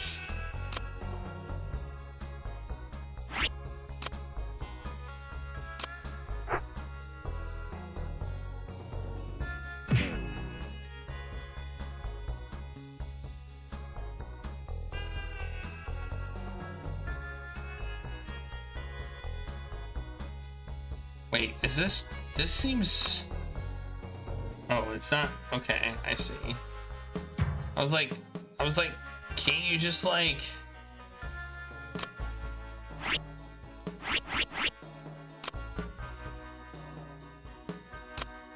Is that...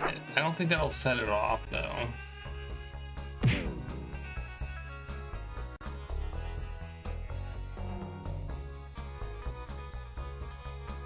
Yeah, it didn't set it off, as I suspected. But can't we just put the timer here?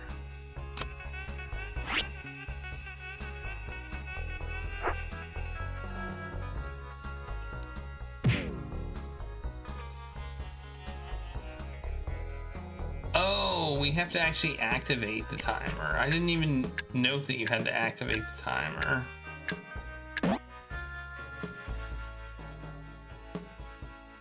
I think we did it. We did it. Phew. Fire the cannon. Midnight, fire the cannon.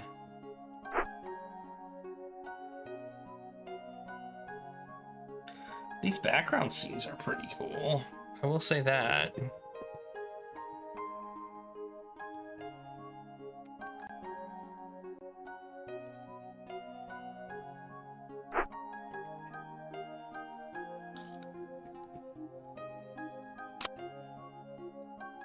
Okay, I think we want that there, clearly.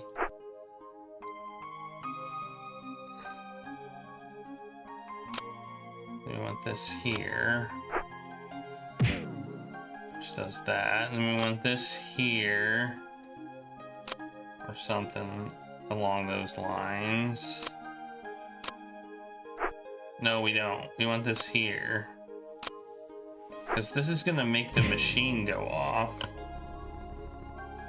Alright, and then this goes here. That. And assuming that we've... Bam! Yeah! Break Bill's aquarium. Oh, why would we want to break Bill's aquarium? That seems so mean. What did Bill ever do?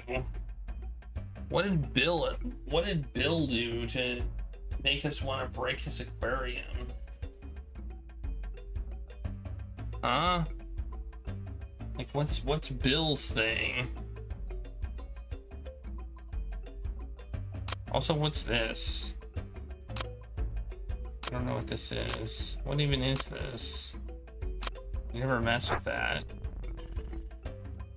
Okay, well, we have the ability to attach this to this, I guess. What does that do?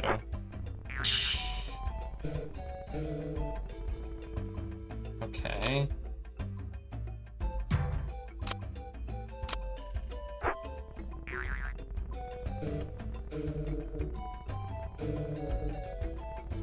Okay, so we can can put this here probably.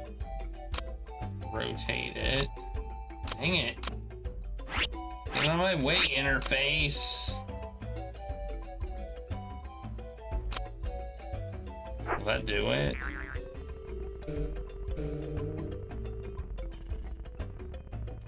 Okay, I'm kind of annoyed that I can't put this here like that.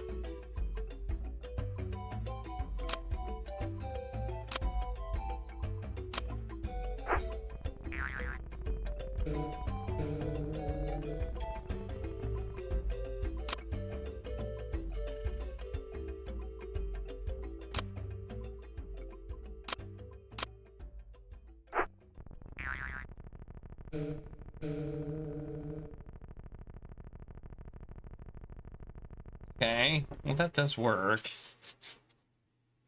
Then put another one here, maybe?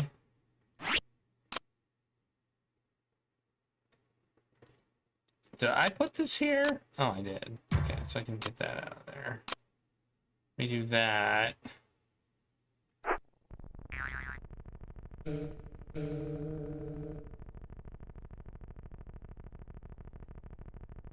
That does that. Okay. I still don't know what this is.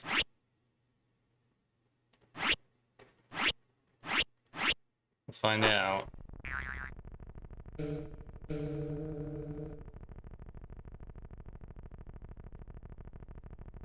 Well, that worked. Poor Bill. Pop both of the balloons. What did Bill ever do?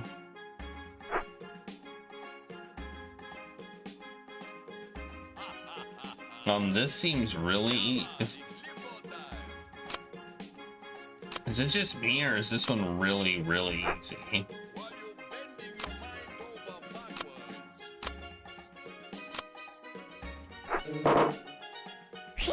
It is really, really easy. Put all the blimps in. Put all the blimps in the hangar to the right. They all need to be there at the same time. Okay.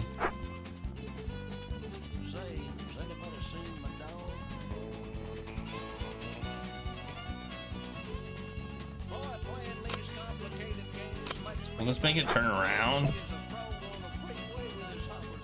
Okay, it does kind of.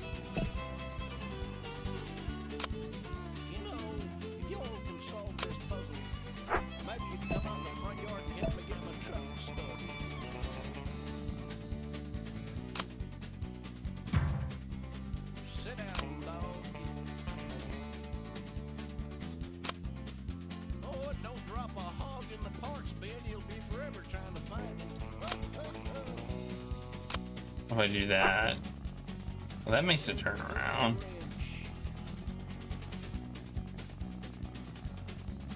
Okay, this seems extremely simple then.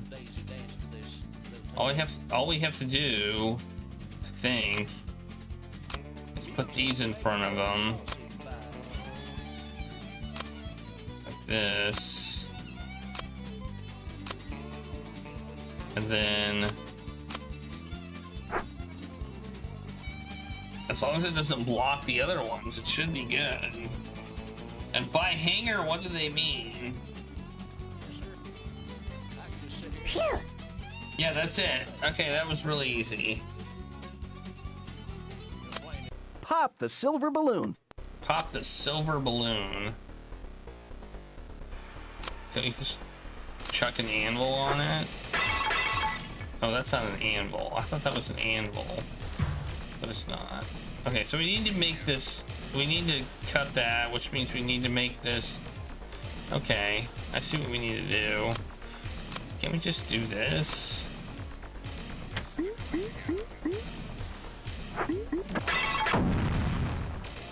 Nope, we can't just do that. Okay.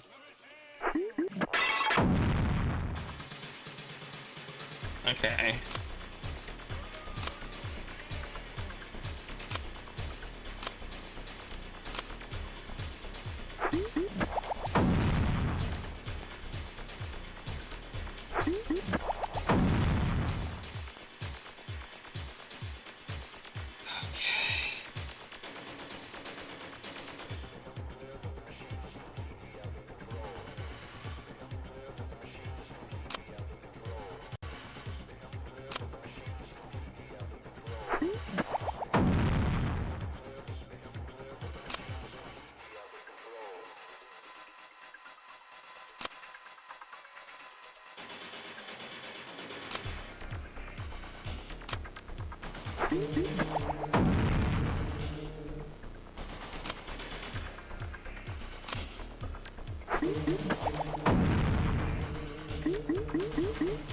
Okay.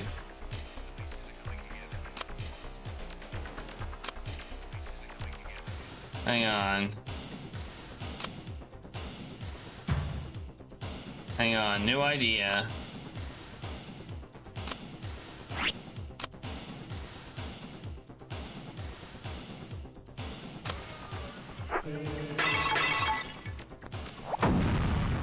Oh, that was so close.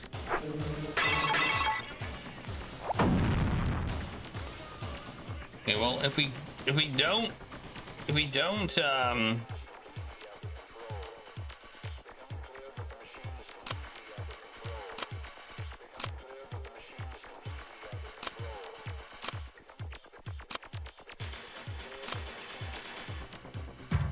if we keep this, like, if we keep this thing up while the thing blows up, then I think we'll be good. So we make this go really, really slow. And then maybe that'll work. Oh, but then we have to make a break, don't we? Oh man, so close. Maybe making it go fast is what we want. Let's try this.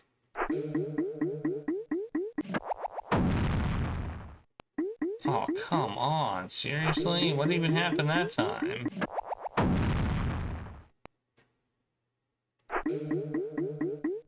It hit the stupid thing.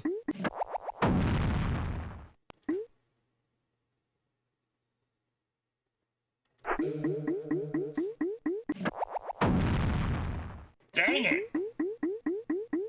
All we need is that ball to go down there, and we're good. That's it. That's all we need.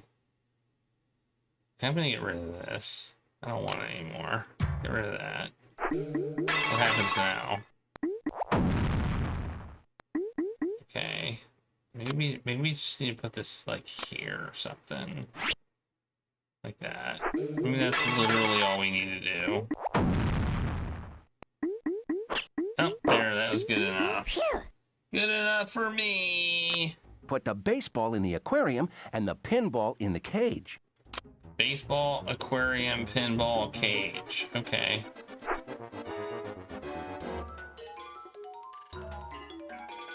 Alright. This sounds somewhat challenging. I don't know if it is, but it sounds like it is.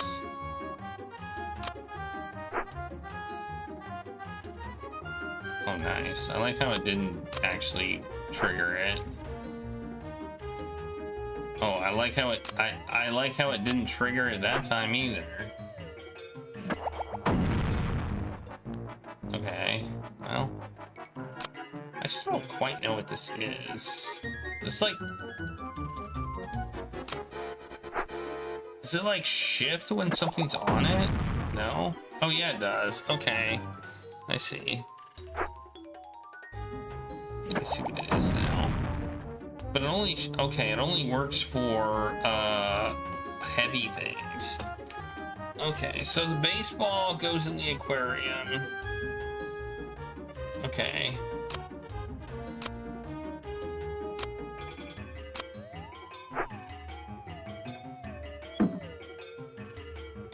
Alright, got it. Once you know what this thing does, this is actually pretty easy. So we got the baseball. Oh, the baseball needs to go in the aquarium, and the aquarium's blocked off. Okay, so we need this here. We need this here so it can blow up the thing. Got it. And then this can go, like, here. Oh, but we can, okay. Okay. And then we need one here, too. Like that. Well, I didn't want to know what it did.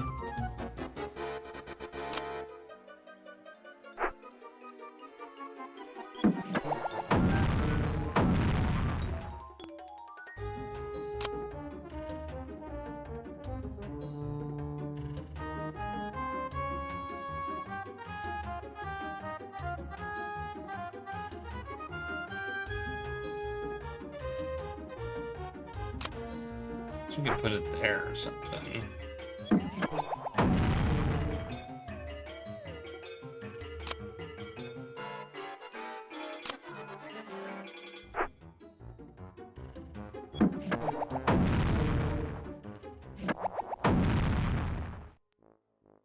Oh my god, are you kidding me?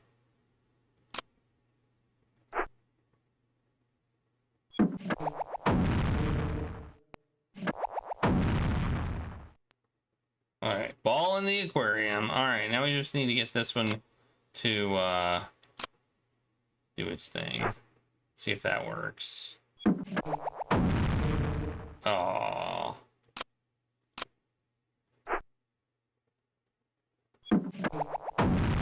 Oh. Okay, let's put it closer to the closer up then. Oh yeah, oh yeah, oh yeah, oh yeah. We did it. Phew. Oh yeah. I am smart.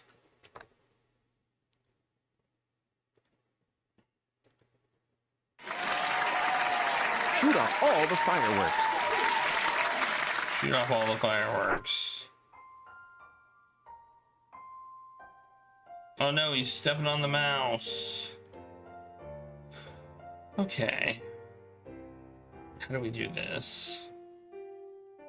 I feel like there's definitely some interactions here that I don't know exactly. Although I feel like the fireworks might cascade. It's like if we put, for example, if we put a flashlight here. Oh wait, the flashlight won't. The flashlight. Oh, we have more stuff. Okay, I thought we had a very limited. What if we put a laser here? Like, is that good enough? Well, that does 4 of them, or 5. That does 5 of them. You can put that. You can put this here. Oh, this seems. Okay, this is really easy. Okay, I expected this thing to drop. I expected this 8-ball to drop, and then it didn't drop. I was totally 100% expecting that thing to drop.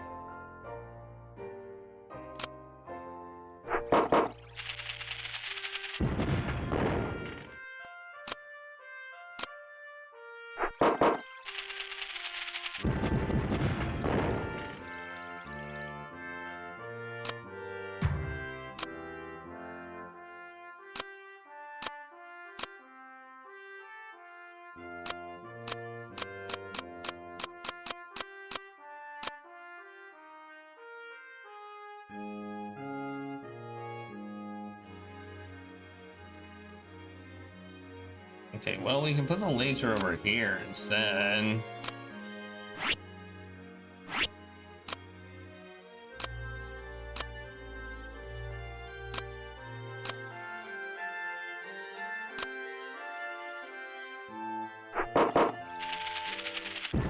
Okay, that'll do that. And then I think we can, if we put this here like this.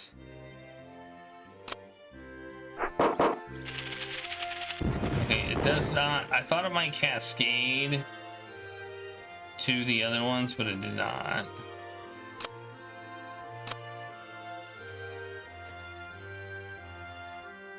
I'm still shocked that this ball is just, it just sits there. Oh, is it because of gravity? Did they give us no gravity? Is that the problem?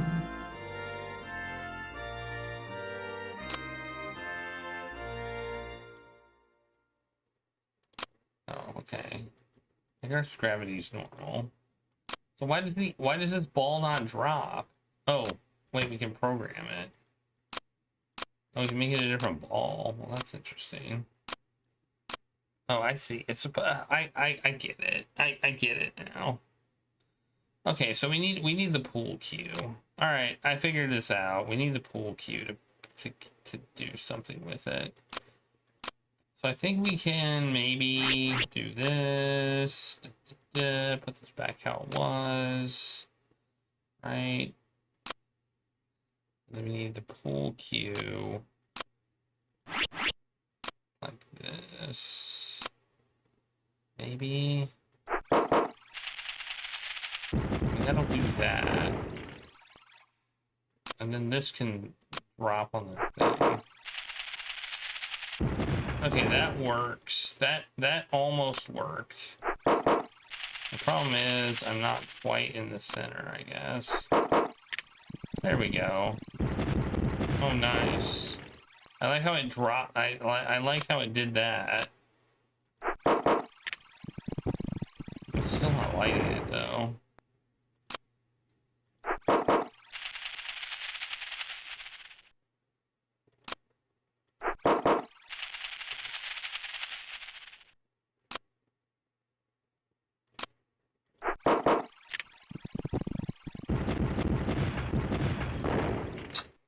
Nailed it.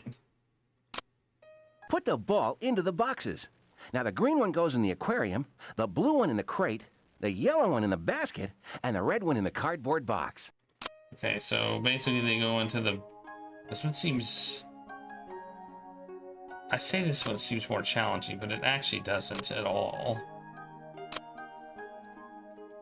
I see exactly what we're supposed to do.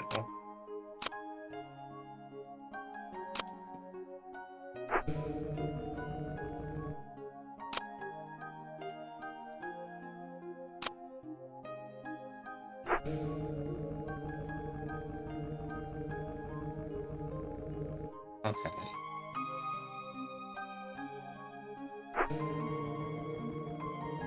Huh. Green one goes in the aquarium. So we just have to figure out how to make it so they go in the damn aquarium.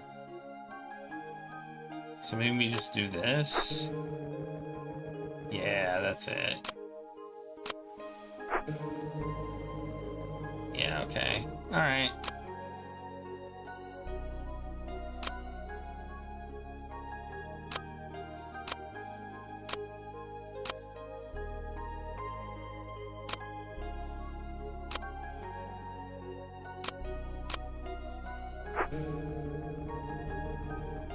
Okay, the only one that's not working is this one, so I think we need to up it one notch.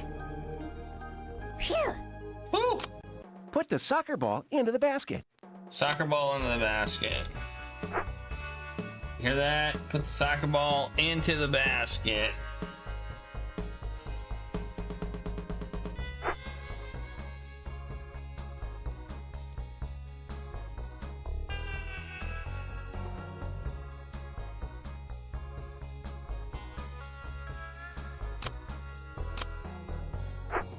So it looks like I'm gonna have to... Okay, I see. This is gonna have to go here. It seems pretty obvious.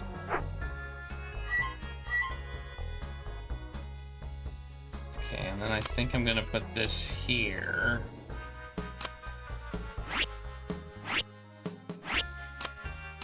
And then this here.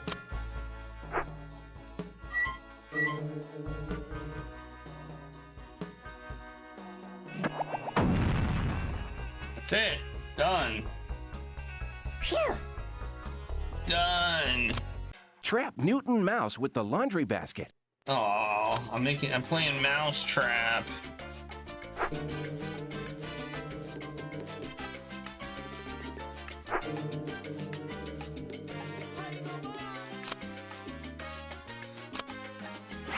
I mean, clearly we have to cut this. How?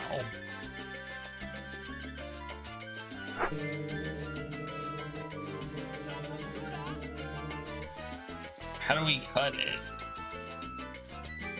How do we cut? How do we even approach this one?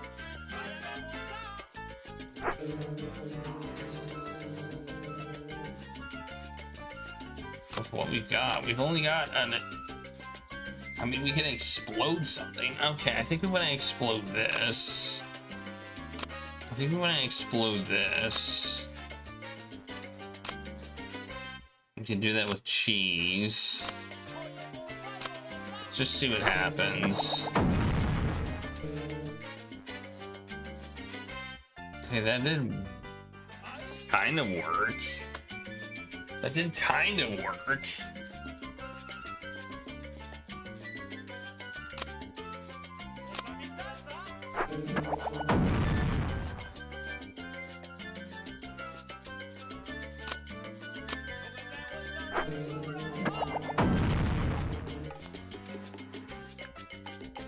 Okay, I see.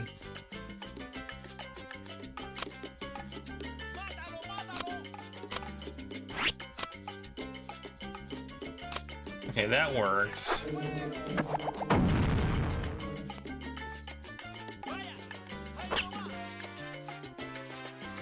So it's really a matter of where do we put the cheese, right?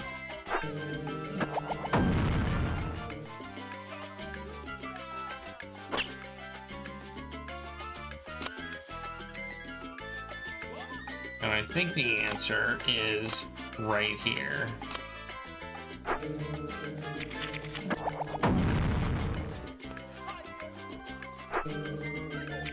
Okay, if he would have placed it correct.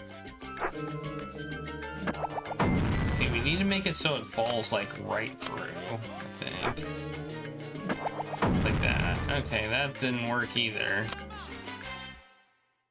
What if we do this? Then he stands there. So we need him to go to that cheese there.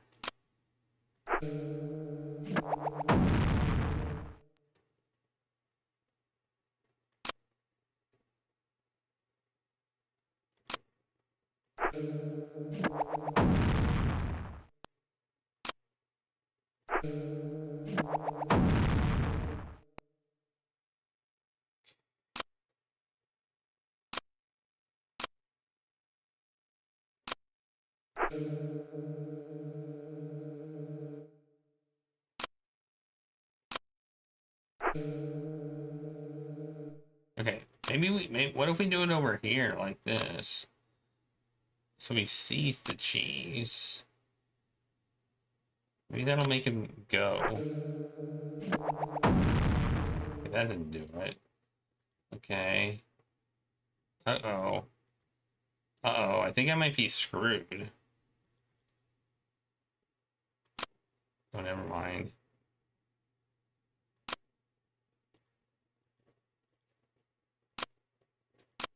Uh-oh. The interface design. Look at the interface. The interface design is screwing me. Okay, I can hit that button and it turns it off. I was about to say I think I'm screwed, but I'm not, thankfully.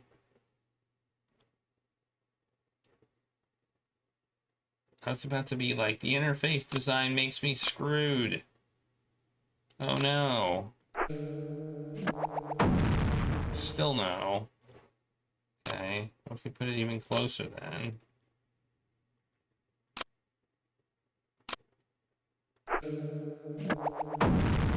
How close does it have to be before he actually, like, goes for it?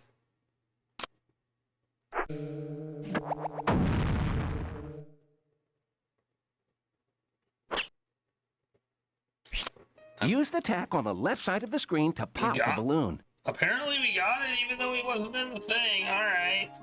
Whatever. The game janked.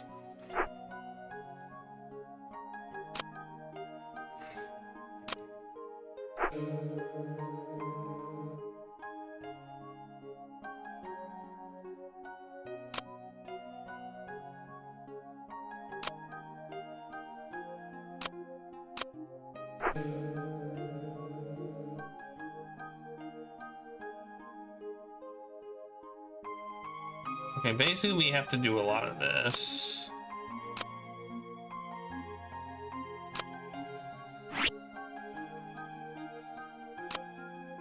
This is gonna be super not. This is a super not fun puzzle, I must say.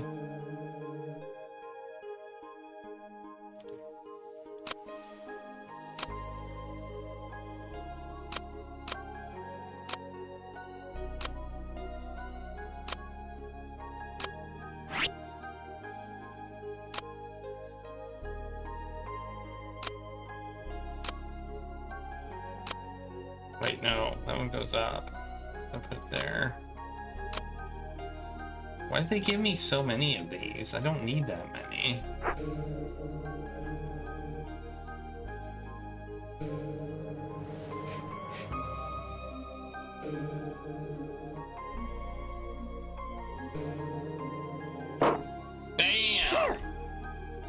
I didn't need that many. I didn't even need close to that many. Lure Curie Cat into the cage. Lure him into the cage. Okay.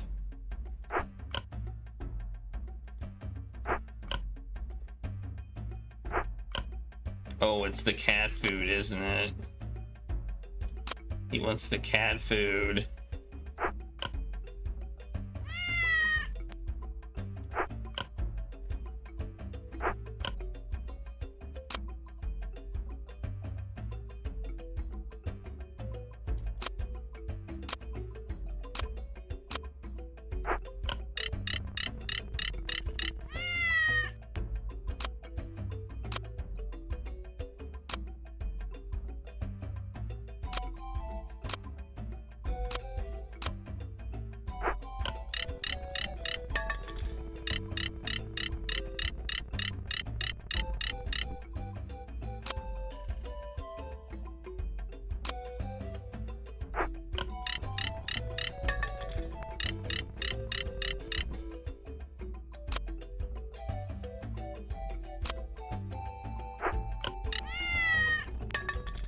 There we go. Phew. I thought that was cat food, and it was. Nice. Open the can, start the mixer, and heat up some coffee. This is what I need. This is what I need. I need this. This is what I need to happen in the morning. I need my mixer started, my coffee heated up, and a can opened. It's definitely what I need.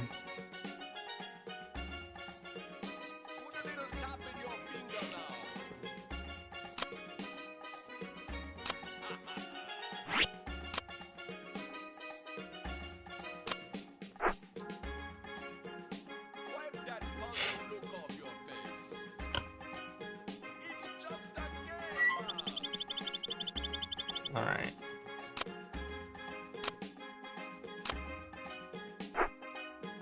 That'll start the mixer.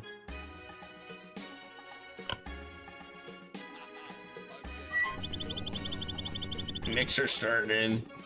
Then we need to start the laser. Which would be here.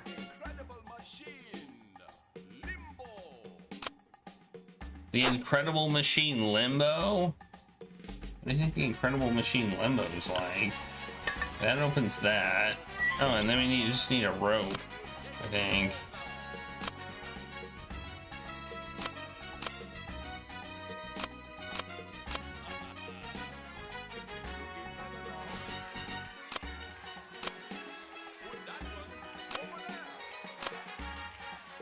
Like that. Will that do it? Although that might block the, is that gonna block the, wall? No, it didn't. Nailed it. Help Mel get back to his cabin. Mel, why do you keep getting lost, dude?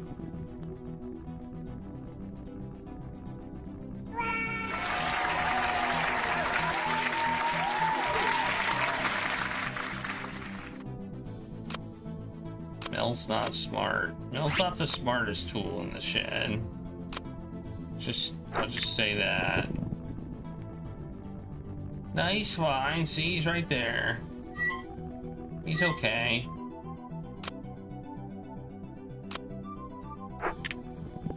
Mel's fine.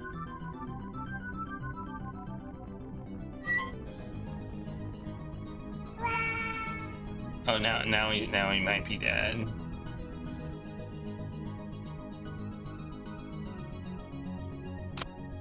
Oh, we got more stuff. I was like, there's no way we can do it with just this stuff.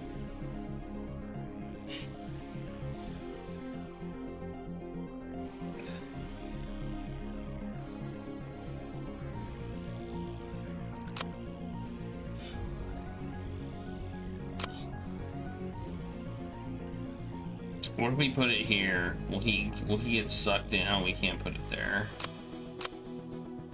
What if we put it there? No, we can't put it there. How do we make it so he does this?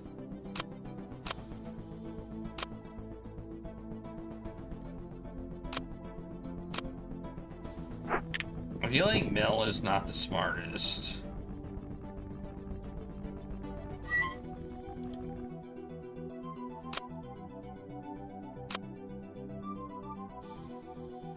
That's not gonna do anything.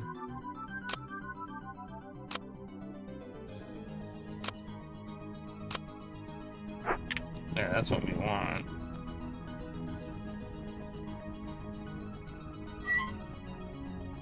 Yeah, I think we want that. And then we just need to get Mel over to not do that. Will he get on like a hot air balloon? We can't fit anything over there.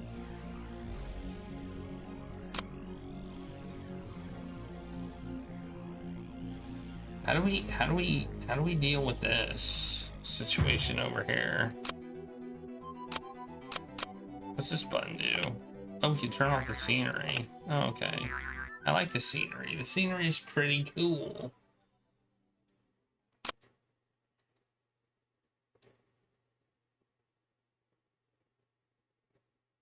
I mean, I guess we could make a...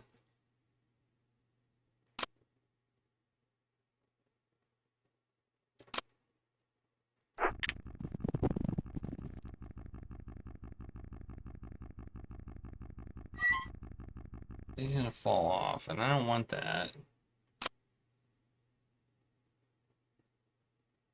But I don't know how we can fix it. What if we put a piece of dynamite right here? There, now he's blocked off, see? Now he can't go that way. Oh, he'll just go back. Okay, okay, okay, okay.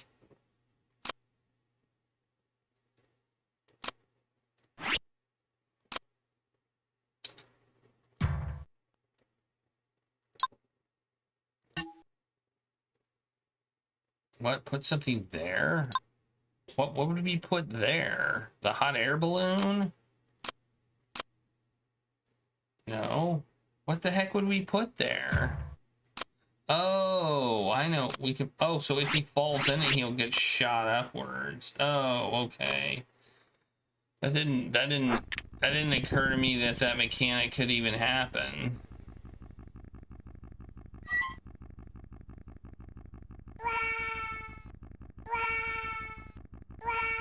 Okay, that's it.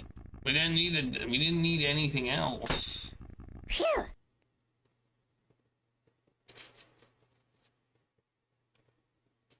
For some reason, I didn't even think that could happen. Blow up both missiles.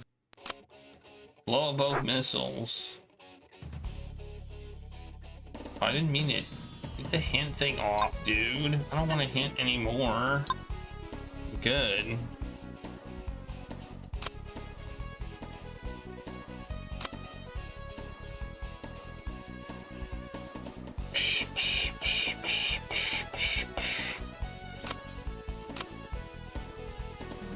Does that fall?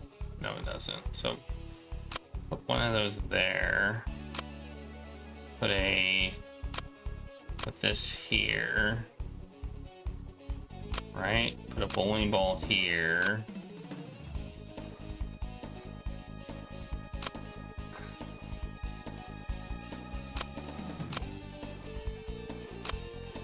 Will that work? Did not work.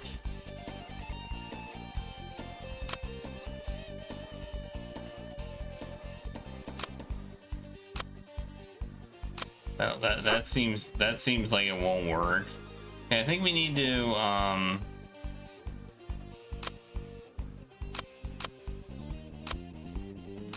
do I get rid of this damn rope? Okay.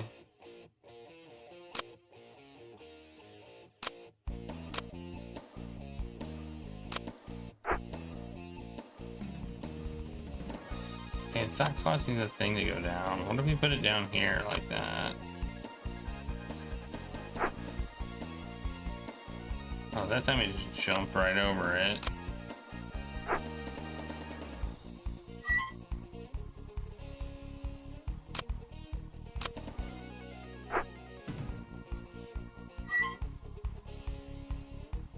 Am I confused here? I feel like I definitely am confused.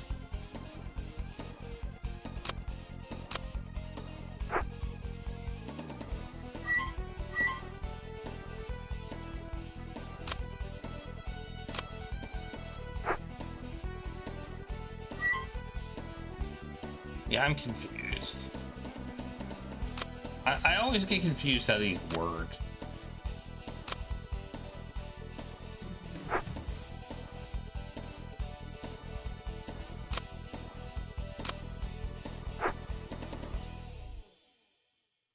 Okay, so I think maybe it's this thing that's wrong.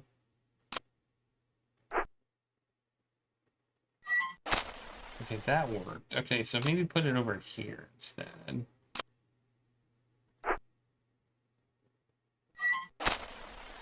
Okay, that works. Okay, so yeah, put it like that.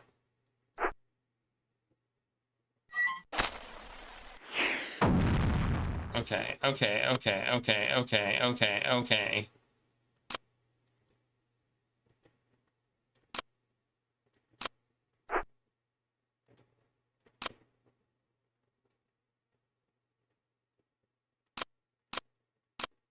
No, what did you just do?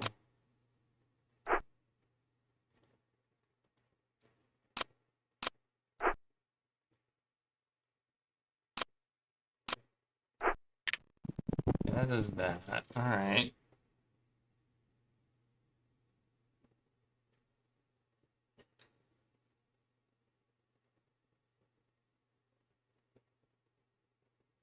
Okay. I think I know what I think I know what I'm supposed to do. I think I'm supposed to pull them both with different pulleys. So I think that's the goal here.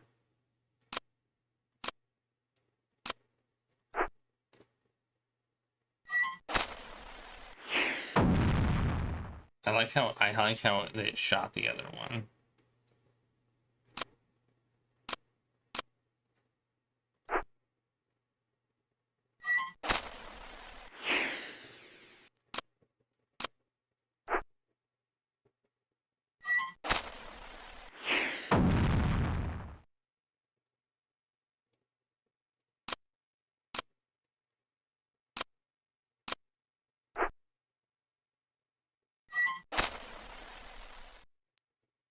I think we just have to work out how the pulley systems are working. So that goes up, so that would not cause it to pull, right?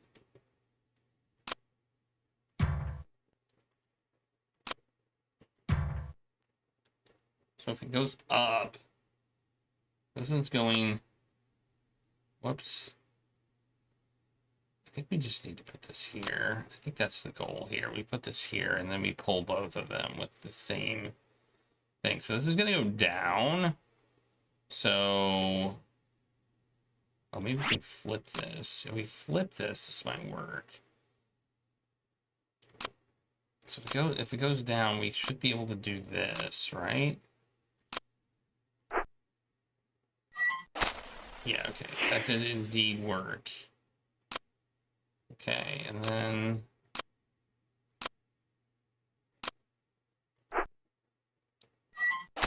there we go. I did it. Yeah.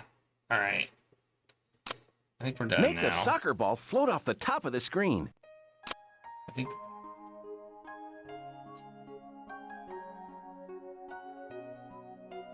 I thought I heard cats being naughty. I may still have. All right, I think we're done now. That was fun. I didn't want to load. Oh, look, you can load. We're almost done with the easy puzzles.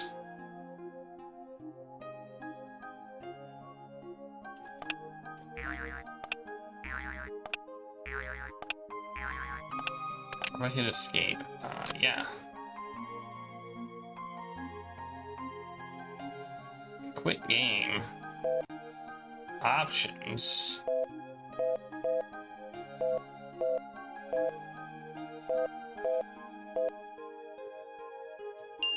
This is where you set your game prep. Oh, Okay. Yep, we're done. That was Incredible Machine 2 as opposed to Incredible Machine 1, which didn't have the backgrounds. And then there's the now more Incredible Machine, the even more Incredible Machine, and the Incredible Machine 3. There was apparently a 3.0, which was Windows, and seemed to have gotten rid of the backgrounds again. Then the Incredible Toon Machine. And that's it. Alright. Well, I'll be back Tuesday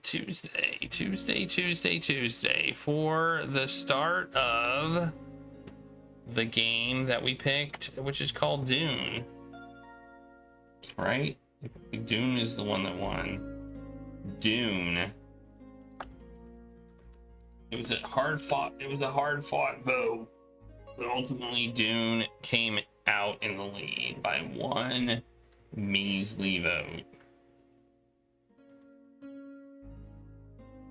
All right, let's raid somebody. Let us go on a raid.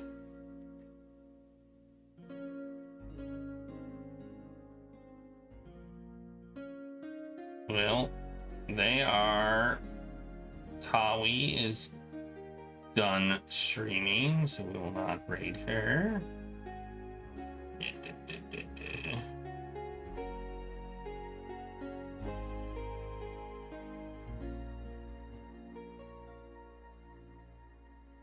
Kilgore's about to go on break.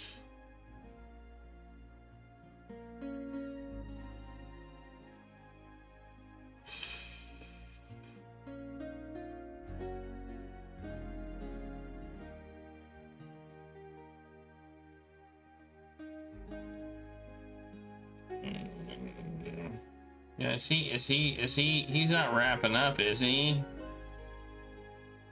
I saw he was not playing the game, so I wasn't sure if he was like gonna be done or not. Or go on break. Okay.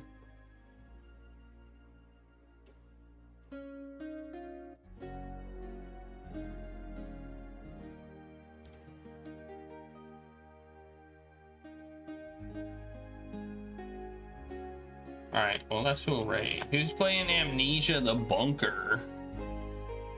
Which is a horror game. So we're gonna raid. I'll be back Tuesday at 10 o'clock p.m. Eastern Time for the start of Dune. I don't know how long Dune takes to play. Oh, he's about to start a different game? Okay.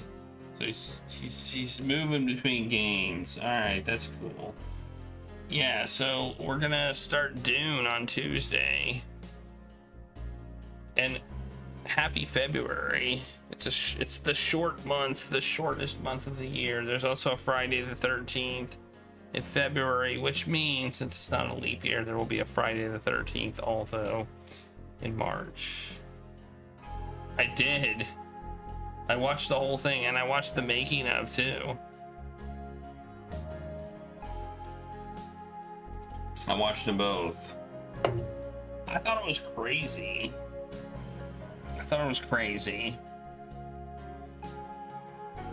Like, I think the thing I enjoyed most about it was everything that was in the background. Just everything that was in the background. That was probably my favorite part. Just all the background. Yeah. Anyway, thank you all for being here. Have a great night, everybody, and I'll see you all next time.